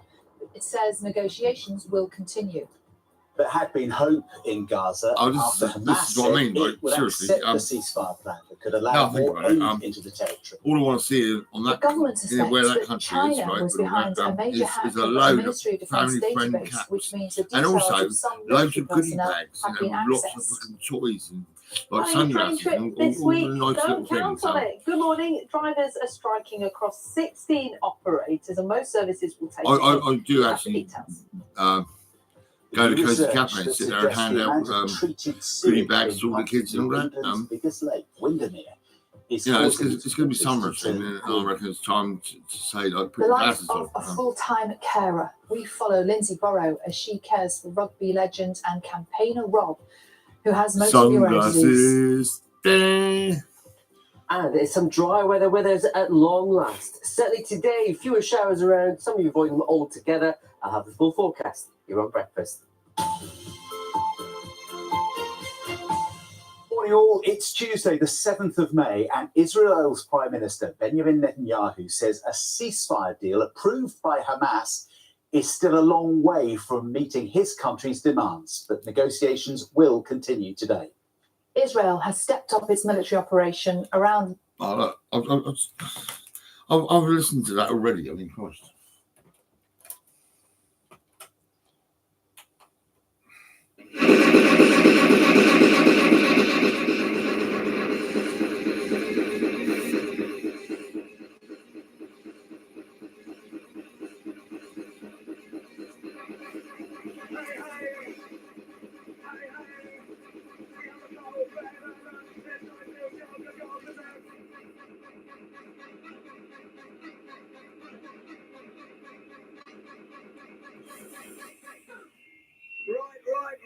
Right. Where is the noise for the DJ Clarky? No, what a pile of bollocks, you fucking lightweight. Where is the noise for Clarky? That bloke's a nutter. Right, Tasmania will return on Friday the 26th of April and all nights at 10 till 7 with Mr. Hyde, Dougal, Sy, Randall, Slipbat, Vibes, Brisk, Druid and Hixie. Right, your Tasmania crew come here every time and play the fucking house down. So I want everybody after 3 to make some noise. So I'll take my music down to Easy with me today. 1, 2, 3. Oh yeah. 1, 2, 1, 2. You can do a little bit better than that. You can do a little bit better than that.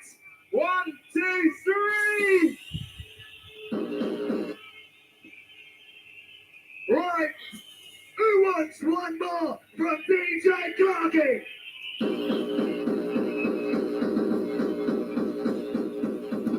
It'd be good actually if I can play the music at the Coastal Cafe. I think I'll ask him if I can play it kind of low down.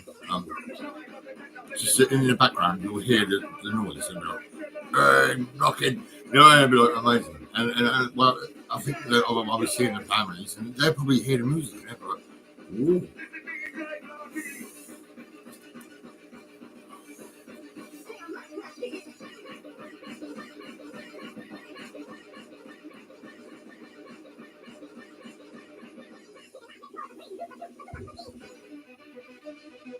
Oh, yes.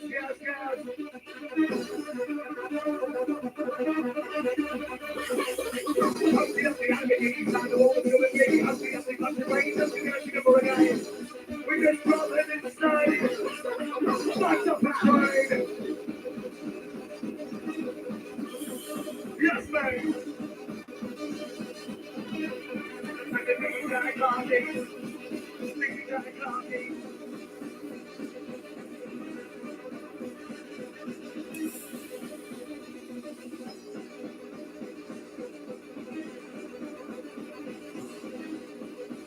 Right, don't forget, 26th of April, next house. Be there. Oh, beware.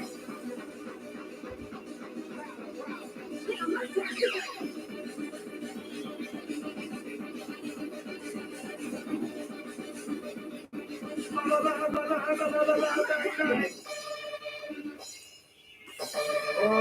no! I was calling the power to the current nation of the future new generation. No time to time with the hot sensation.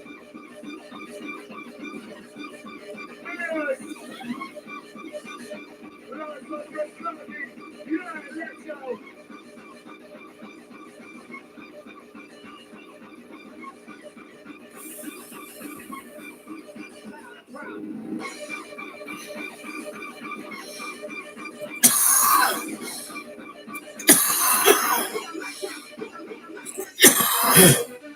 Good night and God bless. I hope you were the best. Mr. Tasmania saying thank you. Yes, you for dancing first. Oh, yes.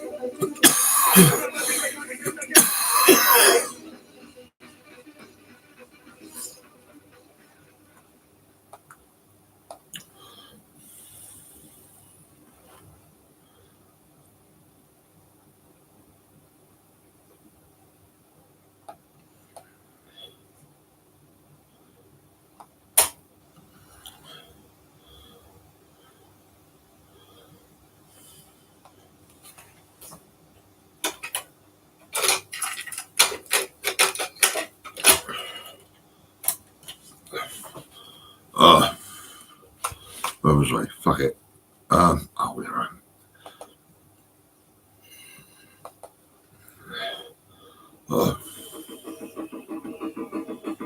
Right, it's time to enter the sound of DJ Clarky. Whistle for make some noise for the Clarky. Alrighty then, let's go. Sound of the Clarky with the Sharky and Ritz alongside. Let's go.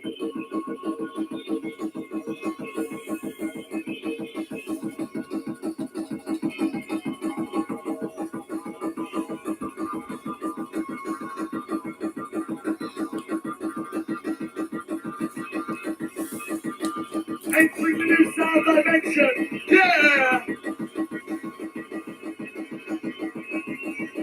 Clarky.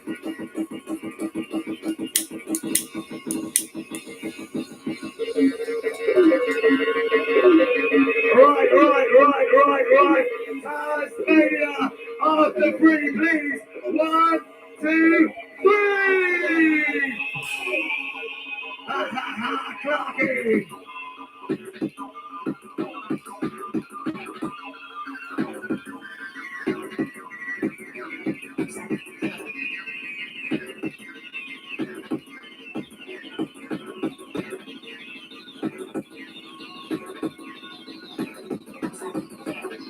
We're dancing wall to wall.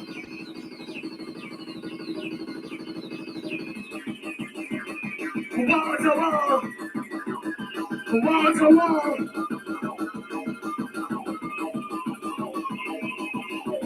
And this one goes out to Sean and Tracy. Nice to see you.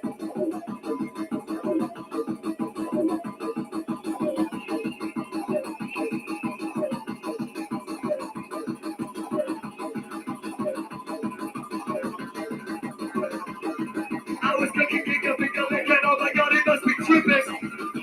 Clarky's tripping.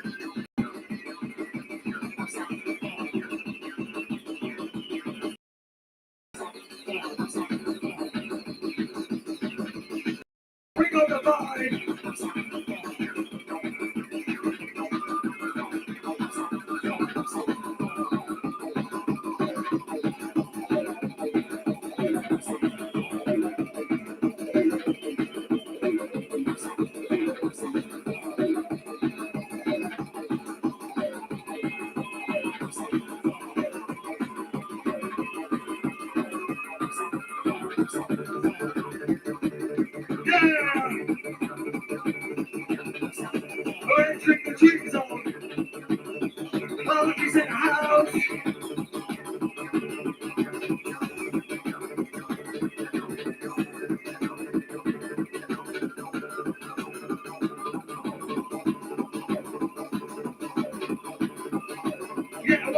Once again, Tasmania kicks and Hastings winner. Your wicked Hastings here makes some noise. Clarking.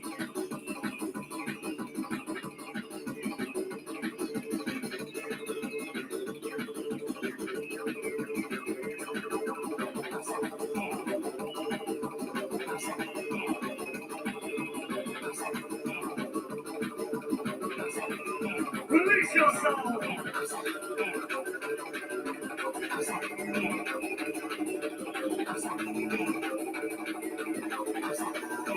Build it up now.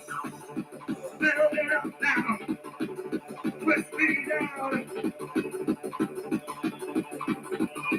With your magical musical sound. Flying. It's time to party. Come on.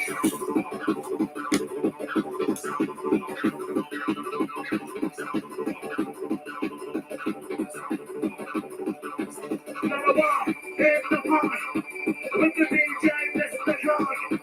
Well, keep your body rocking. A little turn your head apart. Mr. Clark.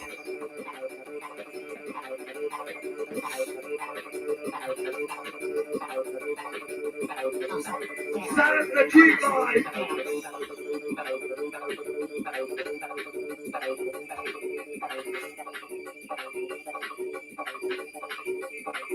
Oh, yeah.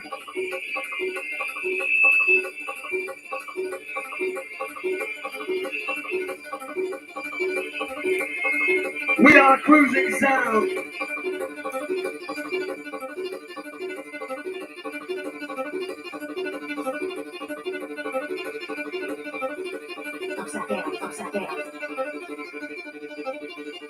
Right, get those hands in the air, Tasmania. Wave them around, come on. Show DJ Clarkin, you are rushing.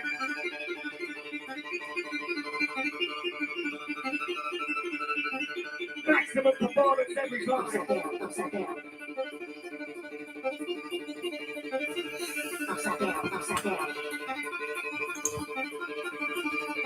Yes, and this track's dedicated to Tracy.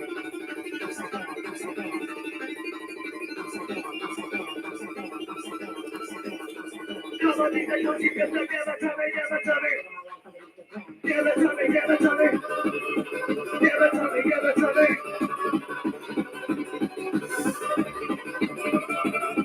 Yeah.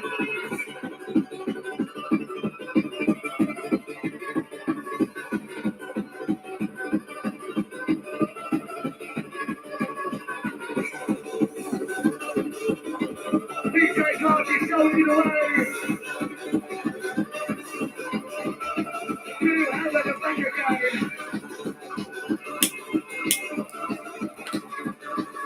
No shots from our team, just hands. To the sound of Clarky. Let's go.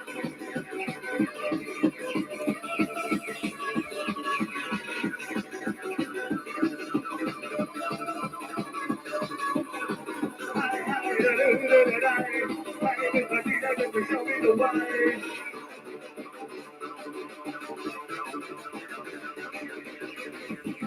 We are the Techno Heaven Tasmania. Here we go. Lift off.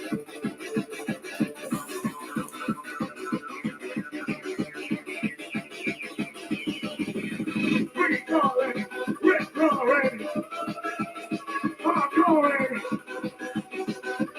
Free calling, rip roaring, roaring. Kick soaring.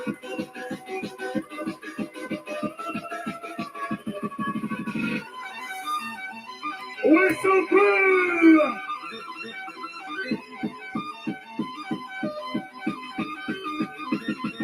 As we instigate, as we activate, as we just gyrate, as we motivate your mind. Motivate your mind. Every time. DJ Clark leading us.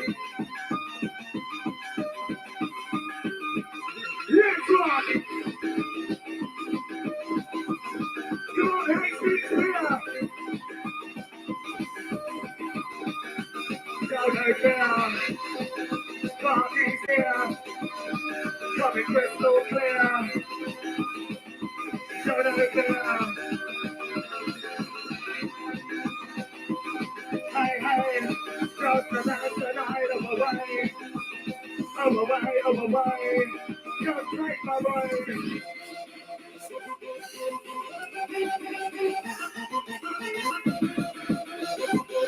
Are you ready? Let's go! Go with the sound and go out of control. All dance to the Migos. Clarky Techno. Let's go!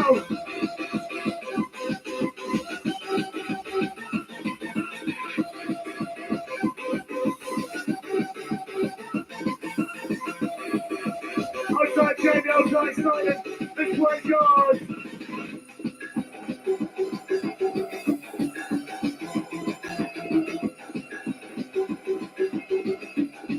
A new level of sound.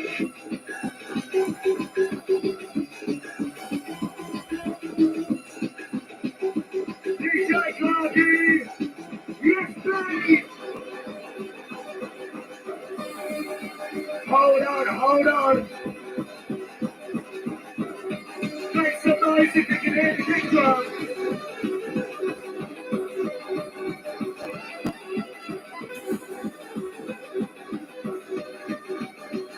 Yeah.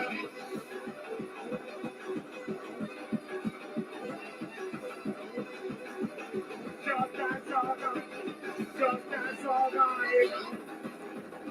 Right. Hold on to your hammies. This one's gonna be famous. Clarky.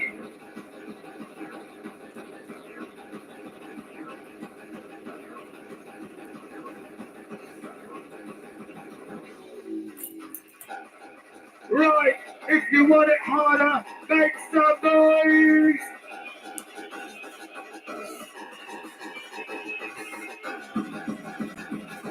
Mr. Clark!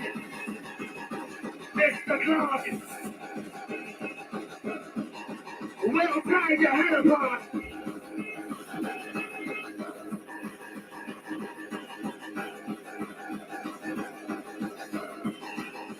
We're on the line!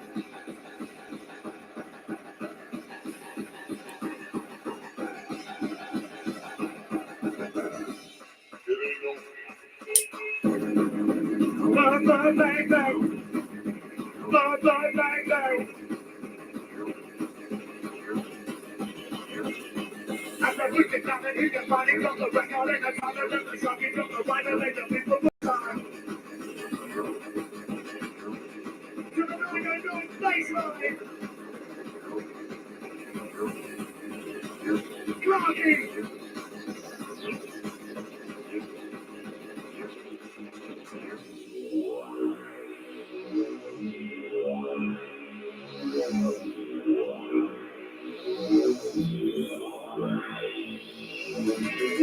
As we enter your mind, every time.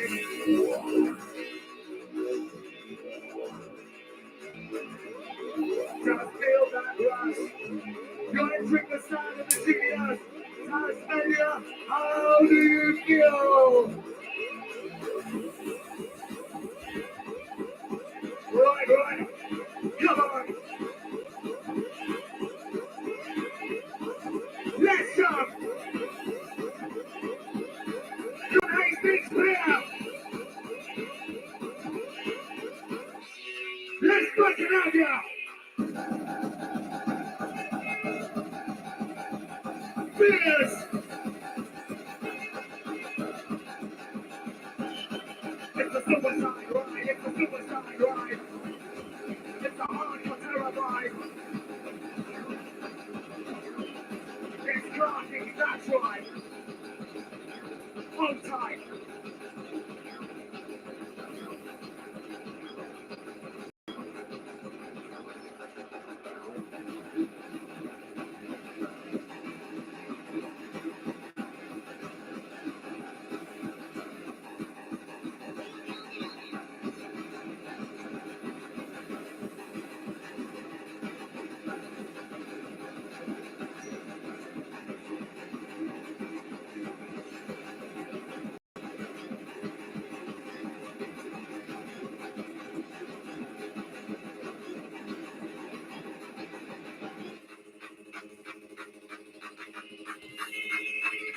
Oh my God! Second wheel three. Into the DJ Clarkin. You want chicken chow mein? Chicken chow mein? Chicken chow mein? You want pancake roll? Pancake roll. Oh yeah. Control and not everything's cool. Yeah! Clarkin. Oh yeah. Taking over the party.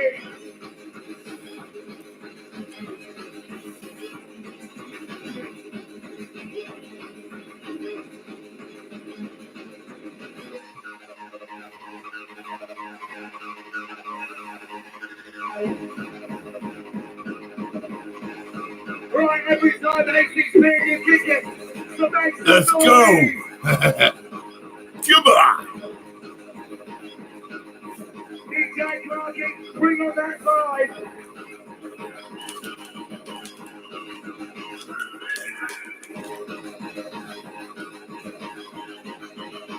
Come on, come on.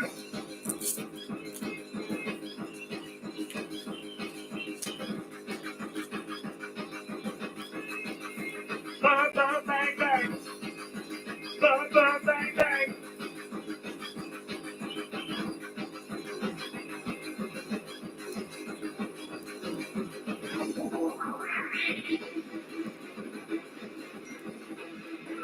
Beware of overload Hastings here. Here he comes. He's got you on the run.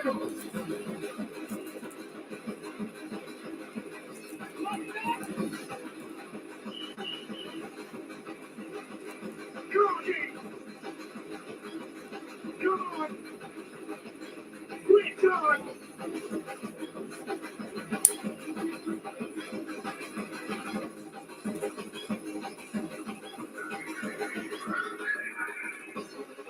Come on, DJ Clarkin, speed it up. Let's get fucking mental. Up to Hardcore Central. Yeah. Wakey, wakey, rise and shine.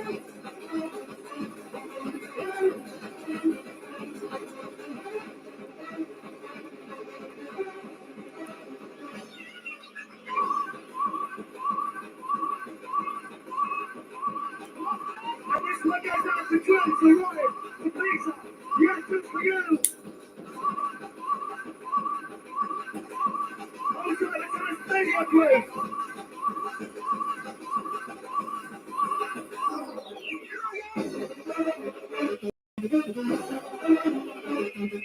Like a bolt of lightning, it's all frightening. It's your brain out there igniting.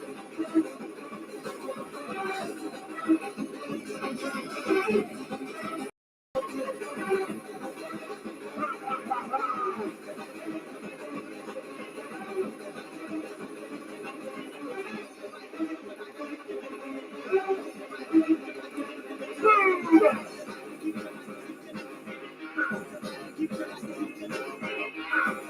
And he goes to the edge, he rips inside. Woo! Woo!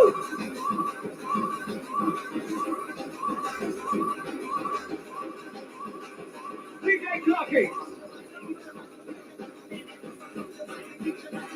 Okay, crazy, you're in the place. Time to lose your mind. Time to come alive. Whoop, whoop.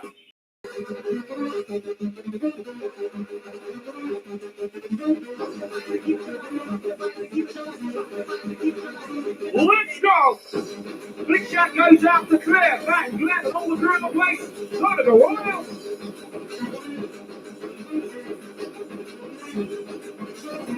Big Jack and the DJ Clarkin from Kevin Davis from the Get Crew. Right?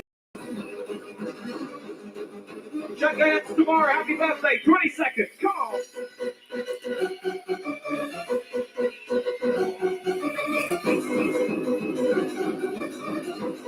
Are you ready for the hardcore?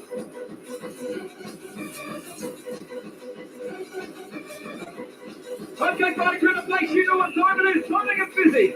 Come on.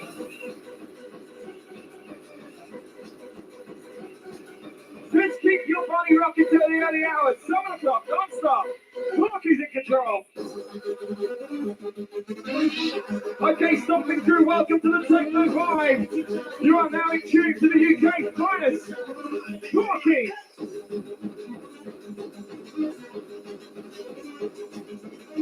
Woo-hoo! We want to see you go crazy.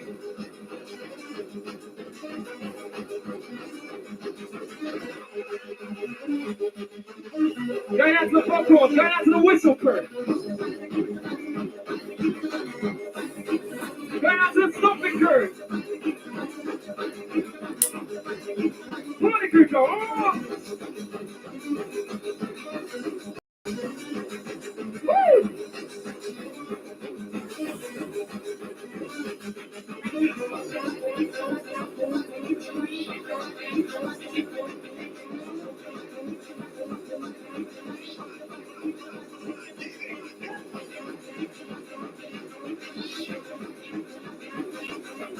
Party crew, play you can dance how you want as long as you are feeling okay. Right, DJ, take it away.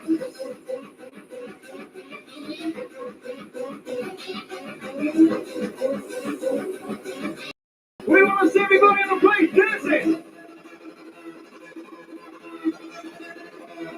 How you feeling? How you? Rick Cheese for 7 o'clockies. Watching down from the Techno Vibe. Party crew, good on it.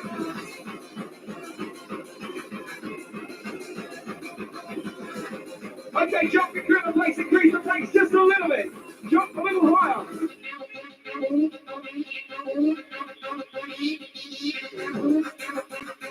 Do you like the sounds of the hardcore? Coming at you.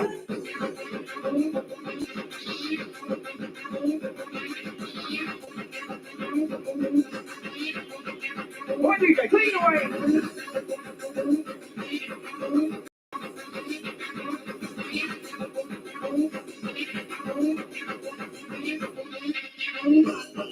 Going out to the Regent Park crew from Southampton.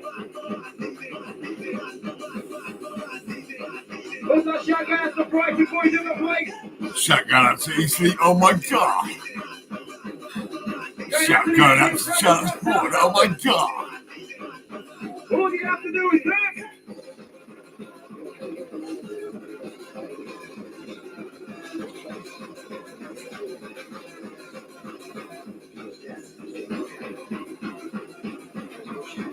Party crew, just go with the flow.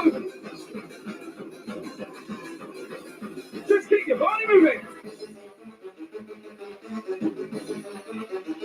Nope, not today.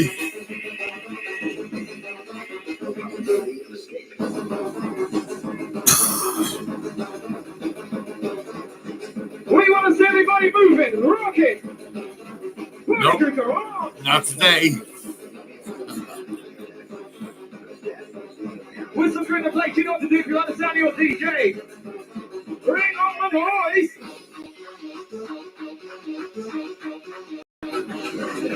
Where's the noise?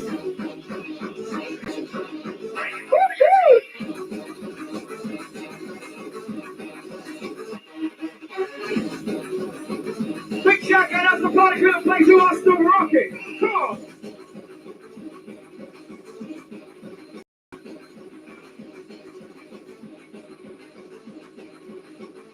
Use it.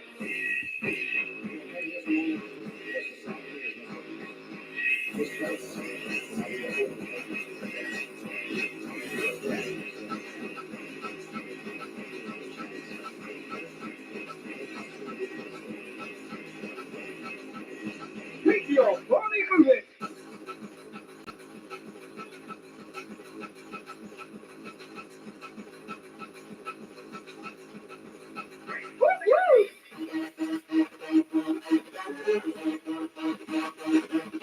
Chicken chow mein. Pancake roll.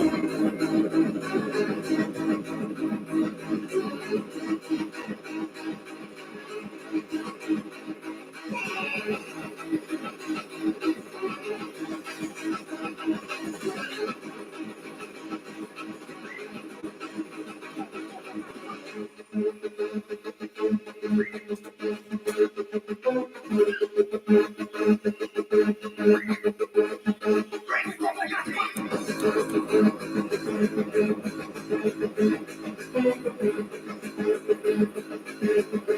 out to Matt James and the boys in the place.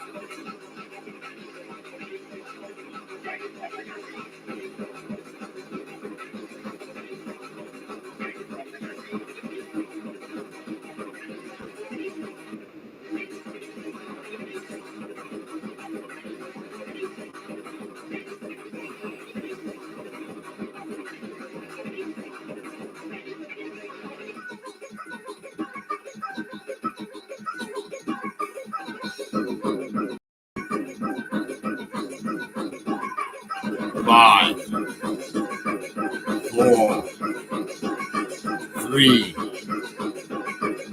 2, 1. Oh yeah! Let's go! Come on, let's go!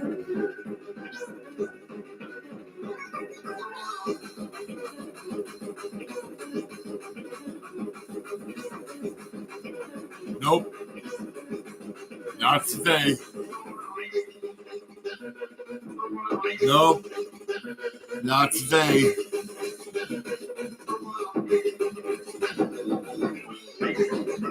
Come on.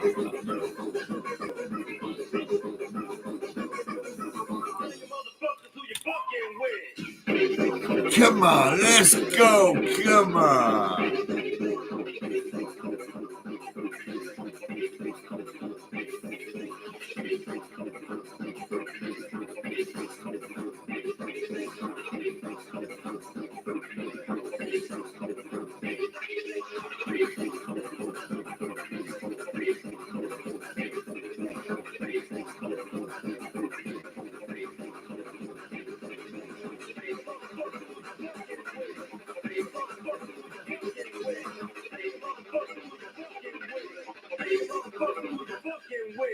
I'm going to start home today. And I'm going to get myself a chicken chow mein and a pancake roll. Oh, yeah!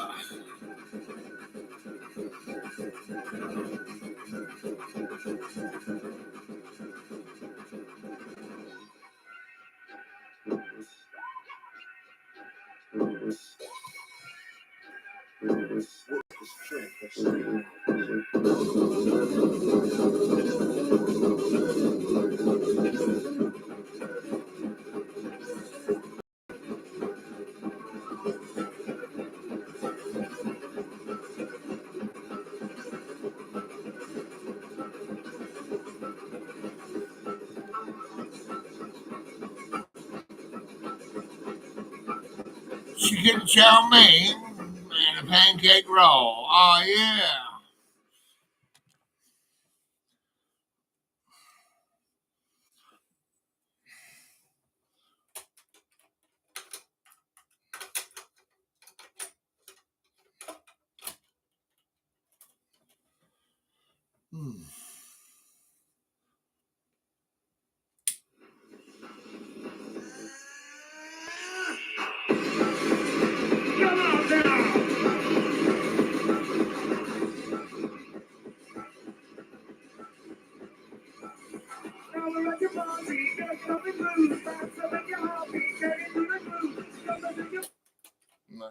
tell you what, I'm gonna put this on.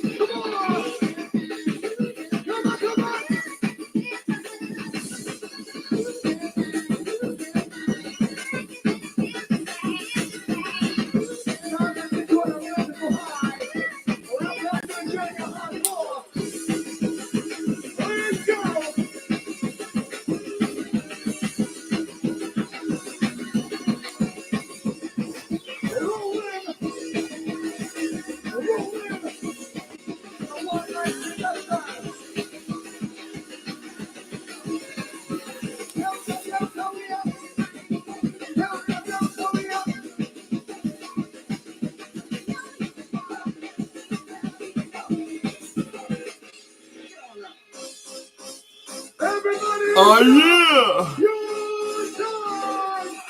Your time! Oh yeah!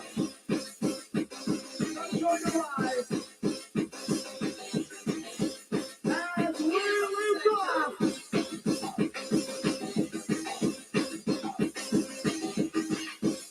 As we lift off!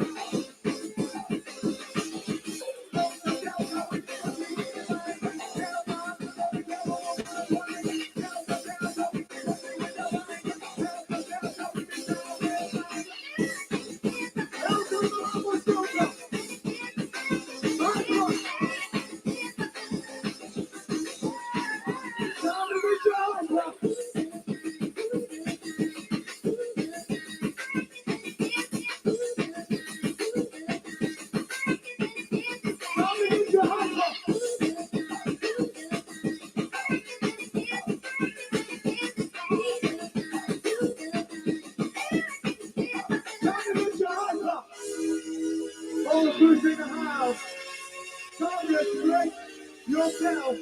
I'm trying to find an audience suicide. Time to express yourself.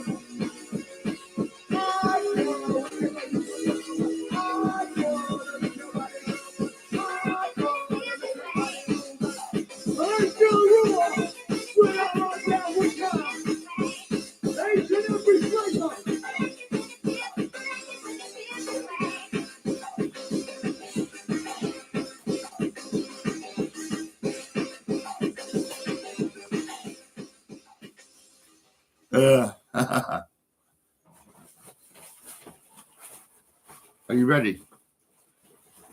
Are you ready? Oh, what? You're not ready, are you?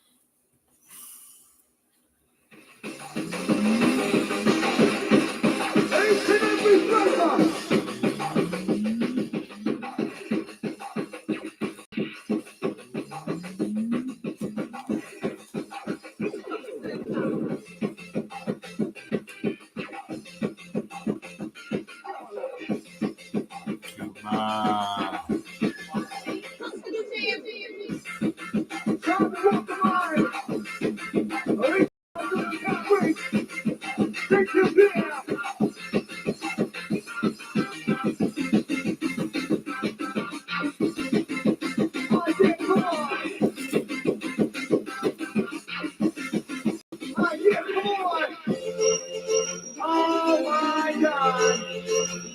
Elevation time! Helter Skelter, let's go with the line.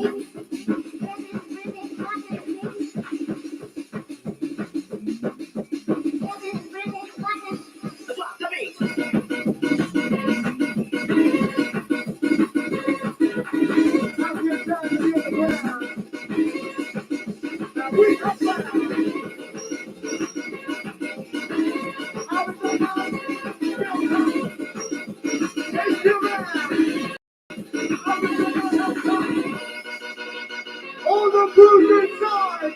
You're coming over, Delta! It's your fucking time! So you can make some noise in the world! Your time!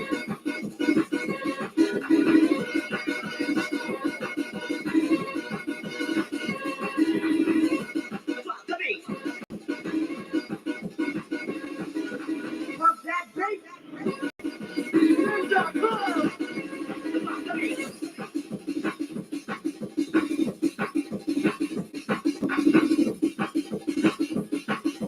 The choice of our next generation. The choice of our next generation. The choice of our next generation. How's the Joker? How we are coming? How we are coming?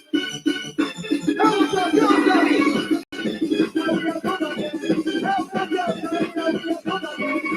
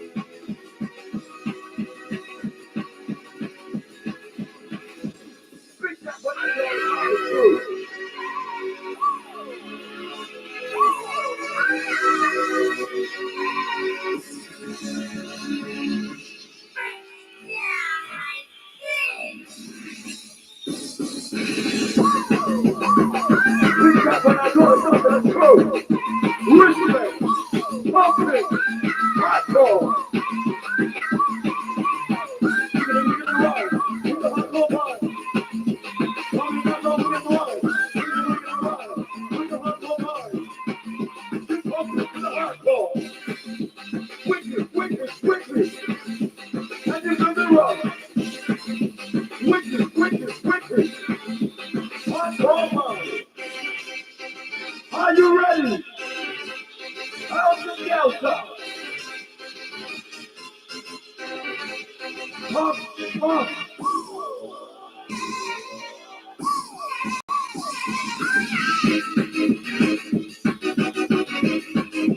Wicked, wicked, wicked.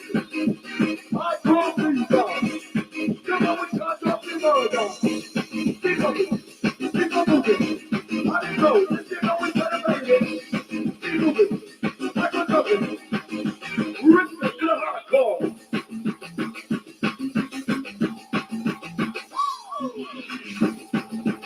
Six men in the machine car. Rise up in the murder.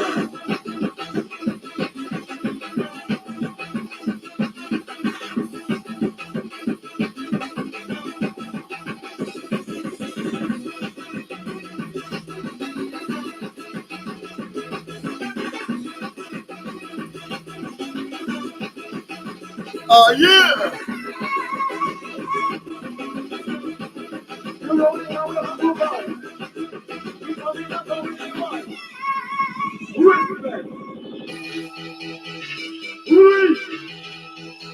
Oh, yeah! Come on! Wicked, wicked! Oh, yeah! For the hardcore!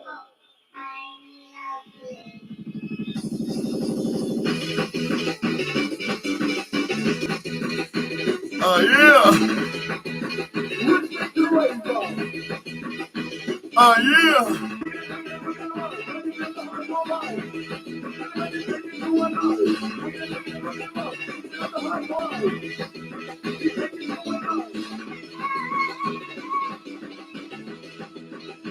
Oh, yeah!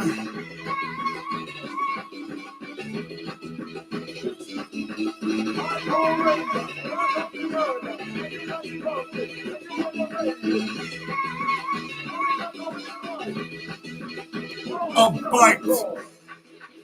Oh my god, I'm baked! Oh my god, I'm baked!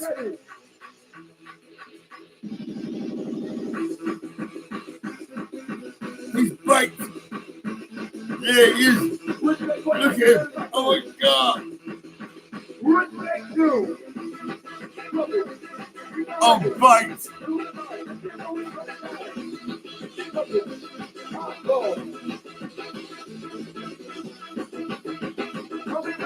Come on!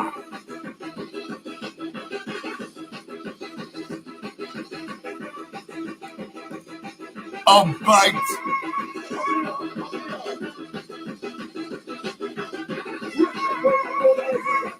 I'm baked!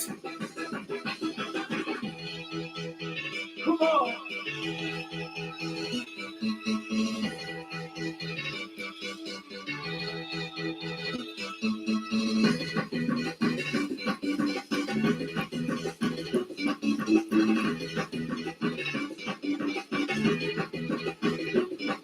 I'm baked!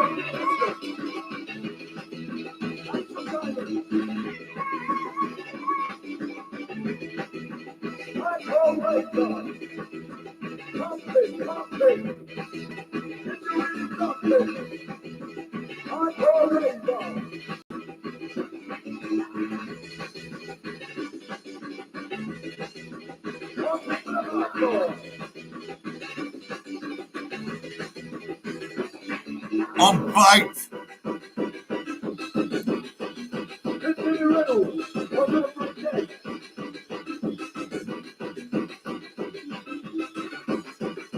Ready for the hardcore? You ready for the jump phase? You ready for the jump phase?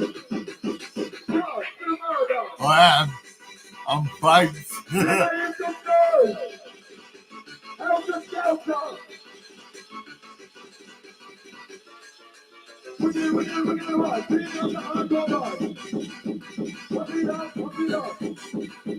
Roll down with the discount. Keep on moving.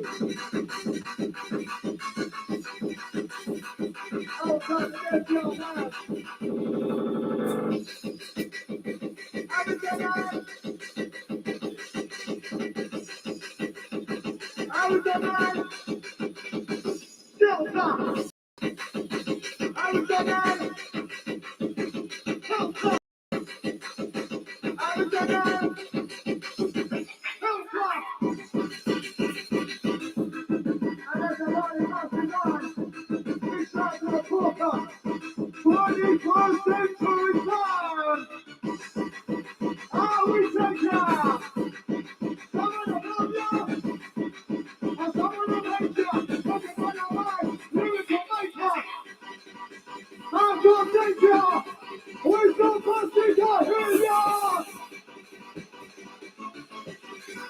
One, two, three, go!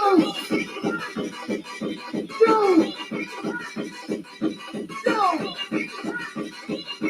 Go! Oh yeah, no! Go time!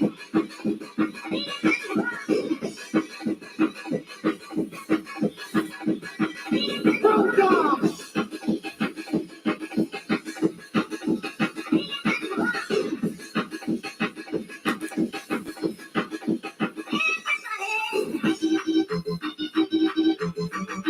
All goes inside! Inside the plane!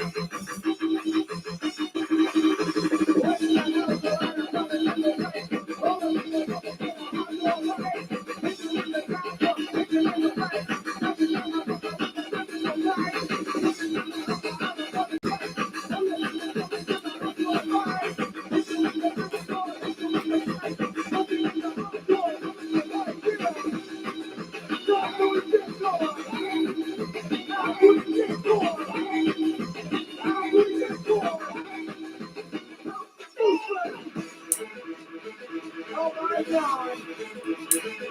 Oh, this Joker!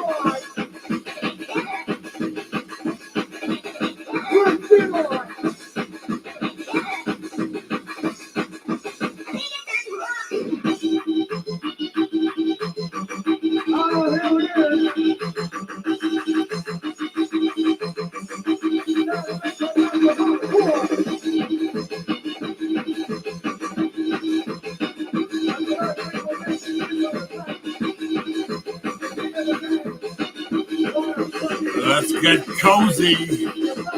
Oh yeah, come on.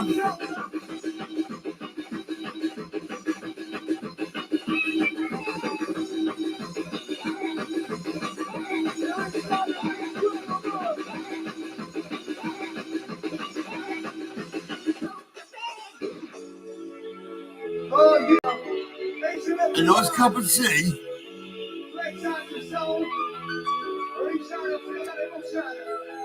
An egg and bacon toasted sandwich. And then a coffee. Yeah. That's in me. Oh yeah.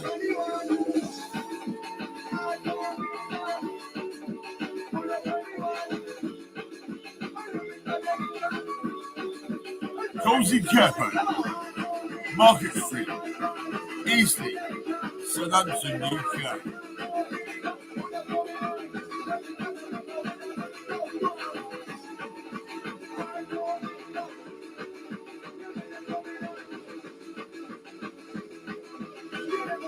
Hey, hey, hey!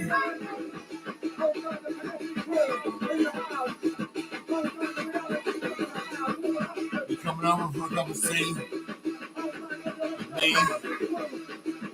Really? Come on then!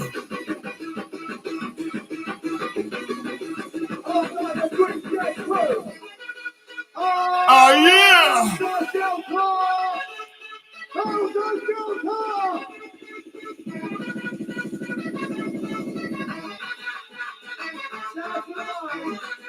You go down.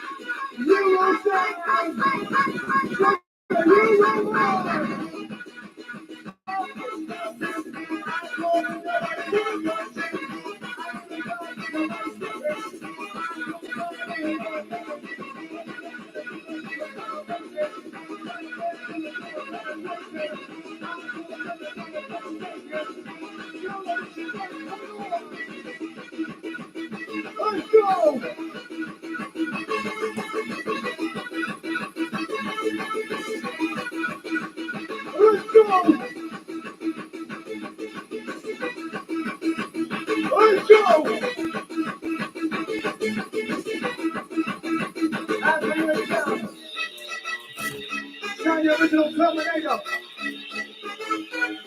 Today, I'm going to be a cop. Yeah! Power to the people.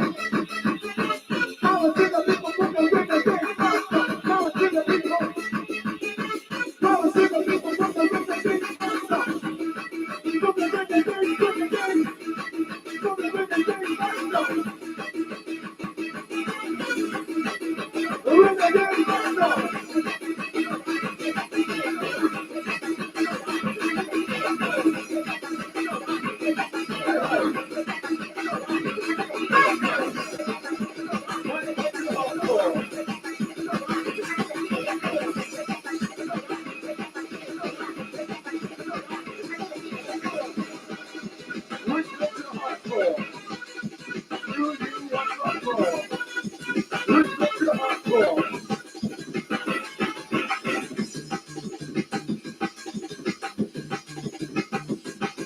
As we roll with the sound of the DJ production.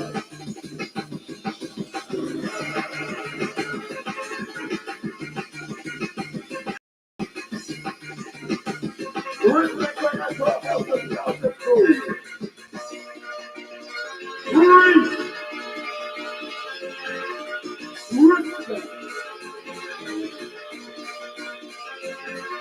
Chicken chow mein. Chicken chow mein. And a pancake roll. Yes, oh yes, because I'm on the dog. Oh yeah!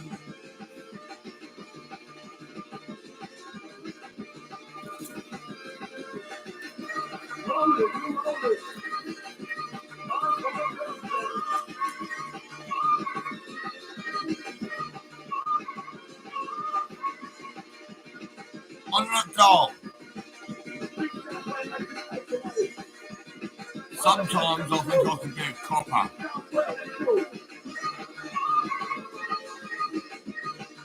A copper. You know, like a pig. A pig, yeah.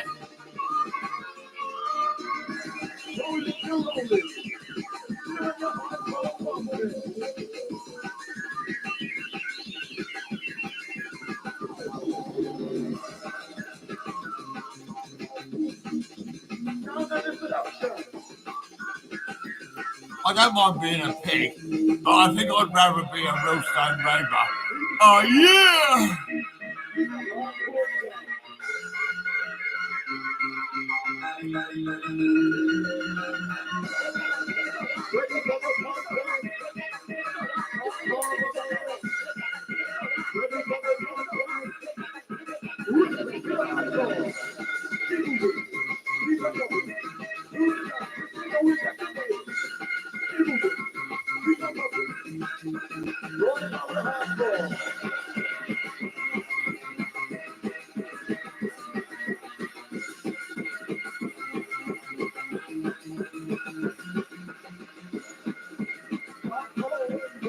Boy, pig, come over here. What's your problem, son? I'm a pig.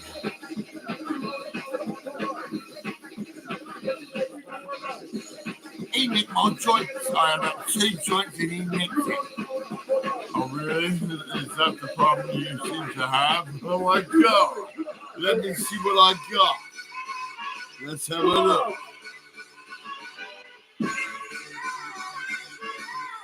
Yeah, I think I can sort you out. Oh, yeah! I'll give you a joint. I will. Yeah. And there it is. Oh, my God.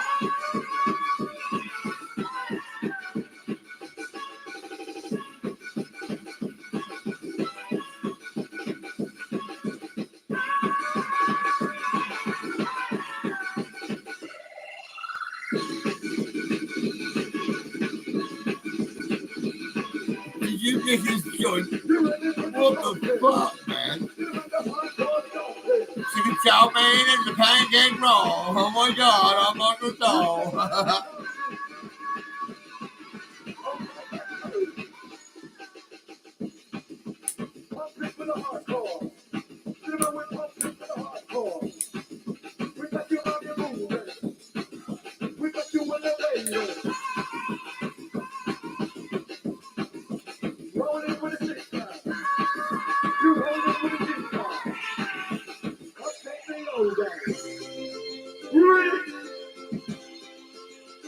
With the truth, you know it's out of your time.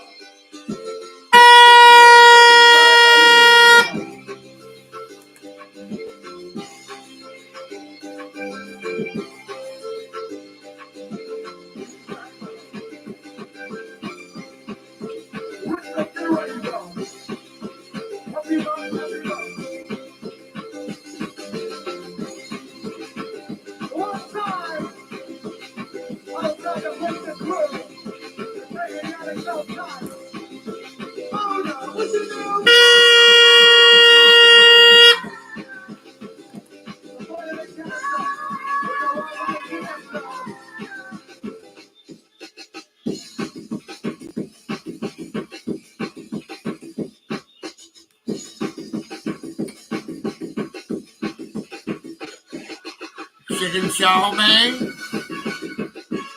Would you like a pancake roll? Are you on the dole? Come on, tell me. Oh, yeah. Listen up. The last one from DJ Seduction. Helter Skelter. Helter Skelter.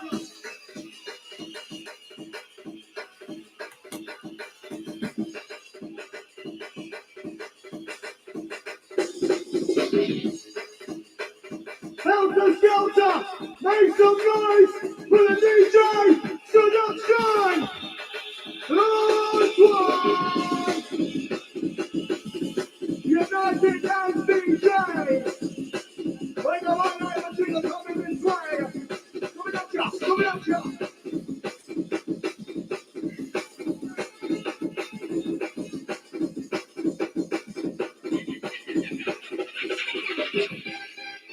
Ah, yeah. Yeah. You're a pig? The last one. Yeah, I'm a pig, man. That's how it is. You know what I'm saying? Oh, yeah. Oh, yeah. Here it comes. How we are hardcore. How we are moving. Lyrical, we are trying to move it. Hardcore. How we are moving. Lyrical, we are trying to move it. Hardcore time. Hardcore time.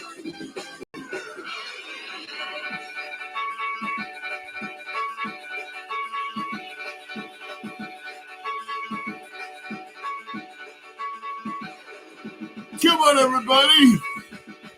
Follow me.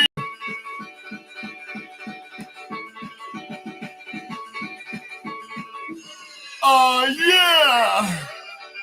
Oh, yeah. All together. Throw your whistle. Blow your horn. Blow your horn. Blow your horn. Atmosphere time. As we rise. As we rise. As we rise.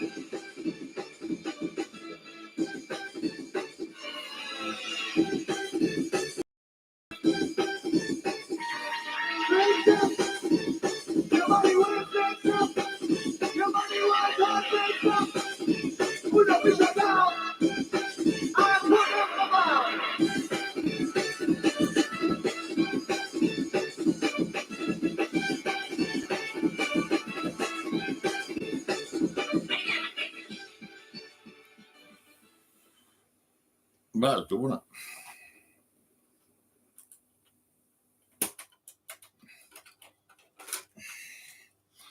it? Ah. Yeah, well, this is DJ Clarky. DJ Clarky.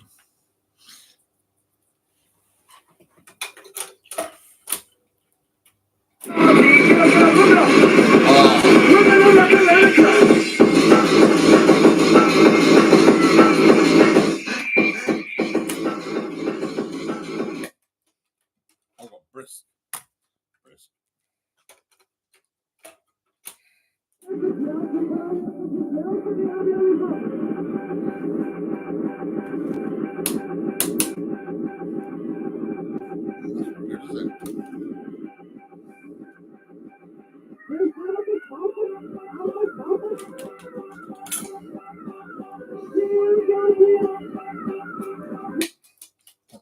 Maybe I don't know. I'll check it out later. Rhythm station. Yeah. Are you going to be at the train station? No, I'm going to be at Rhythm station. Yeah.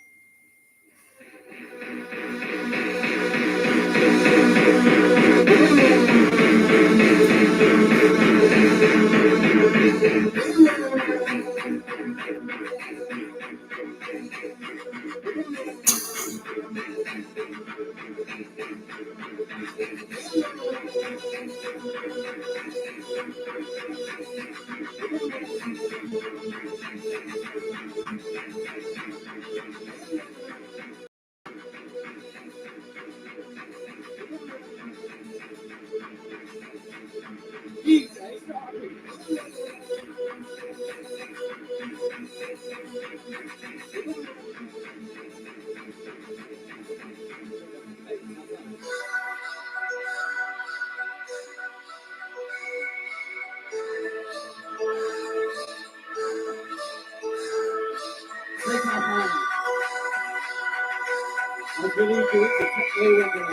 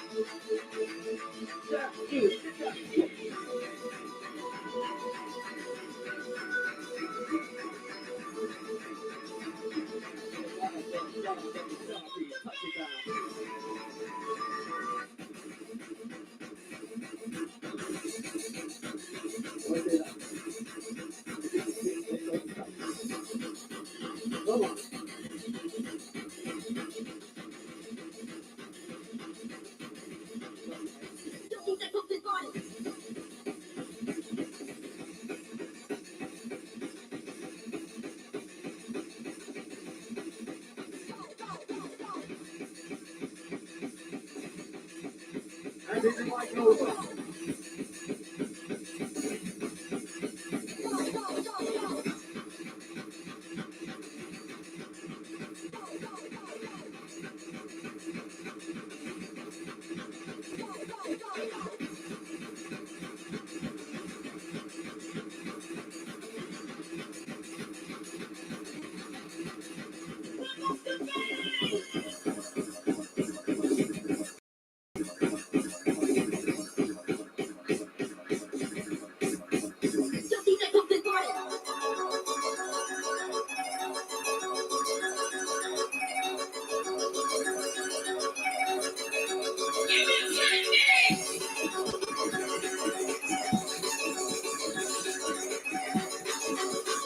Last one for the DJ started.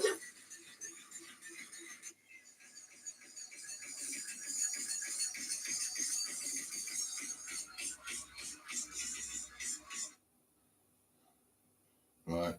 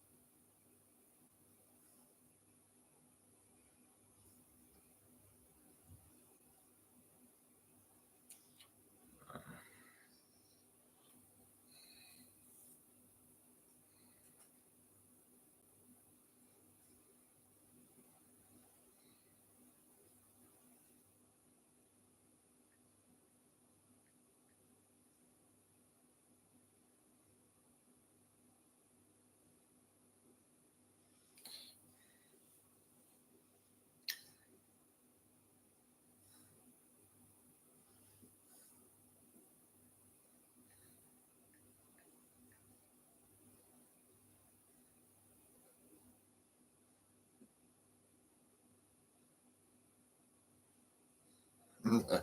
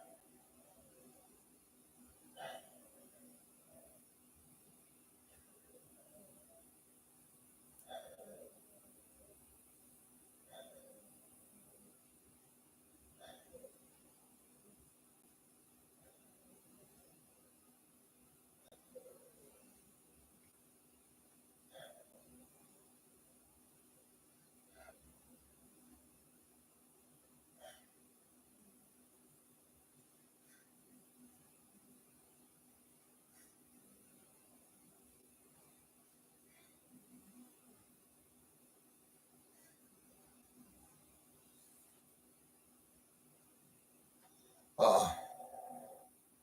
Oh, fucking hell. Oh, man. Oh, fucking hell. Oh. Oh.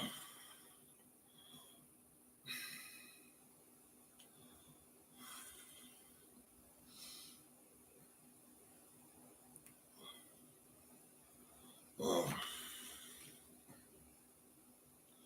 I need a cup of tea. I need a cup of tea. I'll just...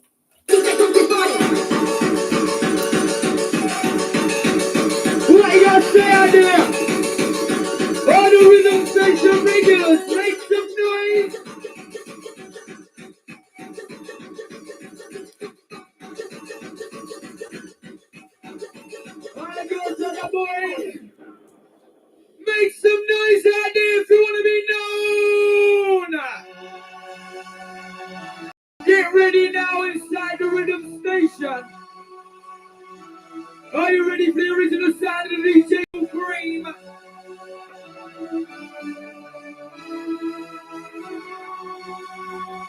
DJ Supreme MC Ronnie G.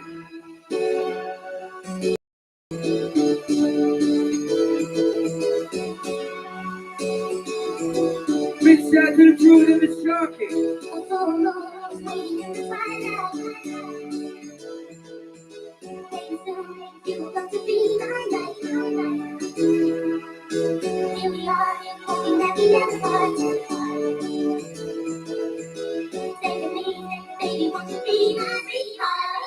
Ready or dead?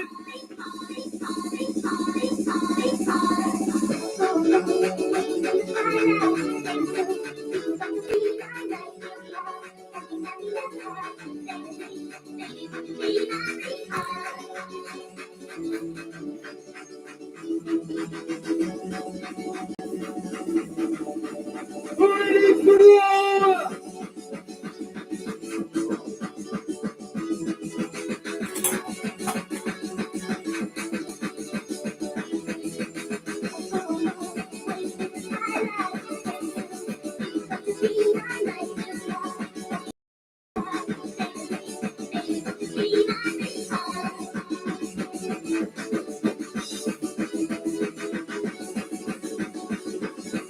When we got the birthday to Matt from Guildford. All the noisy ones! Hey!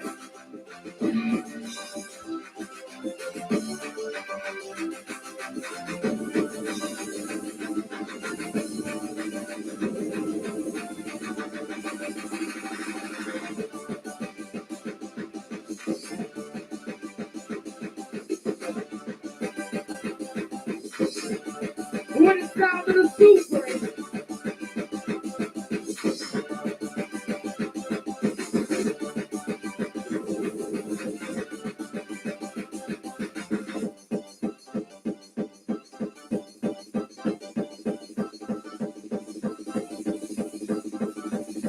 What is down to the super?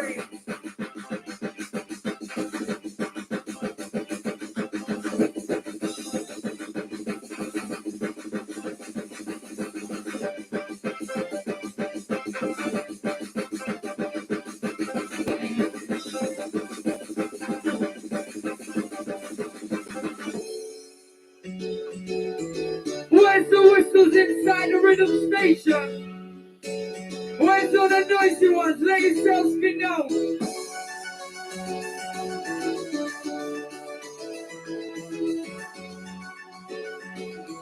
DJ Supreme in control of the line.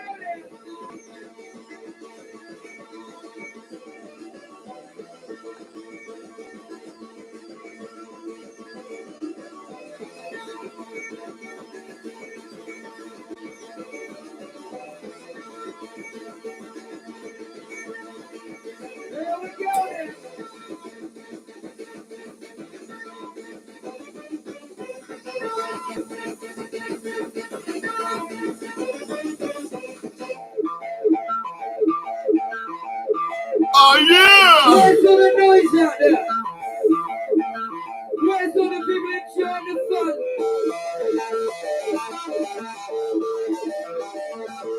Oh, yeah!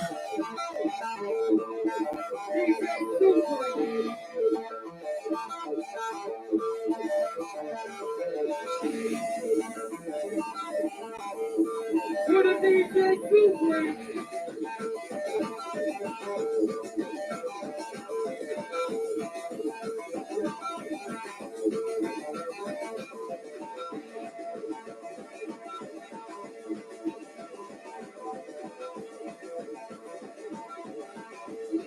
To the sound of the Super.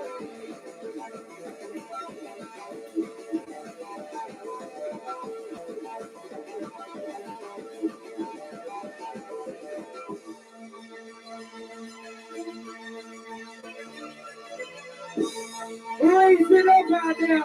Raise up the feet and raise the atmosphere. Oh, let's have a look. I probably didn't need a phone.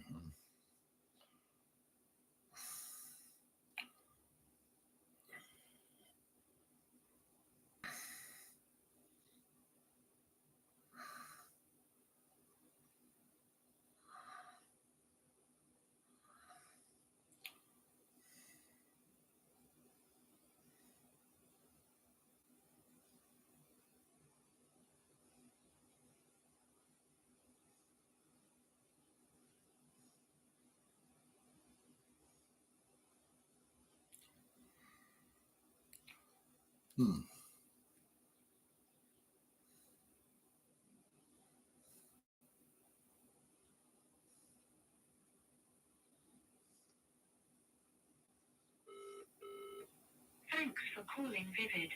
To use our automated payment line, press 1. For anything else, press 2.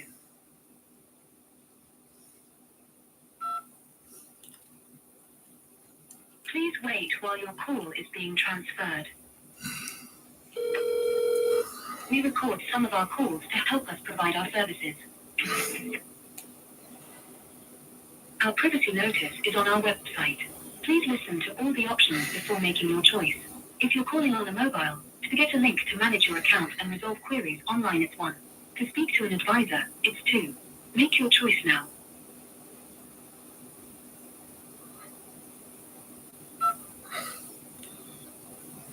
We've got a new way of working. Thanks for being patient. If you are a shared owner or leaseholder, it's 1. For all other queries, it's 2. Make your choice now.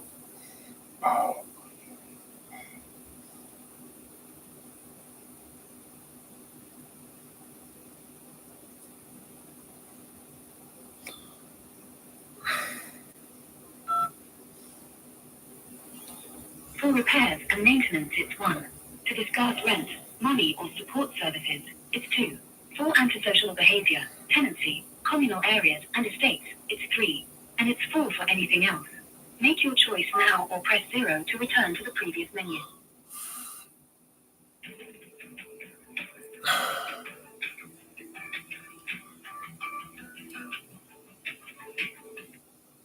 The number of people ahead of you is 49. 49? You're fucking joking, yeah? Oh, fuck it.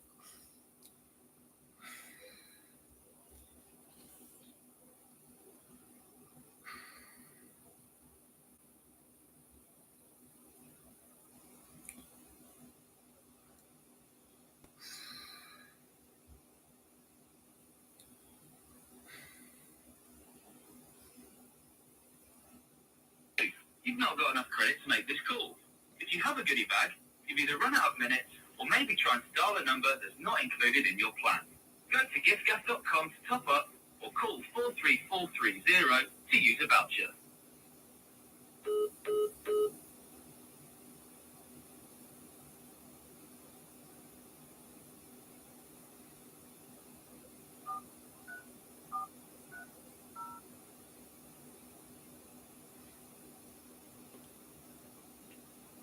Welcome to GiftGas Goodie Bag and Top Up service. At any point you can press hash to go back, or press star to return to the main menu.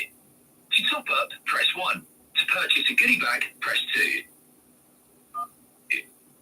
Press 1 to top up your own number. Press 2 to top up a friend's number. Press go back. Sorry, that wasn't about it. Current. Alright, credit. There are 2 important documents to help you understand what you're buying. These are contract summary and contract information documents. Even though these are called contract documents, you're not tied down to anything and have the same freedom we've always offered. You can read these online at gizgas.com/terms/documents. We'll also email these to you once your order is complete. Please enter your voucher number or press star to go back. I got voucher.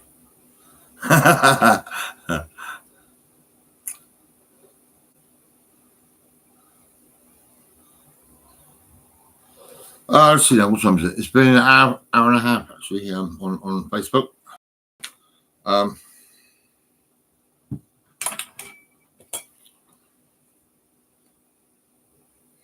Oh, okay.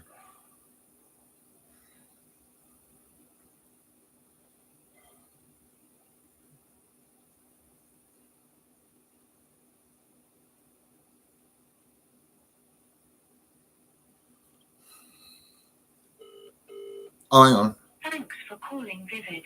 That's To right. use our automated payment line, press 1. For anything else, press 2.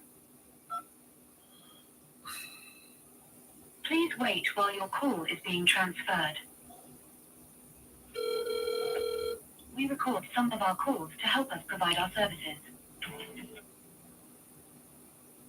Our privacy notice is on our website. Please listen to all the options before making your choice. If you're calling on a mobile, to get a link to manage your account and resolve queries online, it's 1. To speak to an advisor, it's 2. Make your choice now. We've got a new way of working. Thanks for being patient. If you are a shared owner or leaseholder, it's 1. For all other queries, it's 2.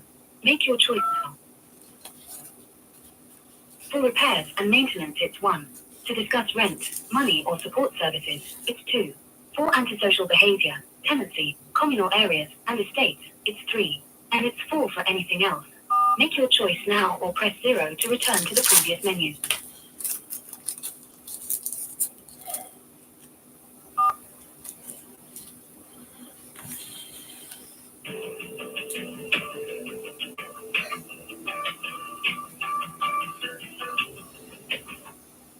The number of people ahead of you is 50. Oh, fuck off.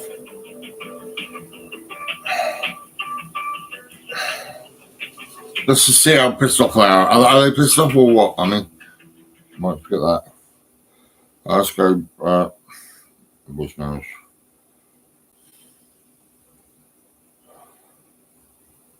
Oh no, you've not got enough credit to make this call. Oh, fuck Do it. you have a goodie bag? I forgot about that.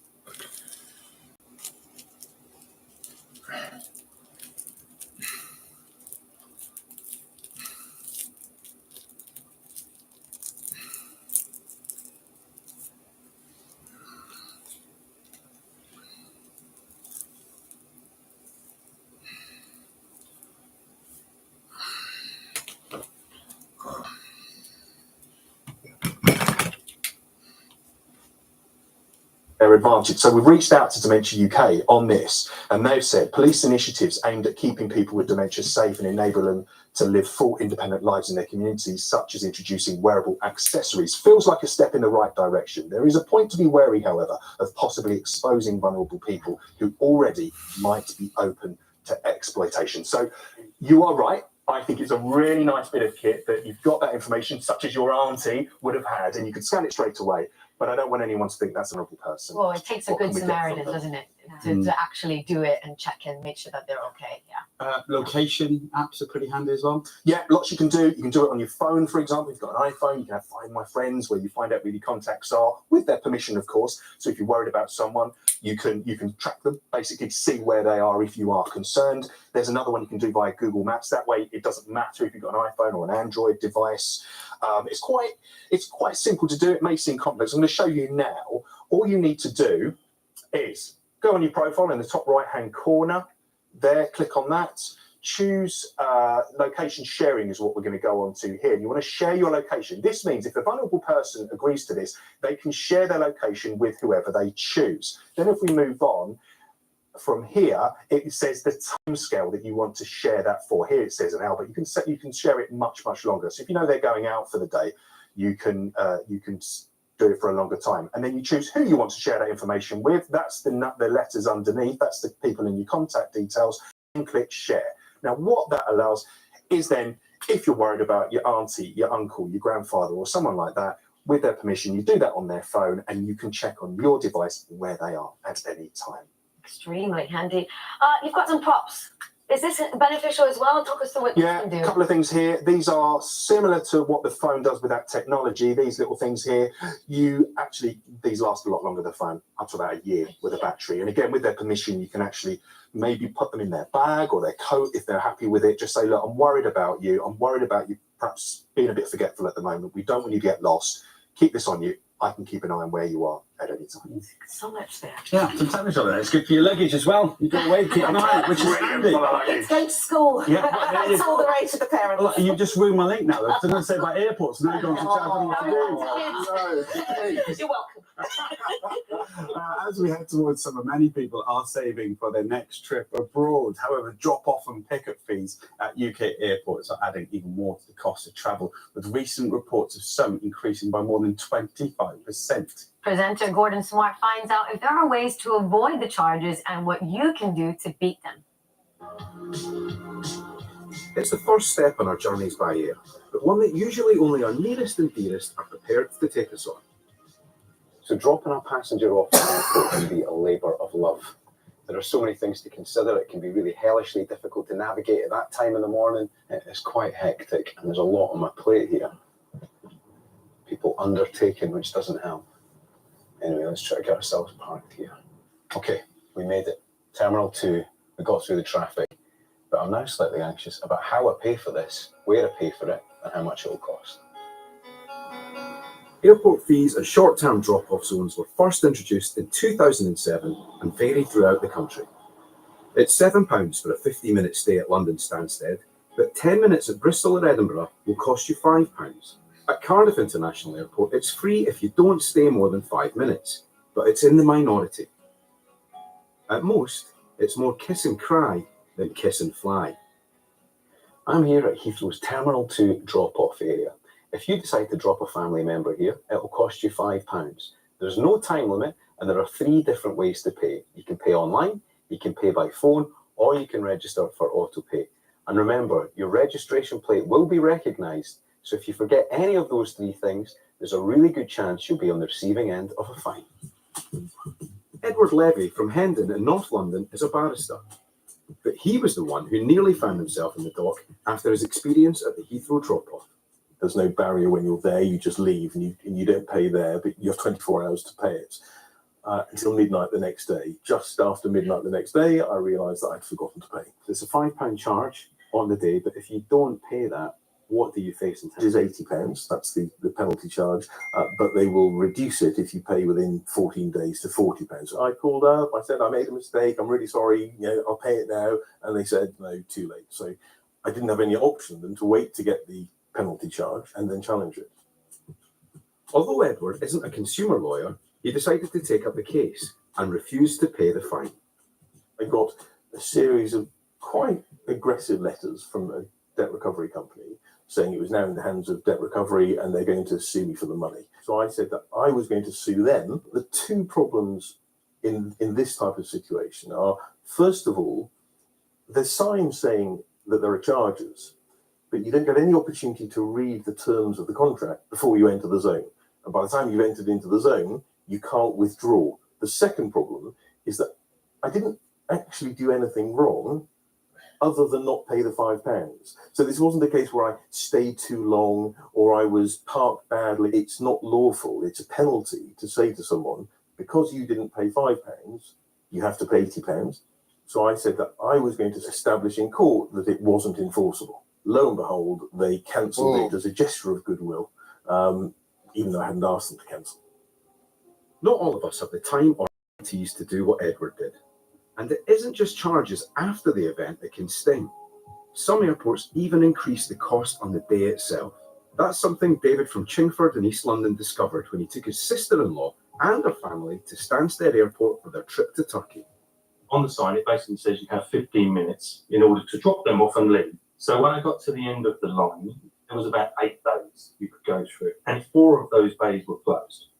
So you're waiting. I was in the queue for 30 minutes. So when I got to the end, you press the button, and the parking fee comes up that it's £25 instead of the 7 it should be. It was ridiculous. Did you feel like there was adequate support at the barrier to resolve the situation when you were there? No, not at all. It was very much, no, there's nothing I can do.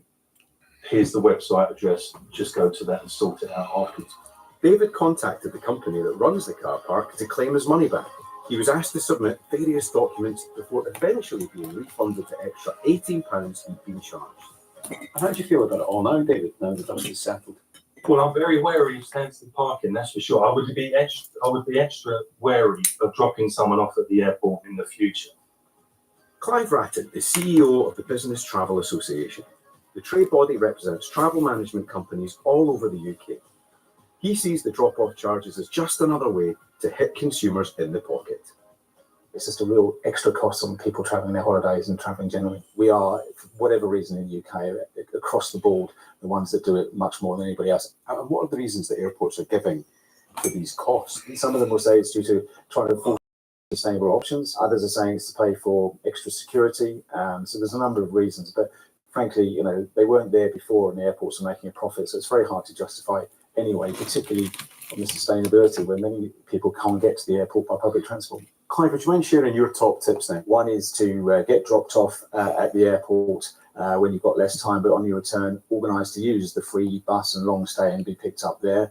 The other one is if you're in the airport because you've got lots of baggage, is get yourself to the short-term car park and then call your friend or relative in. So you're literally there driving up and paying the minimum. Most UK airports allow people to be dropped off to take a free shuttle bus from long-stay car parks, but they're based further from the terminal, meaning added travel time and inconvenience. And with drop-off charges estimated to be netting airports a combined £300 million, it's unlikely they're about to jet off anywhere soon.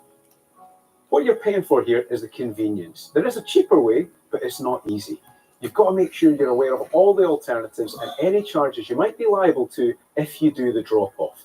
That way, you can keep hold of your cash and possibly put it away for a holiday of your own in future. See, I think it's really nice to go and pick someone up from the airport or drop them off before they go on holiday. Well, now that I know, I'm going to make sure to call you next time. That'd be a pleasure to do it, as long as you give me the £5 back that it cost me to stay there. But that's the thing, as Gordon described it at the top of the film there, it is a bit of a labour of love. And someone like David, it took a month to get his money back. Let's bring in our legal expert, Denise, on this. So, Denise, if someone like David has received a fine they feel is unfair, what is the best way to challenge it? If you think the fine you've received is unfair, whatever reason, the best way is to go through the proper appeals process. There will be a complaints process attached to the fine. So go through that, take your time, collect all the evidence down, get some witnesses or take some photos, and then present all of that in a very orderly way. You could also complain to the landowner or the Parking Trade Association, but overall, just be really patient and persevere. If you think you've been treated unfairly, you can sort it out. Stay on it, it's worth it. We did get a response to these that featured in the film. We spoke to Heathrow's car park operator, APCOA, and the airport, who told us that there are over 140 explaining the fee.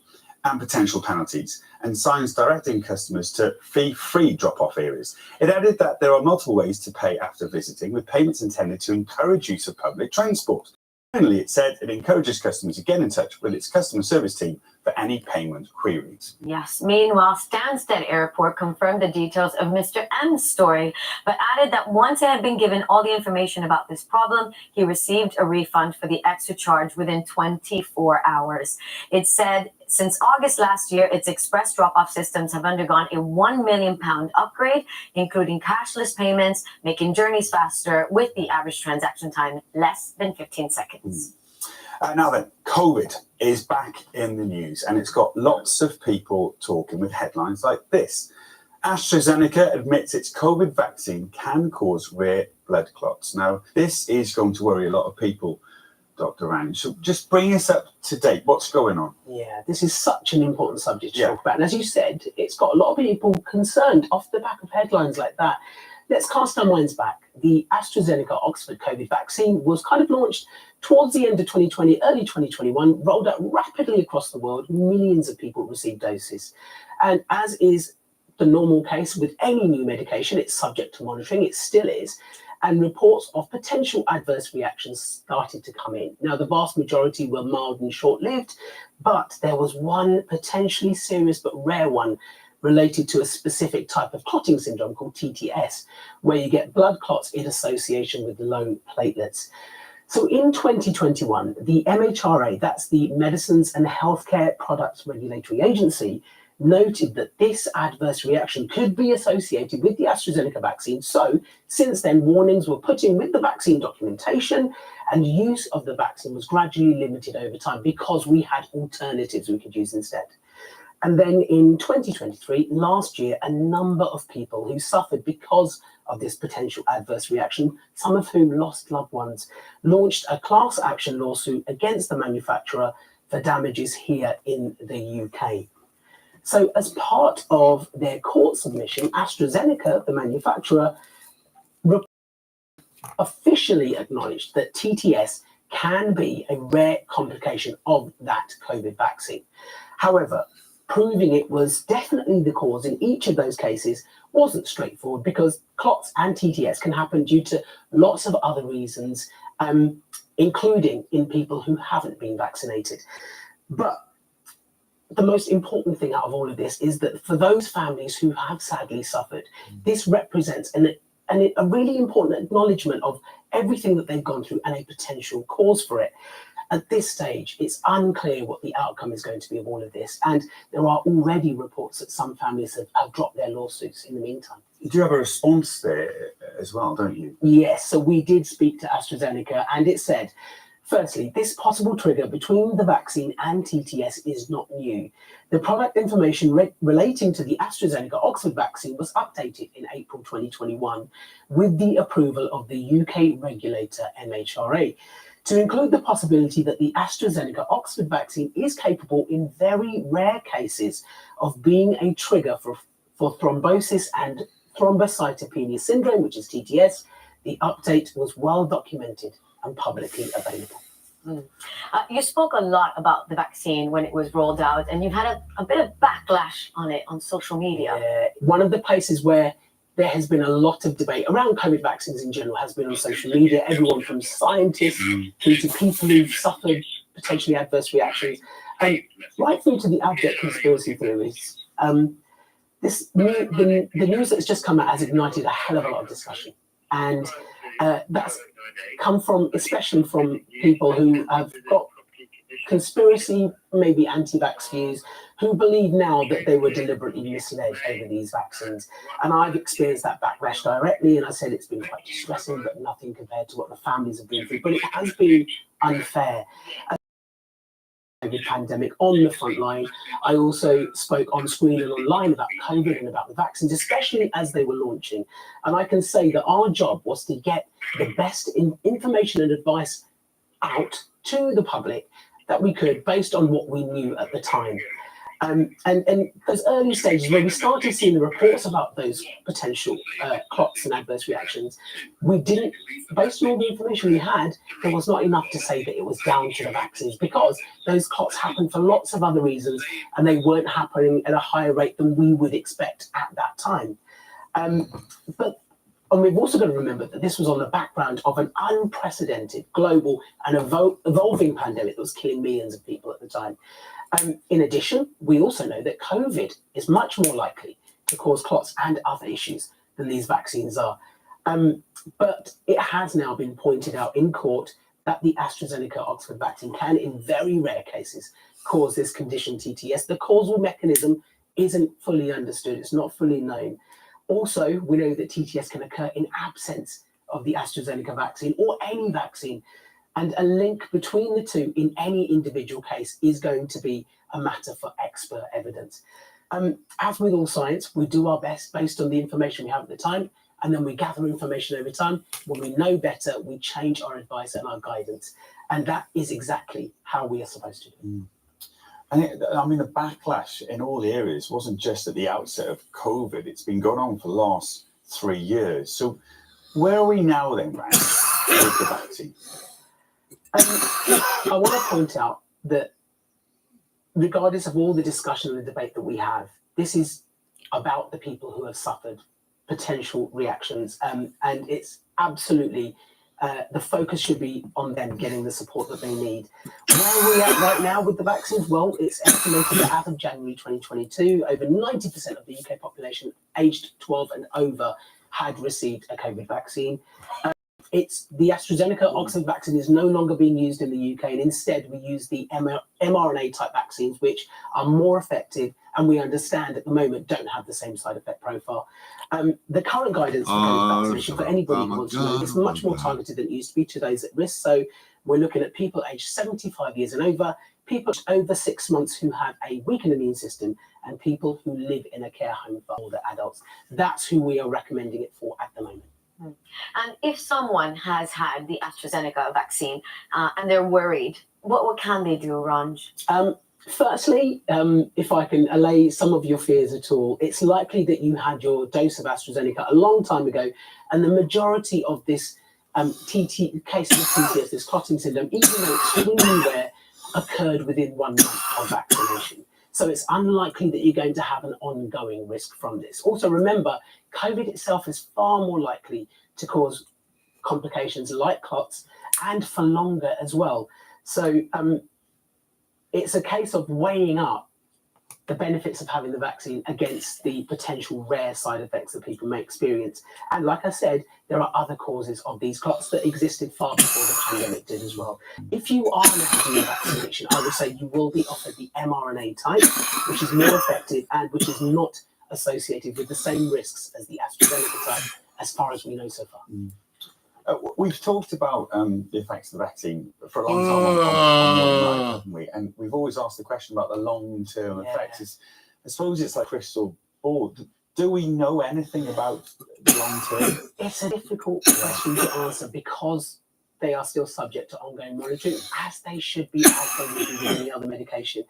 Fortunately, most of the side effects that people have reported have been short-lived and mild. However, significant rare complications like the clots, like heart inflammation, myocarditis, or Guillain-Barré syndrome, which is a type of neurological condition, and consequences. But we are obviously still learning more and more about these things. One thing I would point out is that a lot of people will ask, does this make these vaccines and other vaccines unsafe? Inherently, no, it doesn't. We know that any medication has the potential for rare, unpredictable, and serious side effects, and we learn that as we go along. So that doesn't necessarily make them unsafe. And remember, you've got to weigh up the risks of COVID and the complications of that with the benefits of these vaccines. We've got a statement here from AstraZeneca. It says, our sympathy goes out to anyone who has lost loved ones or reported health problems. Patient safety is our highest priority, and regulatory authorities have clear and stringent standards to ensure the safe use of all medicines, including vaccines. From the body of evidence in clinical trials and real-world data, the AstraZeneca-Oxford vaccine has continuously been shown to have an acceptable safety profile, and regulators around the world consistently state that the benefits of vaccination outweigh the risks of extremely rare potential side effects. And as you say, Raj, our thoughts, as always, goes out to those who are affected by COVID. An independent estimate says the AstraZeneca vaccine saved over 6 million lives in the first year of use. And if you've got a question for Dr. Ranj or any of our experts, you can email morninglive@bbc.co.uk. Or you can WhatsApp us on 0800 032 1100, or the quickest way is to scan the QR code on the bottom of the screen right now. Don't call it, it's just for WhatsApp messages only. Still to come, last year, a record amount of inheritance tax was paid to the Treasury. At 10:05, lawyer Denise Nurse explains how the system works and the legal ways you can avoid it. And straight after that, Can comedy legend John Cleese tells us what it's like reopening the doors to faulty towers in the West End. Just laughing thinking about it. Yeah. And then Bryony's in the kitchen and saving us some dough with her bread hacks, including why you should never store your loaf in the fridge. I do that. I know. You can say that. And she's getting us all in the dancing spirit with Strictly Fitness with a fiery foxtrot at the end of the show. It's all Eurovision themed this week. Getting excited. Lauren, what have we got for you today? So to continue celebrating Eurovision Week, we're going to Poland today with a full body workout. We're going to be doing the windmill turns from Hamza and Jovita's Foxtrot. Absolutely. The champ, of course. Professional opinion. Oh, it was my professional opinion. He actually smashed it. Talking of Strictly Winners, Rosie and Alex won the Glitter Ball the year before, didn't she? Proving the dance stage is no boundary for deaf people. But some areas of the arts aren't as accessible. On Deaf Awareness Week, our own chef Yvonne Cobb visits one project helping to bring Shakespeare alive to young deaf people across the UK.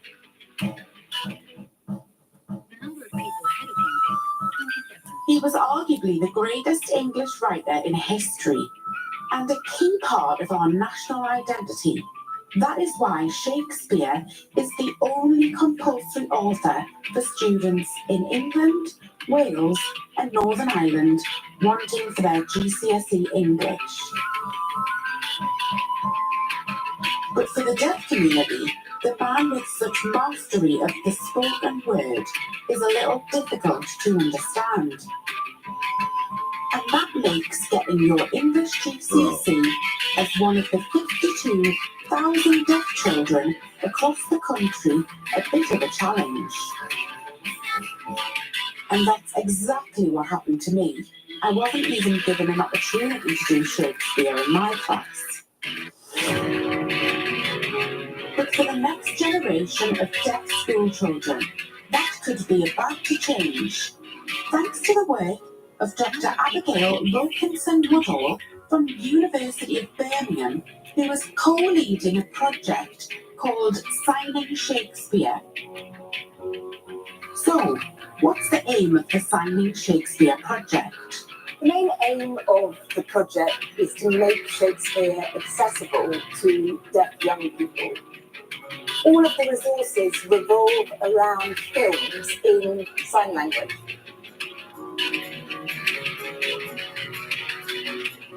What are the stories your programme is teaching? So the first play we did with the Royal Shakespeare Company was Macbeth. When shall we meet again? And we're now working on The Tempest, which is another of Shakespeare's plays that has quite a simple storyline. If by your art, my dearest father, you have put the wild waters in this war,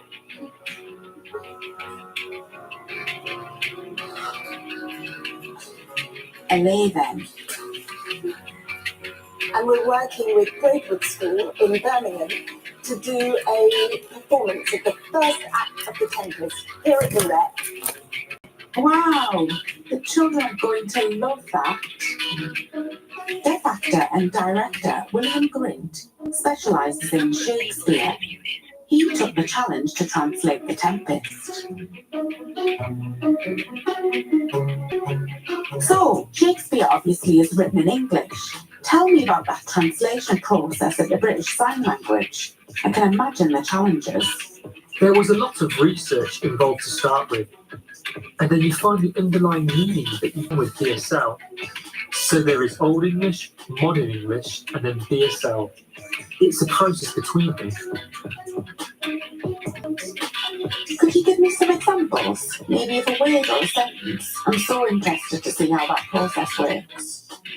For example, a line from The Tempest would be, "Hell is empty, all the devils are here." So the context is there is a shipwreck and it's such a terrible situation they are saying, "Hell is empty, all the devils are here." Of course, there aren't actual devils there, but it's referencing the waves and the weather. Translation, we would take that and put it into BSL and do it in a visual way that the waves and the boats being destroyed. That is the process of translation the characters develop.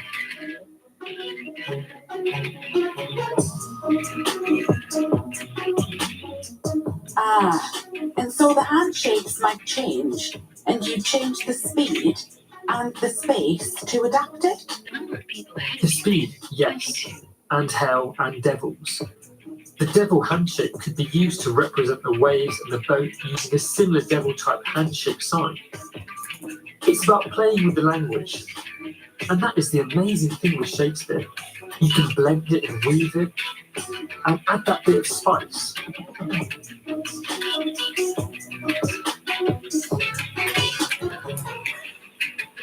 I've seen how Simon Shakespeare. Now I can't wait to see it put into practice. Braidwood School for the Deaf has invited me over to take part in their workshop. The students are being taught the opening of The Tempest, led by Dr. Abigail and her colleague Tracy Irish from the Royal Shakespeare Company.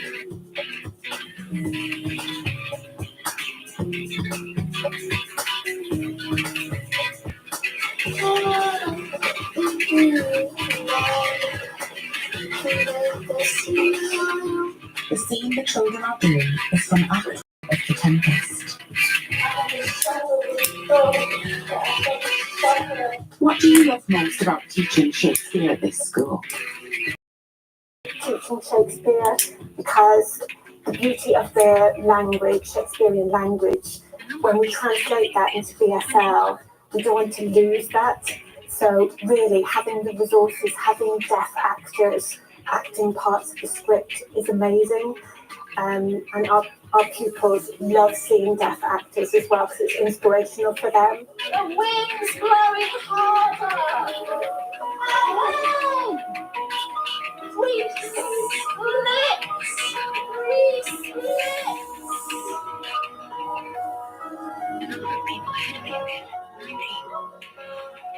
It's been amazing to see the joy that signing Shakespeare has brought to these students. His work is weaved into the very being of our society, and now seeing these children having access to it is so beautiful.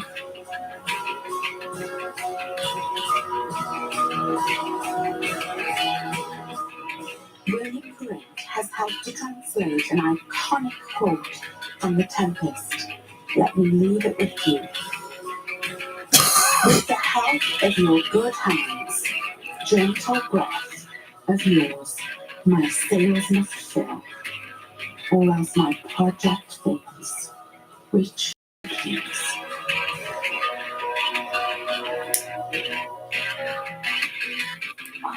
I have to say, I absolutely loved that. I got teary-eyed again. It's just such an amazing routine. And I think also it's so important to have the arts available to everyone. Because as someone involved in the arts myself, it's just such a special thing to be able to share with everybody, you know? You feel the power with the one at the end there doing the Tempest and really performing. Yeah. It's lovely. Like you say, loved it. Fantastic film.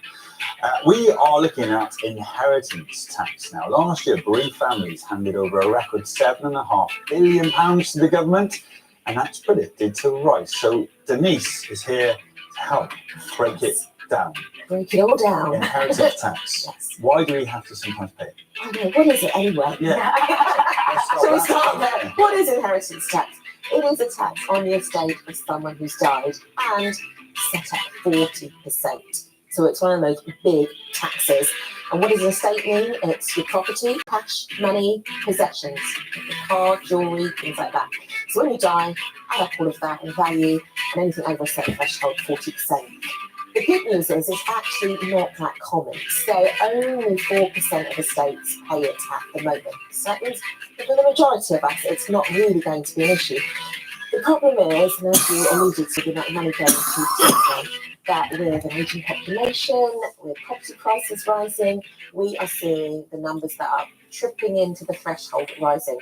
So we expect that to go up from 4% to 7% over the next 7, 8, 9 years. So 2032, 2033, there could be a lot more people, a lot more estates falling into it.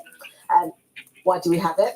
Good question, because many people say double tax, right? You pay the tax all the way through your life, and then you die and you pay more tax. The reason, think about that small proportion of people, the wealthy, is to redistribute wealth. The idea is meant to be, why should the wealthy be able to give it all to their children and just keep compounding that generational wealth? So it should be a way of spreading it, bringing it to the taxman and spreading it amongst the whole population and helping with social mobility. So it's got some merits. But it's a thing, and you have to think about it. Yeah. And so who has to pay it exactly, and how much obviously they have to pay? How does it work? So it's on, you pay it on an estate, and if it's worth over £325,000, so that's the value of the estate, so remember that's your property, etc., all added up. The threshold at £325,000 can be higher depending on the situation, and we're going to go through some of that. Now, there's some good news. You don't have to pay it if you give everything to your married partner, civil partner, or your wife, husband, spouse.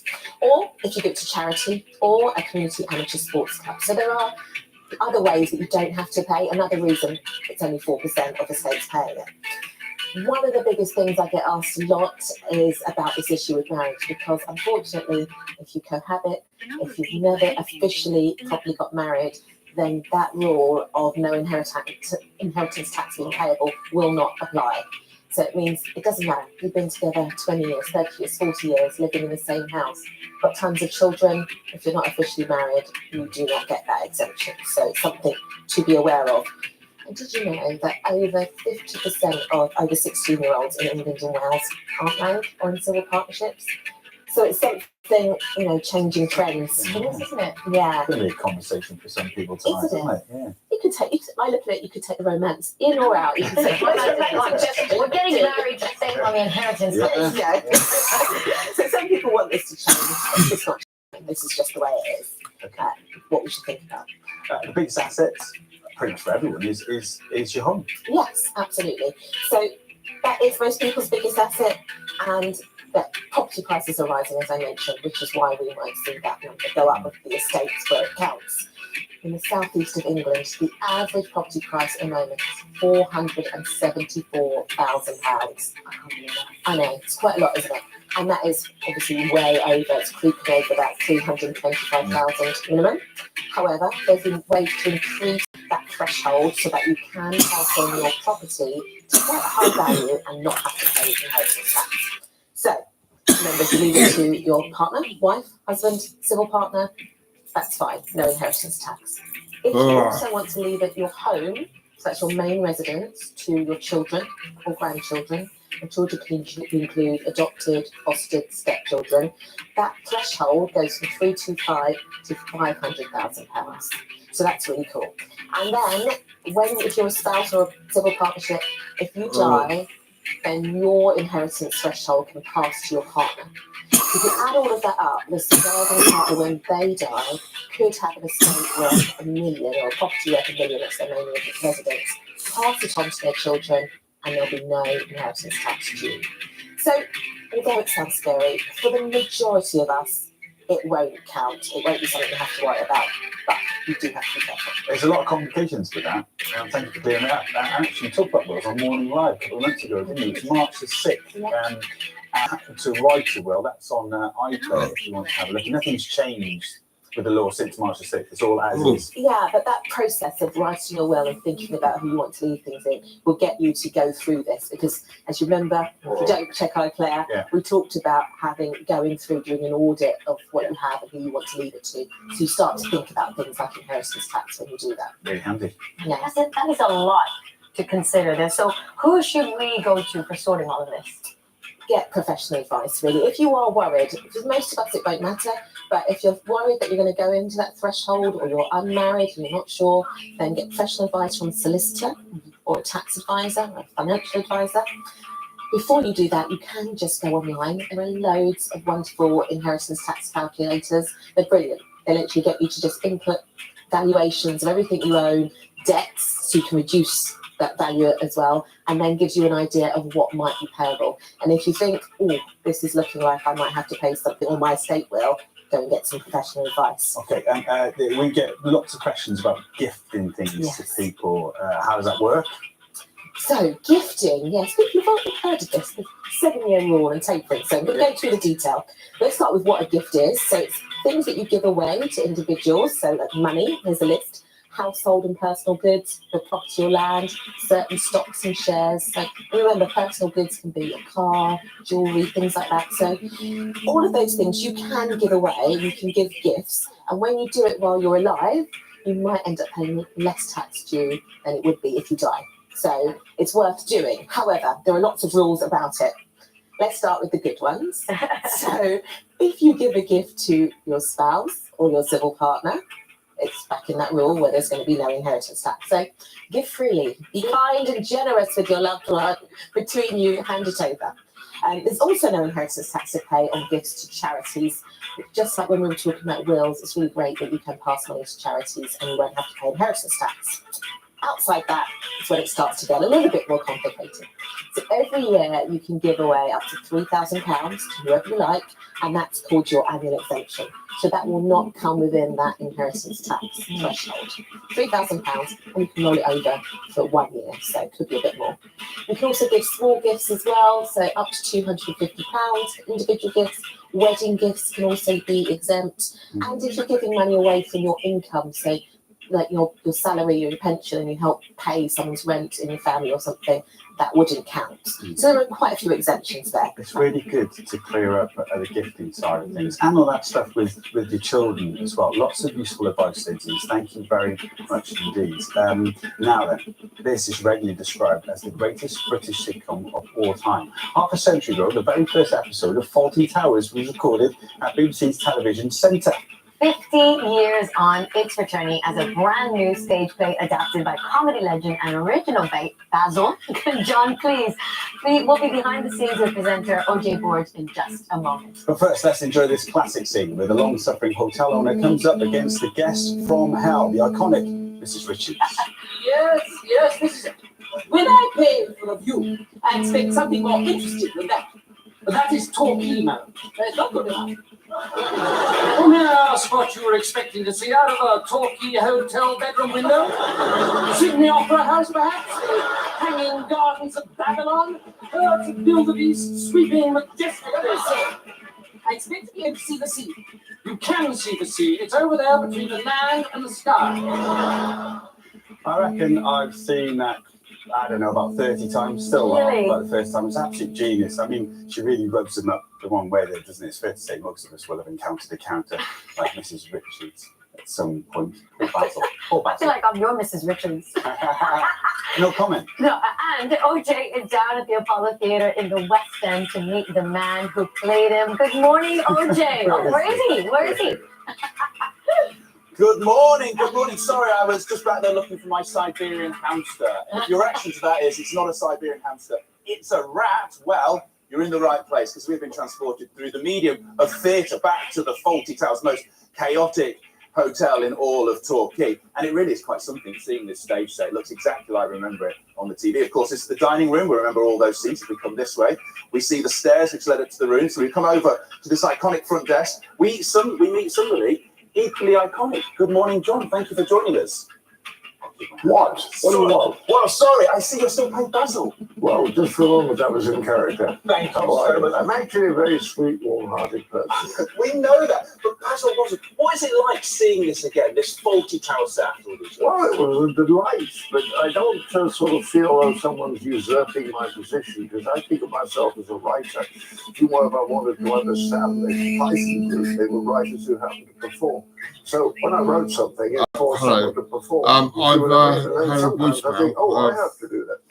I'm But just in this gonna- particular case, That's it. Yeah, the situation is, I think he's somebody who's going to come around my house and just see that the place is tidy. On the 14th, I think it is. Yeah, 61 Cox Road, Chelmsford, SO 533 Foxtrot uniform. I've been here since October 99. Yeah. My mother went to Desborough House with me, and I actually got into a situation with mental health for some time, from about 2004 until 2022. Okay. Gordon, can I first of all just have your date of birth, please? 8867. Lovely. So, someone sent you a... It's crazy, really, because I mean, I was a piano man. I used to buy and sell pianos, RHP pianos in Southampton. I was driving to Somerset in London all the time, and the Dutch Embassy. And basically, what it is, I've got all the memories behind me. But I mean, I was wrapped up with mental health and put into several section units. And when I first got sectioned, I said my daughter was my next of kin. Because she was living with me over in Lakewood, and she grew up. She had a boyfriend. They had 2 kids and all that. They lived in Thornhill, and to Chelmsford. Yeah, and my mother. Well, we went to Desborough House, spoke to an old lady, and what happened after that was the old lady said to me, "Get in your ambulance." So I did. And I went to Melbury Lodge, and then I was sectioned, and it went on forever. I found a letter the other day that it said on 7th, 2007, someone said I was psychopathic, and I've been classed as schizophrenic, bipolar, schizoaffective, unwell playing music. And this place, I mean, I decorated this place when I first done it. It's really still nice, you know, to look at and everything. Portraits everywhere. Yeah.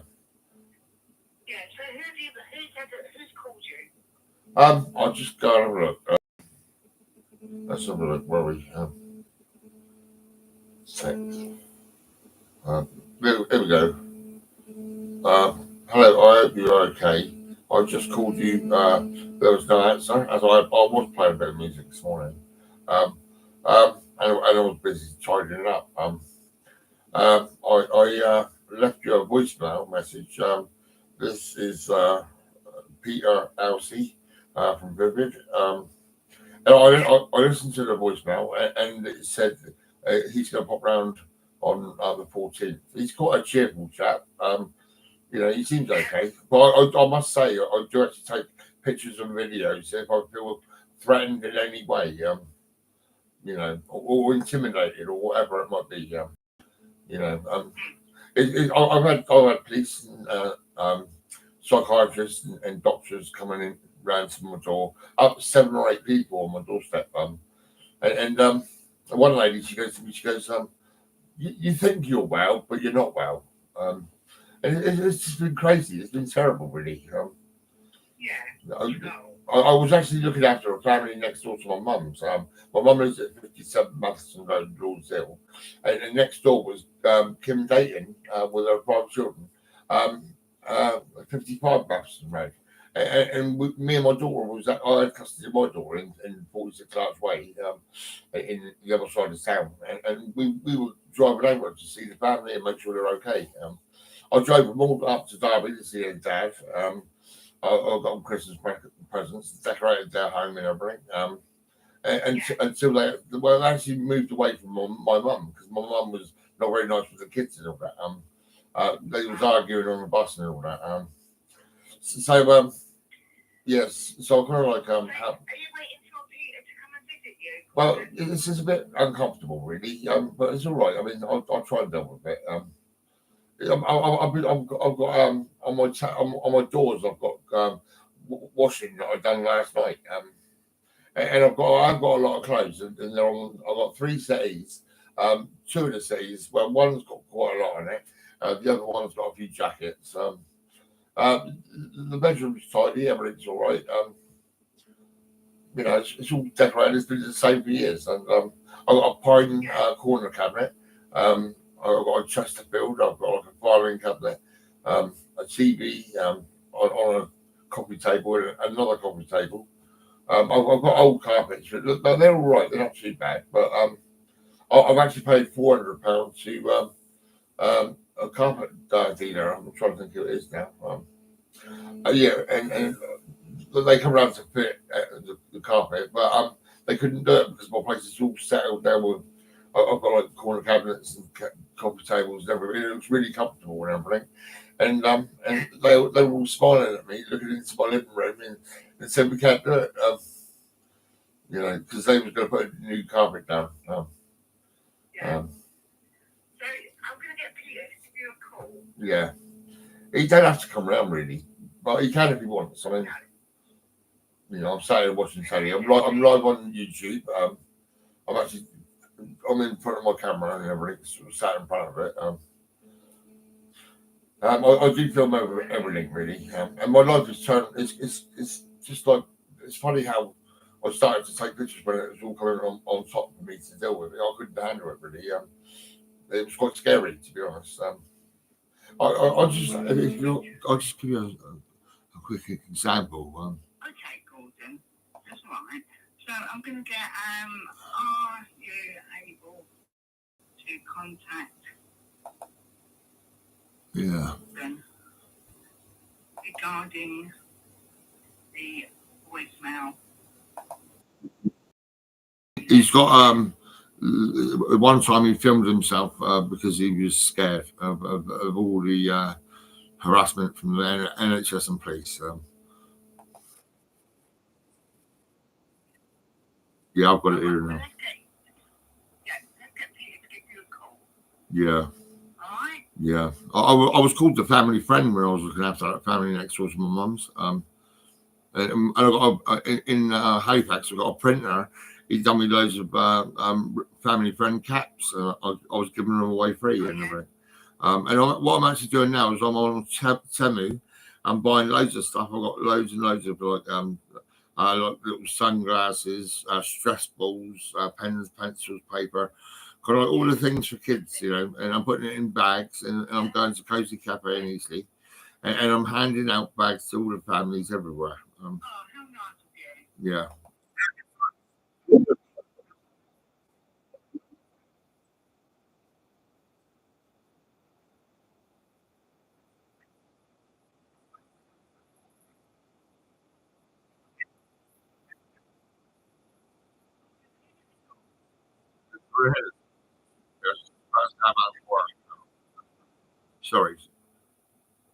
Sorry. Hello? Is someone? Is there someone at the door? No, what it was, no, this is a video. This is a video. All right, okay then. All right then, so you just like Peter to give you a call, okay? Yeah, I had the mute on. She just said I've got a warrant. You know, it's memories. It's terrible. I mean, I get upset when I watch it. It's quite sad, really. Oh, Jordan, don't get upset. No, I'm all right. I'm fine. I'm fine. So I've sent over a message, Gordon, for Peter to give you a call. So he's going to give you a call by Thursday by 5 o'clock, okay? Yeah, I've got in 2014 there was a song, and I was listening to it in a section unit. The Wheeled Stone Raider. Do you want some? I'll give you in that. So I called myself the Real Stone Raider. Your family friend. I've got all these caps done for everyone free. And now I go to Cozy Cafe 2 or 3 times a week. I spend all my money, all my benefits I get. I would spend it on Temu, and I've got like loads of toys and bits and pieces, sunglasses, all sorts. And I just give it out to the kids everywhere, the families and everything. Yeah. So I mean, I've actually gone live quite a lot over the years, and I'm still live now. I'm just talking to you like. Well, I showed you the evidence. That's on Instagram. That's when they all come around for me. All right, Gordon, I'll get Peter to give you a call, okay? Yeah, okay. I treat to defeat anxiety and upset. That's my words. And to be as you wish to be. That is the answer. It's not to be or not to be. We ain't got time for that. To be as you wish to be. That is the answer. You put a smile on my face, and that's it. You've done a good job. I'll let you go anyway. All right then, Gordon. You take care. Yeah. What's your name? Your first name? Amanda. That's great. Yeah, that's great. Yeah. Well, okay, Amanda. All right, Gordon. Take care. Bye bye.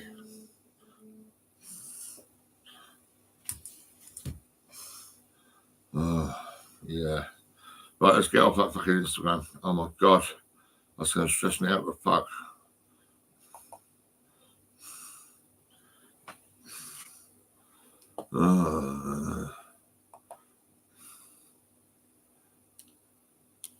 Yeah, this has gone viral. I'm seeing the chocolate and stuff. Yeah, exactly. I'm getting excited. So these are crumpet churros. Yes, you heard me right. Churros. Sorry, churros.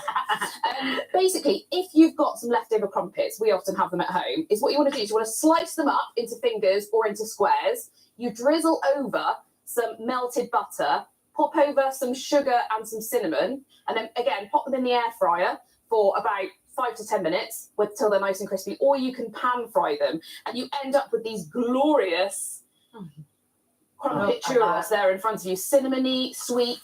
I mean, you can see why these have had over 3.5 million views on TikTok. And then you've got that chocolate sauce there, which is dead easy. All you do is put everything I'm into not a so pan. keen So on you put TikTok some milk, anymore. some sugar. I was when I first used it, but then I had troubles with all some that fucking cocoa bullshit. powder, a little bit of flour, and then you basically mix everything until it gets thick. It takes about 3 minutes. It's so quick. And then you dip your churros in the chocolate sauce. I'm not going to lie, my husband had this for his tea last night, and he loved it. I'm having Start it for with mains, breakfast. yeah. I think it's actually better than churros. It's really good, isn't it? Yeah. Gosh, so good. You're the best. You are the I best. believe everything you say. Water and bread, who'd have thought? Now, there are plenty of other ways we can avoid waste and save money when it comes to the food and drink that we buy. When you enjoy a glass of wine, the bottle it was poured from has probably travelled hundreds of miles. But as presenter Riyad Khalaf has discovered, a company in Ipswich is trying to make your glass of red a little greener. 1 in 3 Brits say wine is their favourite tipple. Last year, we bought over 1 billion bottles of it from shops and supermarkets. But you may not have realised that really it isn't doing the environment any good. The heat and natural gas used in the production of the bottles is one reason why the food and drinks industry has the 4th highest carbon dioxide emissions of all industries in the UK. Take this, for example. It's been found that a single glass bottle of wine produces over 1 kilogram of CO2 in its lifetime. That's the equivalent of driving an average car for 3 miles, and almost half of that carbon footprint is due to the packaging. But now, a company in Ipswich has found 1 carbon footprint of wine packaging by using a surprising and lightweight product: paper. Malcolm Waugh is the CEO of Frugal Pack. The Frugal bottle starts life from 94% recycled paper, so it's already been recycled. The bottle itself is extremely light, so that weight drives out more carbon in the way that the bottle's transported. We have a carbon footprint 6 times less than your average wine bottle. Within the package, we have a plastic pouch. It enables us to put liquid into paper. Does the plastic sleeve affect how recyclable the bottle is, though? The bottle's designed to separate very easily. So you push the logo, the bottle pops open, You pull out the liner. The liner goes into the plastic recycling where it's available. The paper goes into the paper recycling. What's helping reduce the carbon footprint of the paper bottles even more is the bespoke machinery that makes it. Wow, look at this. How does this machine differ from a standard glass bottle manufacturing machine? Well, really, it's all about the energy the machine uses, because all we're doing in this machine is manipulating and gluing paper board together. The company hopes to site their machines near vineyards, which will mean fewer miles driven carrying bottles, saving even more carbon. The whole idea is we locate the machine close to the market, locally to where people are actually bottling the wine, so those road miles are reduced. They're not made of paper board from the UK, we want them to be made from paper board wherever the machine is located. The company claimed to have had inquiries to make 90 million paper bottles, with inquiries from vineyards in Spain, Italy, and the US. But it was an English wine producer that was the first to join the paper revolution, launching one of its white wines in this paper bottle. Neil Walker is the founder of the English Vine. And we found out that 50% of the carbon footprint comes from a glass wine. We were thinking we need to do something to address this. We wanted the wine to taste the same, and that's where the paper bottle really shone through for us. Now for the moment of truth, time for me to try the taste test. I'm going to give you two samples. One is paper, one is glass, and you've got to tell me which one you think is what. Here's glass number one. Okay.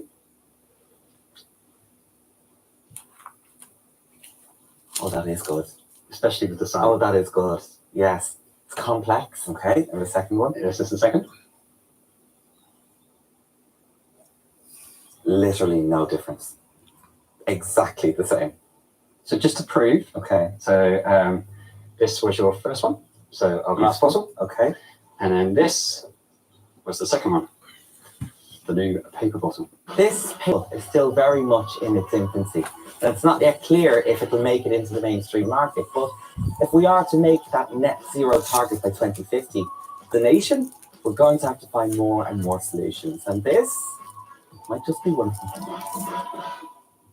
Listen, I know Riyadh knows his wine, and if he's saying it's tasty, I believe it. I trust him. And then you get the environmental benefits too. That is win-win. Thanks for your message to stay. Thanks you for your messages. A little bit of churros, maybe. It was good finally. We had a few more in Lots of between. people enjoying this. Let's do a few. You're talking about yellow stickers in the supermarket. Sandra, the reduced aisles, my favourite part of the store. Yeah. Christina, I consider it my duty to rescue those forgotten items. Emma says, I find the best time to go in the evening is just after work. The reduced aisle is pretty stocked up with some tasty treats. Yeah, my freezer's filled up with yellow stickers. Catherine says, Esther, last week I got 2 pork fillets for 49p each instead of £4. Would have bought more, but there's no room left in my freezer. Oh, there you go. Hey, we got some great advice on what to store in your freezer on Morning Live if you're just on iPlayer. We're really handy like that. Lots Yeah, of we things. are. Don't slice the bread. Oh, yeah, good point.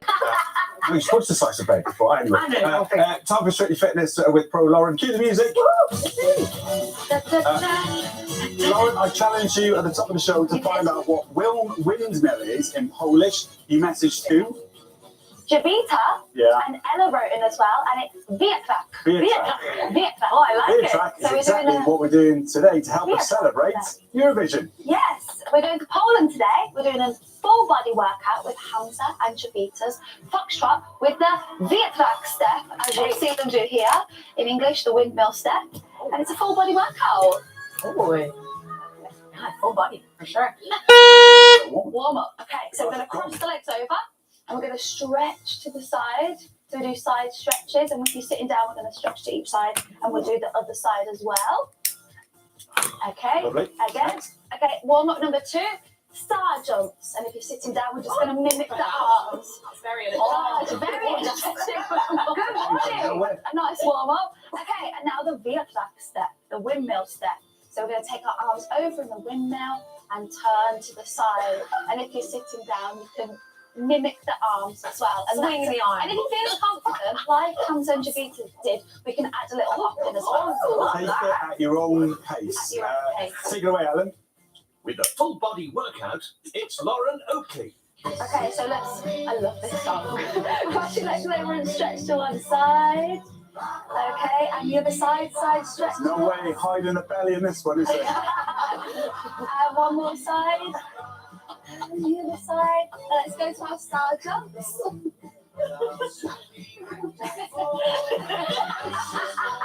Okay, now windmill stand ready.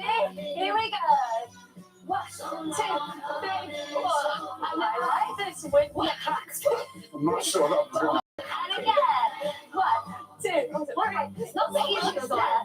Okay, now turn if you don't want to do the hops.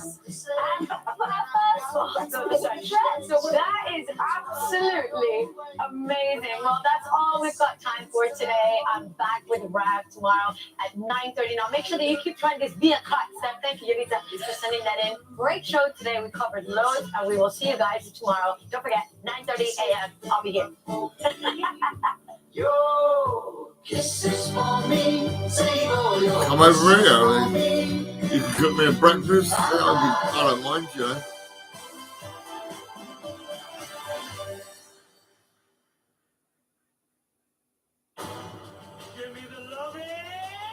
We are going to walk through time. Come on. Catch your monsters getting into scrapes. No joy. No boss. Just fun. Brand new Doctor Who starts Saturday at 6:20 on BBC One and iPlayer. And then she saw her face and she said, "Oh my God." It's like fireworks in your brain. And this is right. Who doesn't know his arts? Elbow to the big job. Despite our differences, we're good mates. So we're getting away from it all on the original beach holiday. From Venice to Florence and Rome. Let's do it. To us, the Grand Tourists. Royal Islands Grand Oh. Tour starts Sunday at 9 on BBC Two and iPlayer.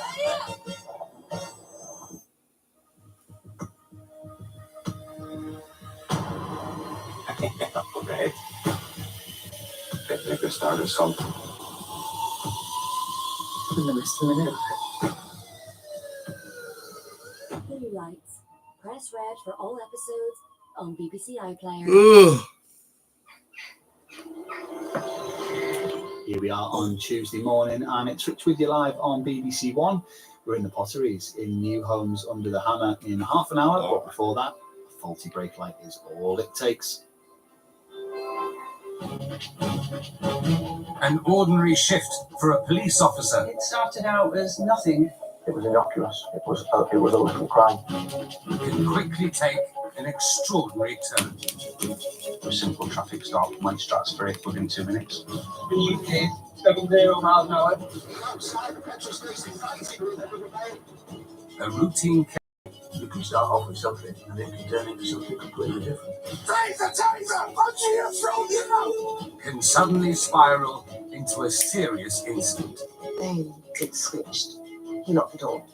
She knew that something was very, very wrong here. Somebody thinking over decaf, wandered out with a baseball bat, there's a ton of campus in the car. They were literally on a rampage. Sometimes the most minor crimes. I was looking for stolen quad plate, found a lot more. Can crack major cases. We were now possibly looking at a serious.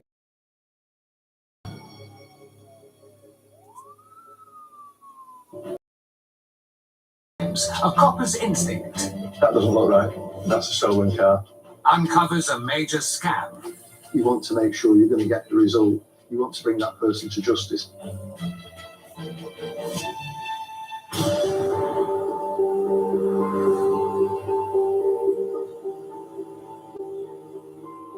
But first, an anonymous alert of some dodgy chicken has environmental health gagging to catch the scammers in one of the biggest food fraud cases they've ever seen.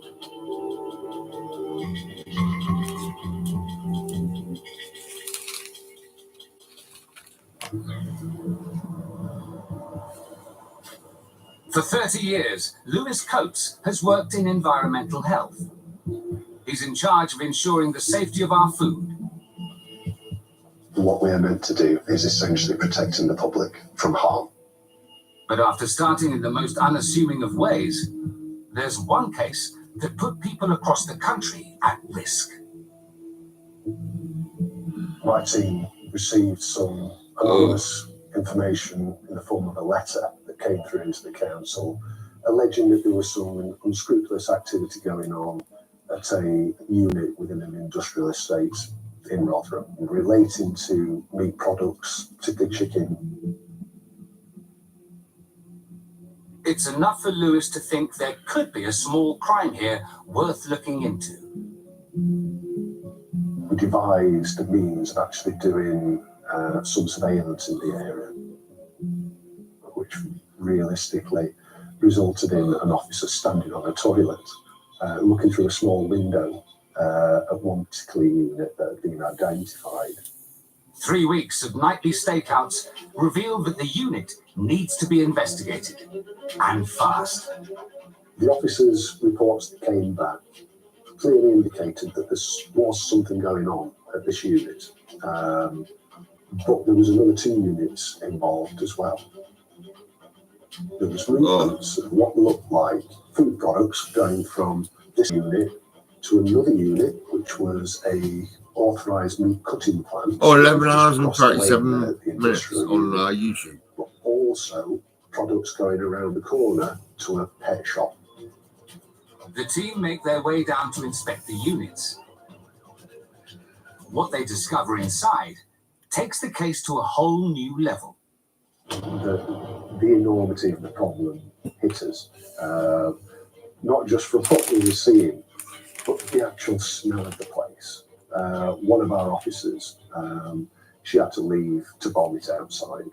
The stench was just on a different level entirely. It was rotten flesh that was in that unit. This is way beyond anything they'd expected. We also saw boxes and boxes of bleach and boxes of salt. The fact that there's bleach and salt on site suggests that that meat is being cleaned to try and get it into a state where it can go for human consumption. Incredibly, they discover more than 10 tons of foul-smelling meat. What most people probably don't realise is there are foods that are condemned. A good example of that is within the meat industry, where we have got slaughterhouses that produce meat ready to go into food products. A certain amount is condemned because it is a risk to human health. What should happen is it should get processed and go into the pet food trade.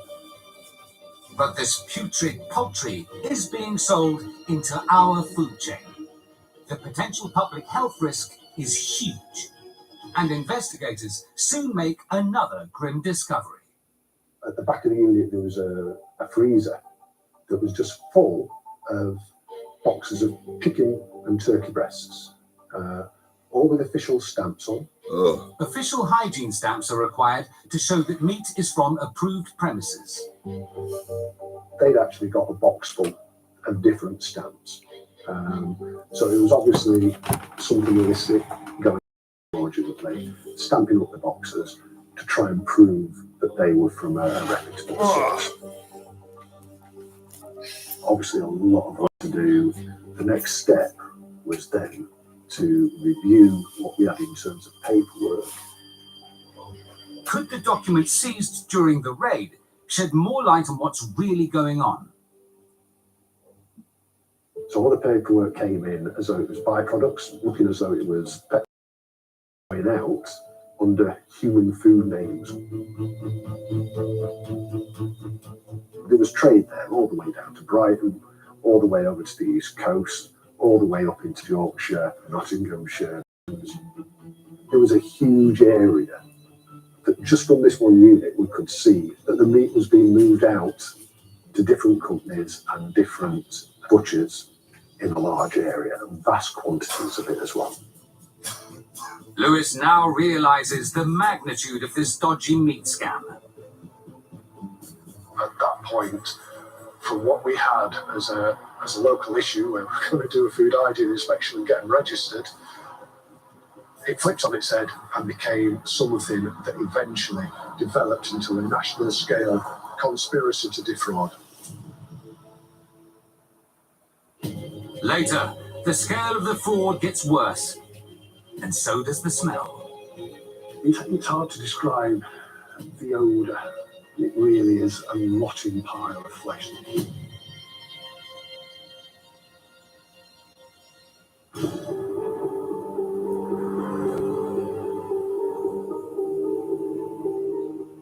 In our next case, a car-loving copper senses a stolen motor is just one small part of a much more elaborate fraud.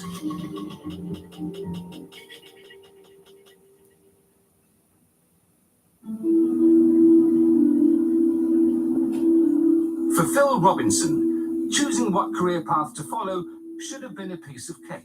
Growing up as a kid, my family had a local bakery business.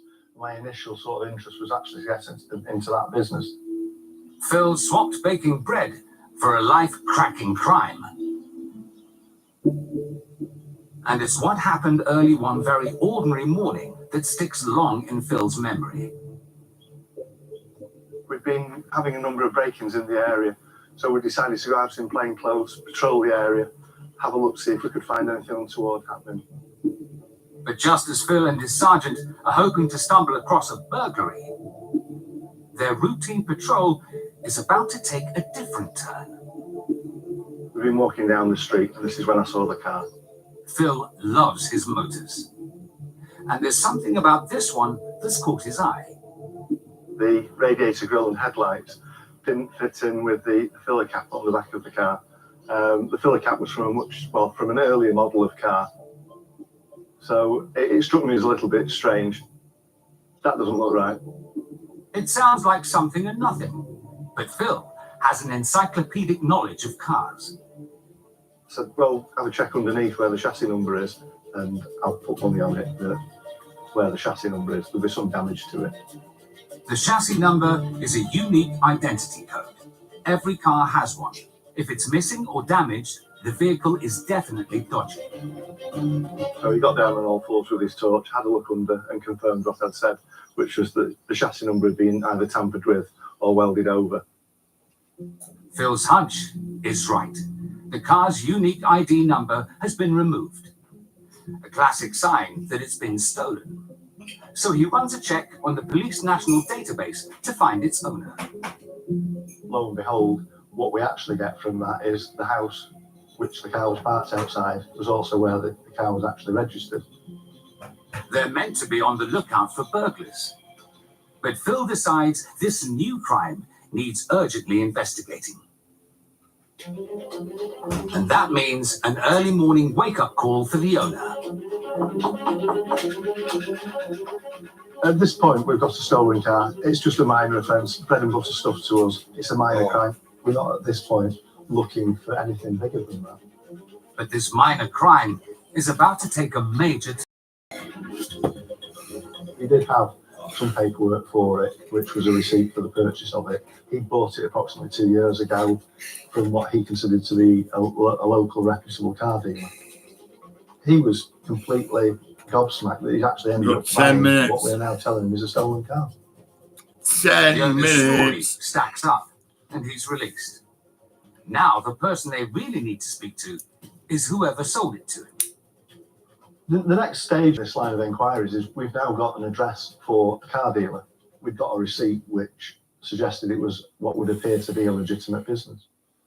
Phil traces the car dealership to a local farm.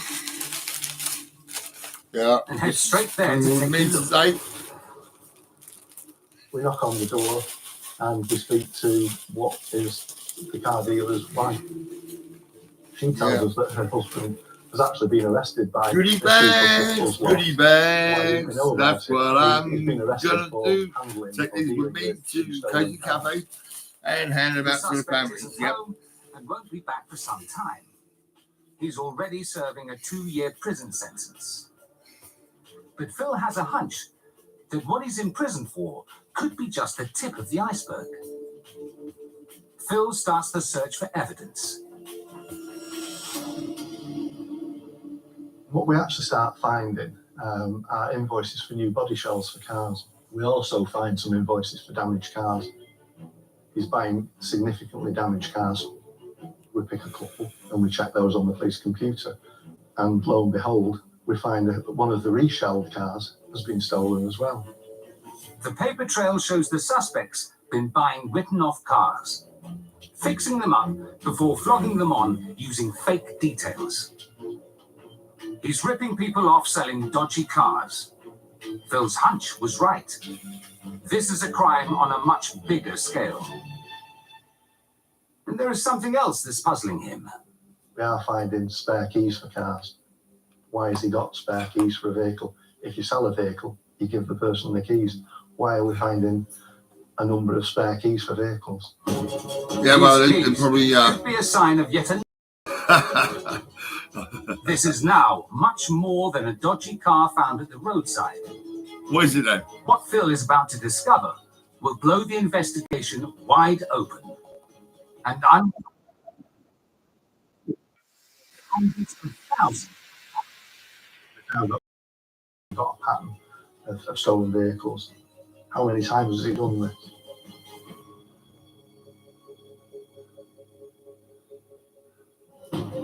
Later, the size of the dodgy vehicles gets bigger.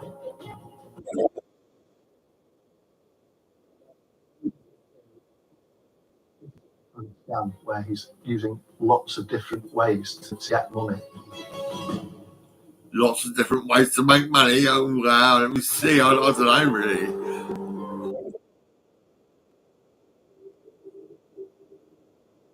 In South Yorkshire, the food fraud investigation is about to take an unbelievable turn.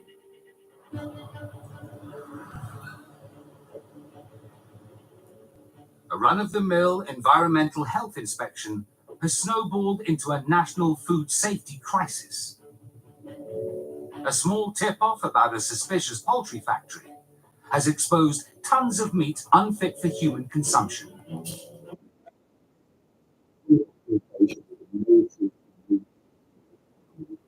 Like the green, smelly, vomit-inducing meat. At this very point, getting into the human food chain. Rancid meat is being sold across the UK.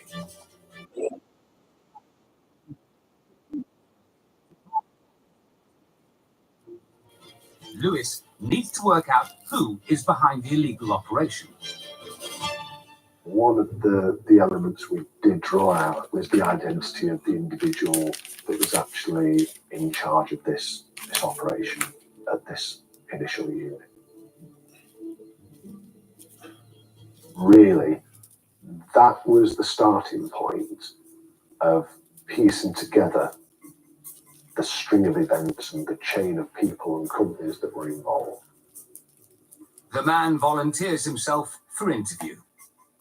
He doesn't have all the details, but points them in the direction of someone who does.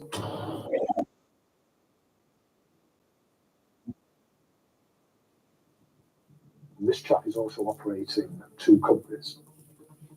One as a byproducts company, which is pet food, and then one as a human food company. And that's where we get the switch. And it's simply one guy in his van picking up the meat and switching the names in the documentation. It all amounts to a fairly straightforward food fraud. The man is brought in for questioning.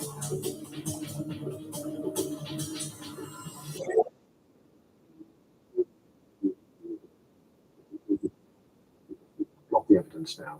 It was coming from the pet food trade and going through to the human food trade. At that stage, that the investigation took on a completely different perspective. I was now investigating full-time a food fraud.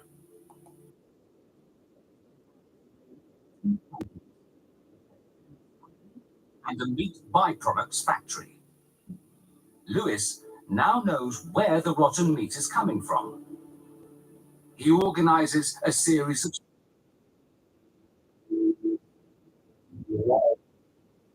It's hard to describe the odour. The odour was the only thing on your mind. It was in your clothes, in your hair, in your taste buds, up your nostrils.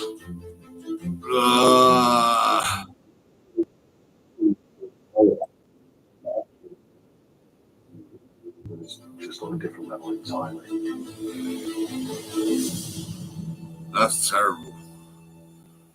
Rotten chicken everywhere you look. A fetid mass You of smell chicken. poultry meat at one end. Rotten chicken. Which is green. What the it's fuck? oozing, it's fly ridden.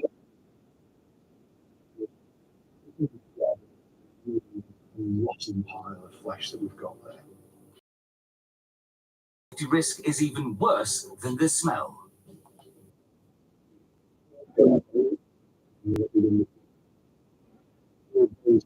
About 20 tons of poultry meat. The evidence that we found at this byproducts plant was really the clincher to prove that condemned meat was being diverted into the human food chain. But the documentation as well that we seized from this site demonstrated that it was. Did you have chicken condemned last meat night? That was coming from the slaughter. It was then being owned with the breast of the.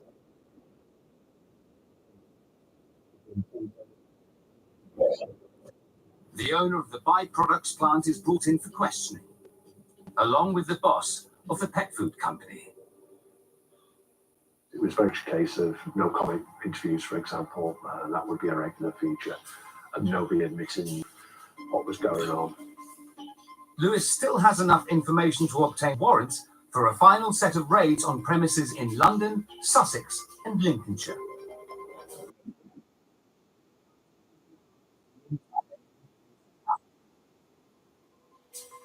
We felt as though we had nailed it at that stage.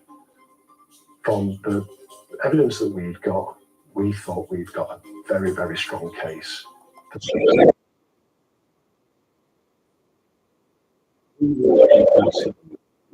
This, other than the profits in it. We believe that for that 3-year period that we laid the charges, that the gang made around about £2.5 million. The trial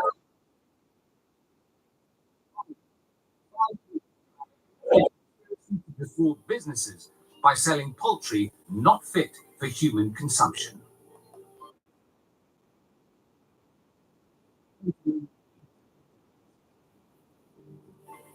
For Lewis, what started as a minor tip-off about dodgy chicken became a career-defining case.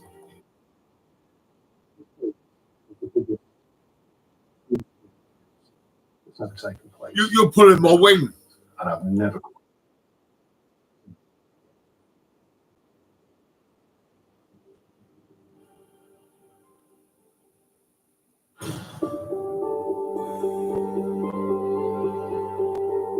Oh my god, it's a police car. Oh my god.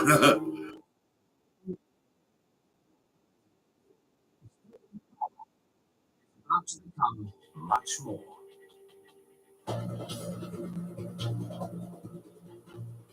Officer Phil Robinson's instinct about a nicked vehicle has sparked a huge investigation into a crooked car dealer. Phil Robinson, a police officer. As one stolen car. Oh, he's in a stolen car. He's in jam. Phil's He's in a jam. He's in a jam. Yeah, I think it's raspberry. Stolen cars It might smells not like be shit. the only Oh way my to cash god.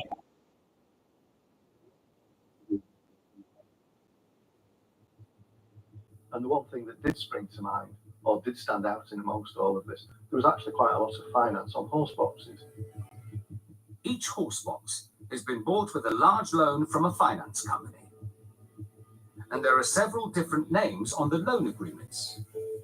But are they the horse boxes Phil spotted on the farm? There was probably 8 to 10 horse boxes. We know he's doing something with stolen cars. Should we start opening our field of view up here and looking at other things? Yeah, look at other things. Go on. Phil's gut feeling.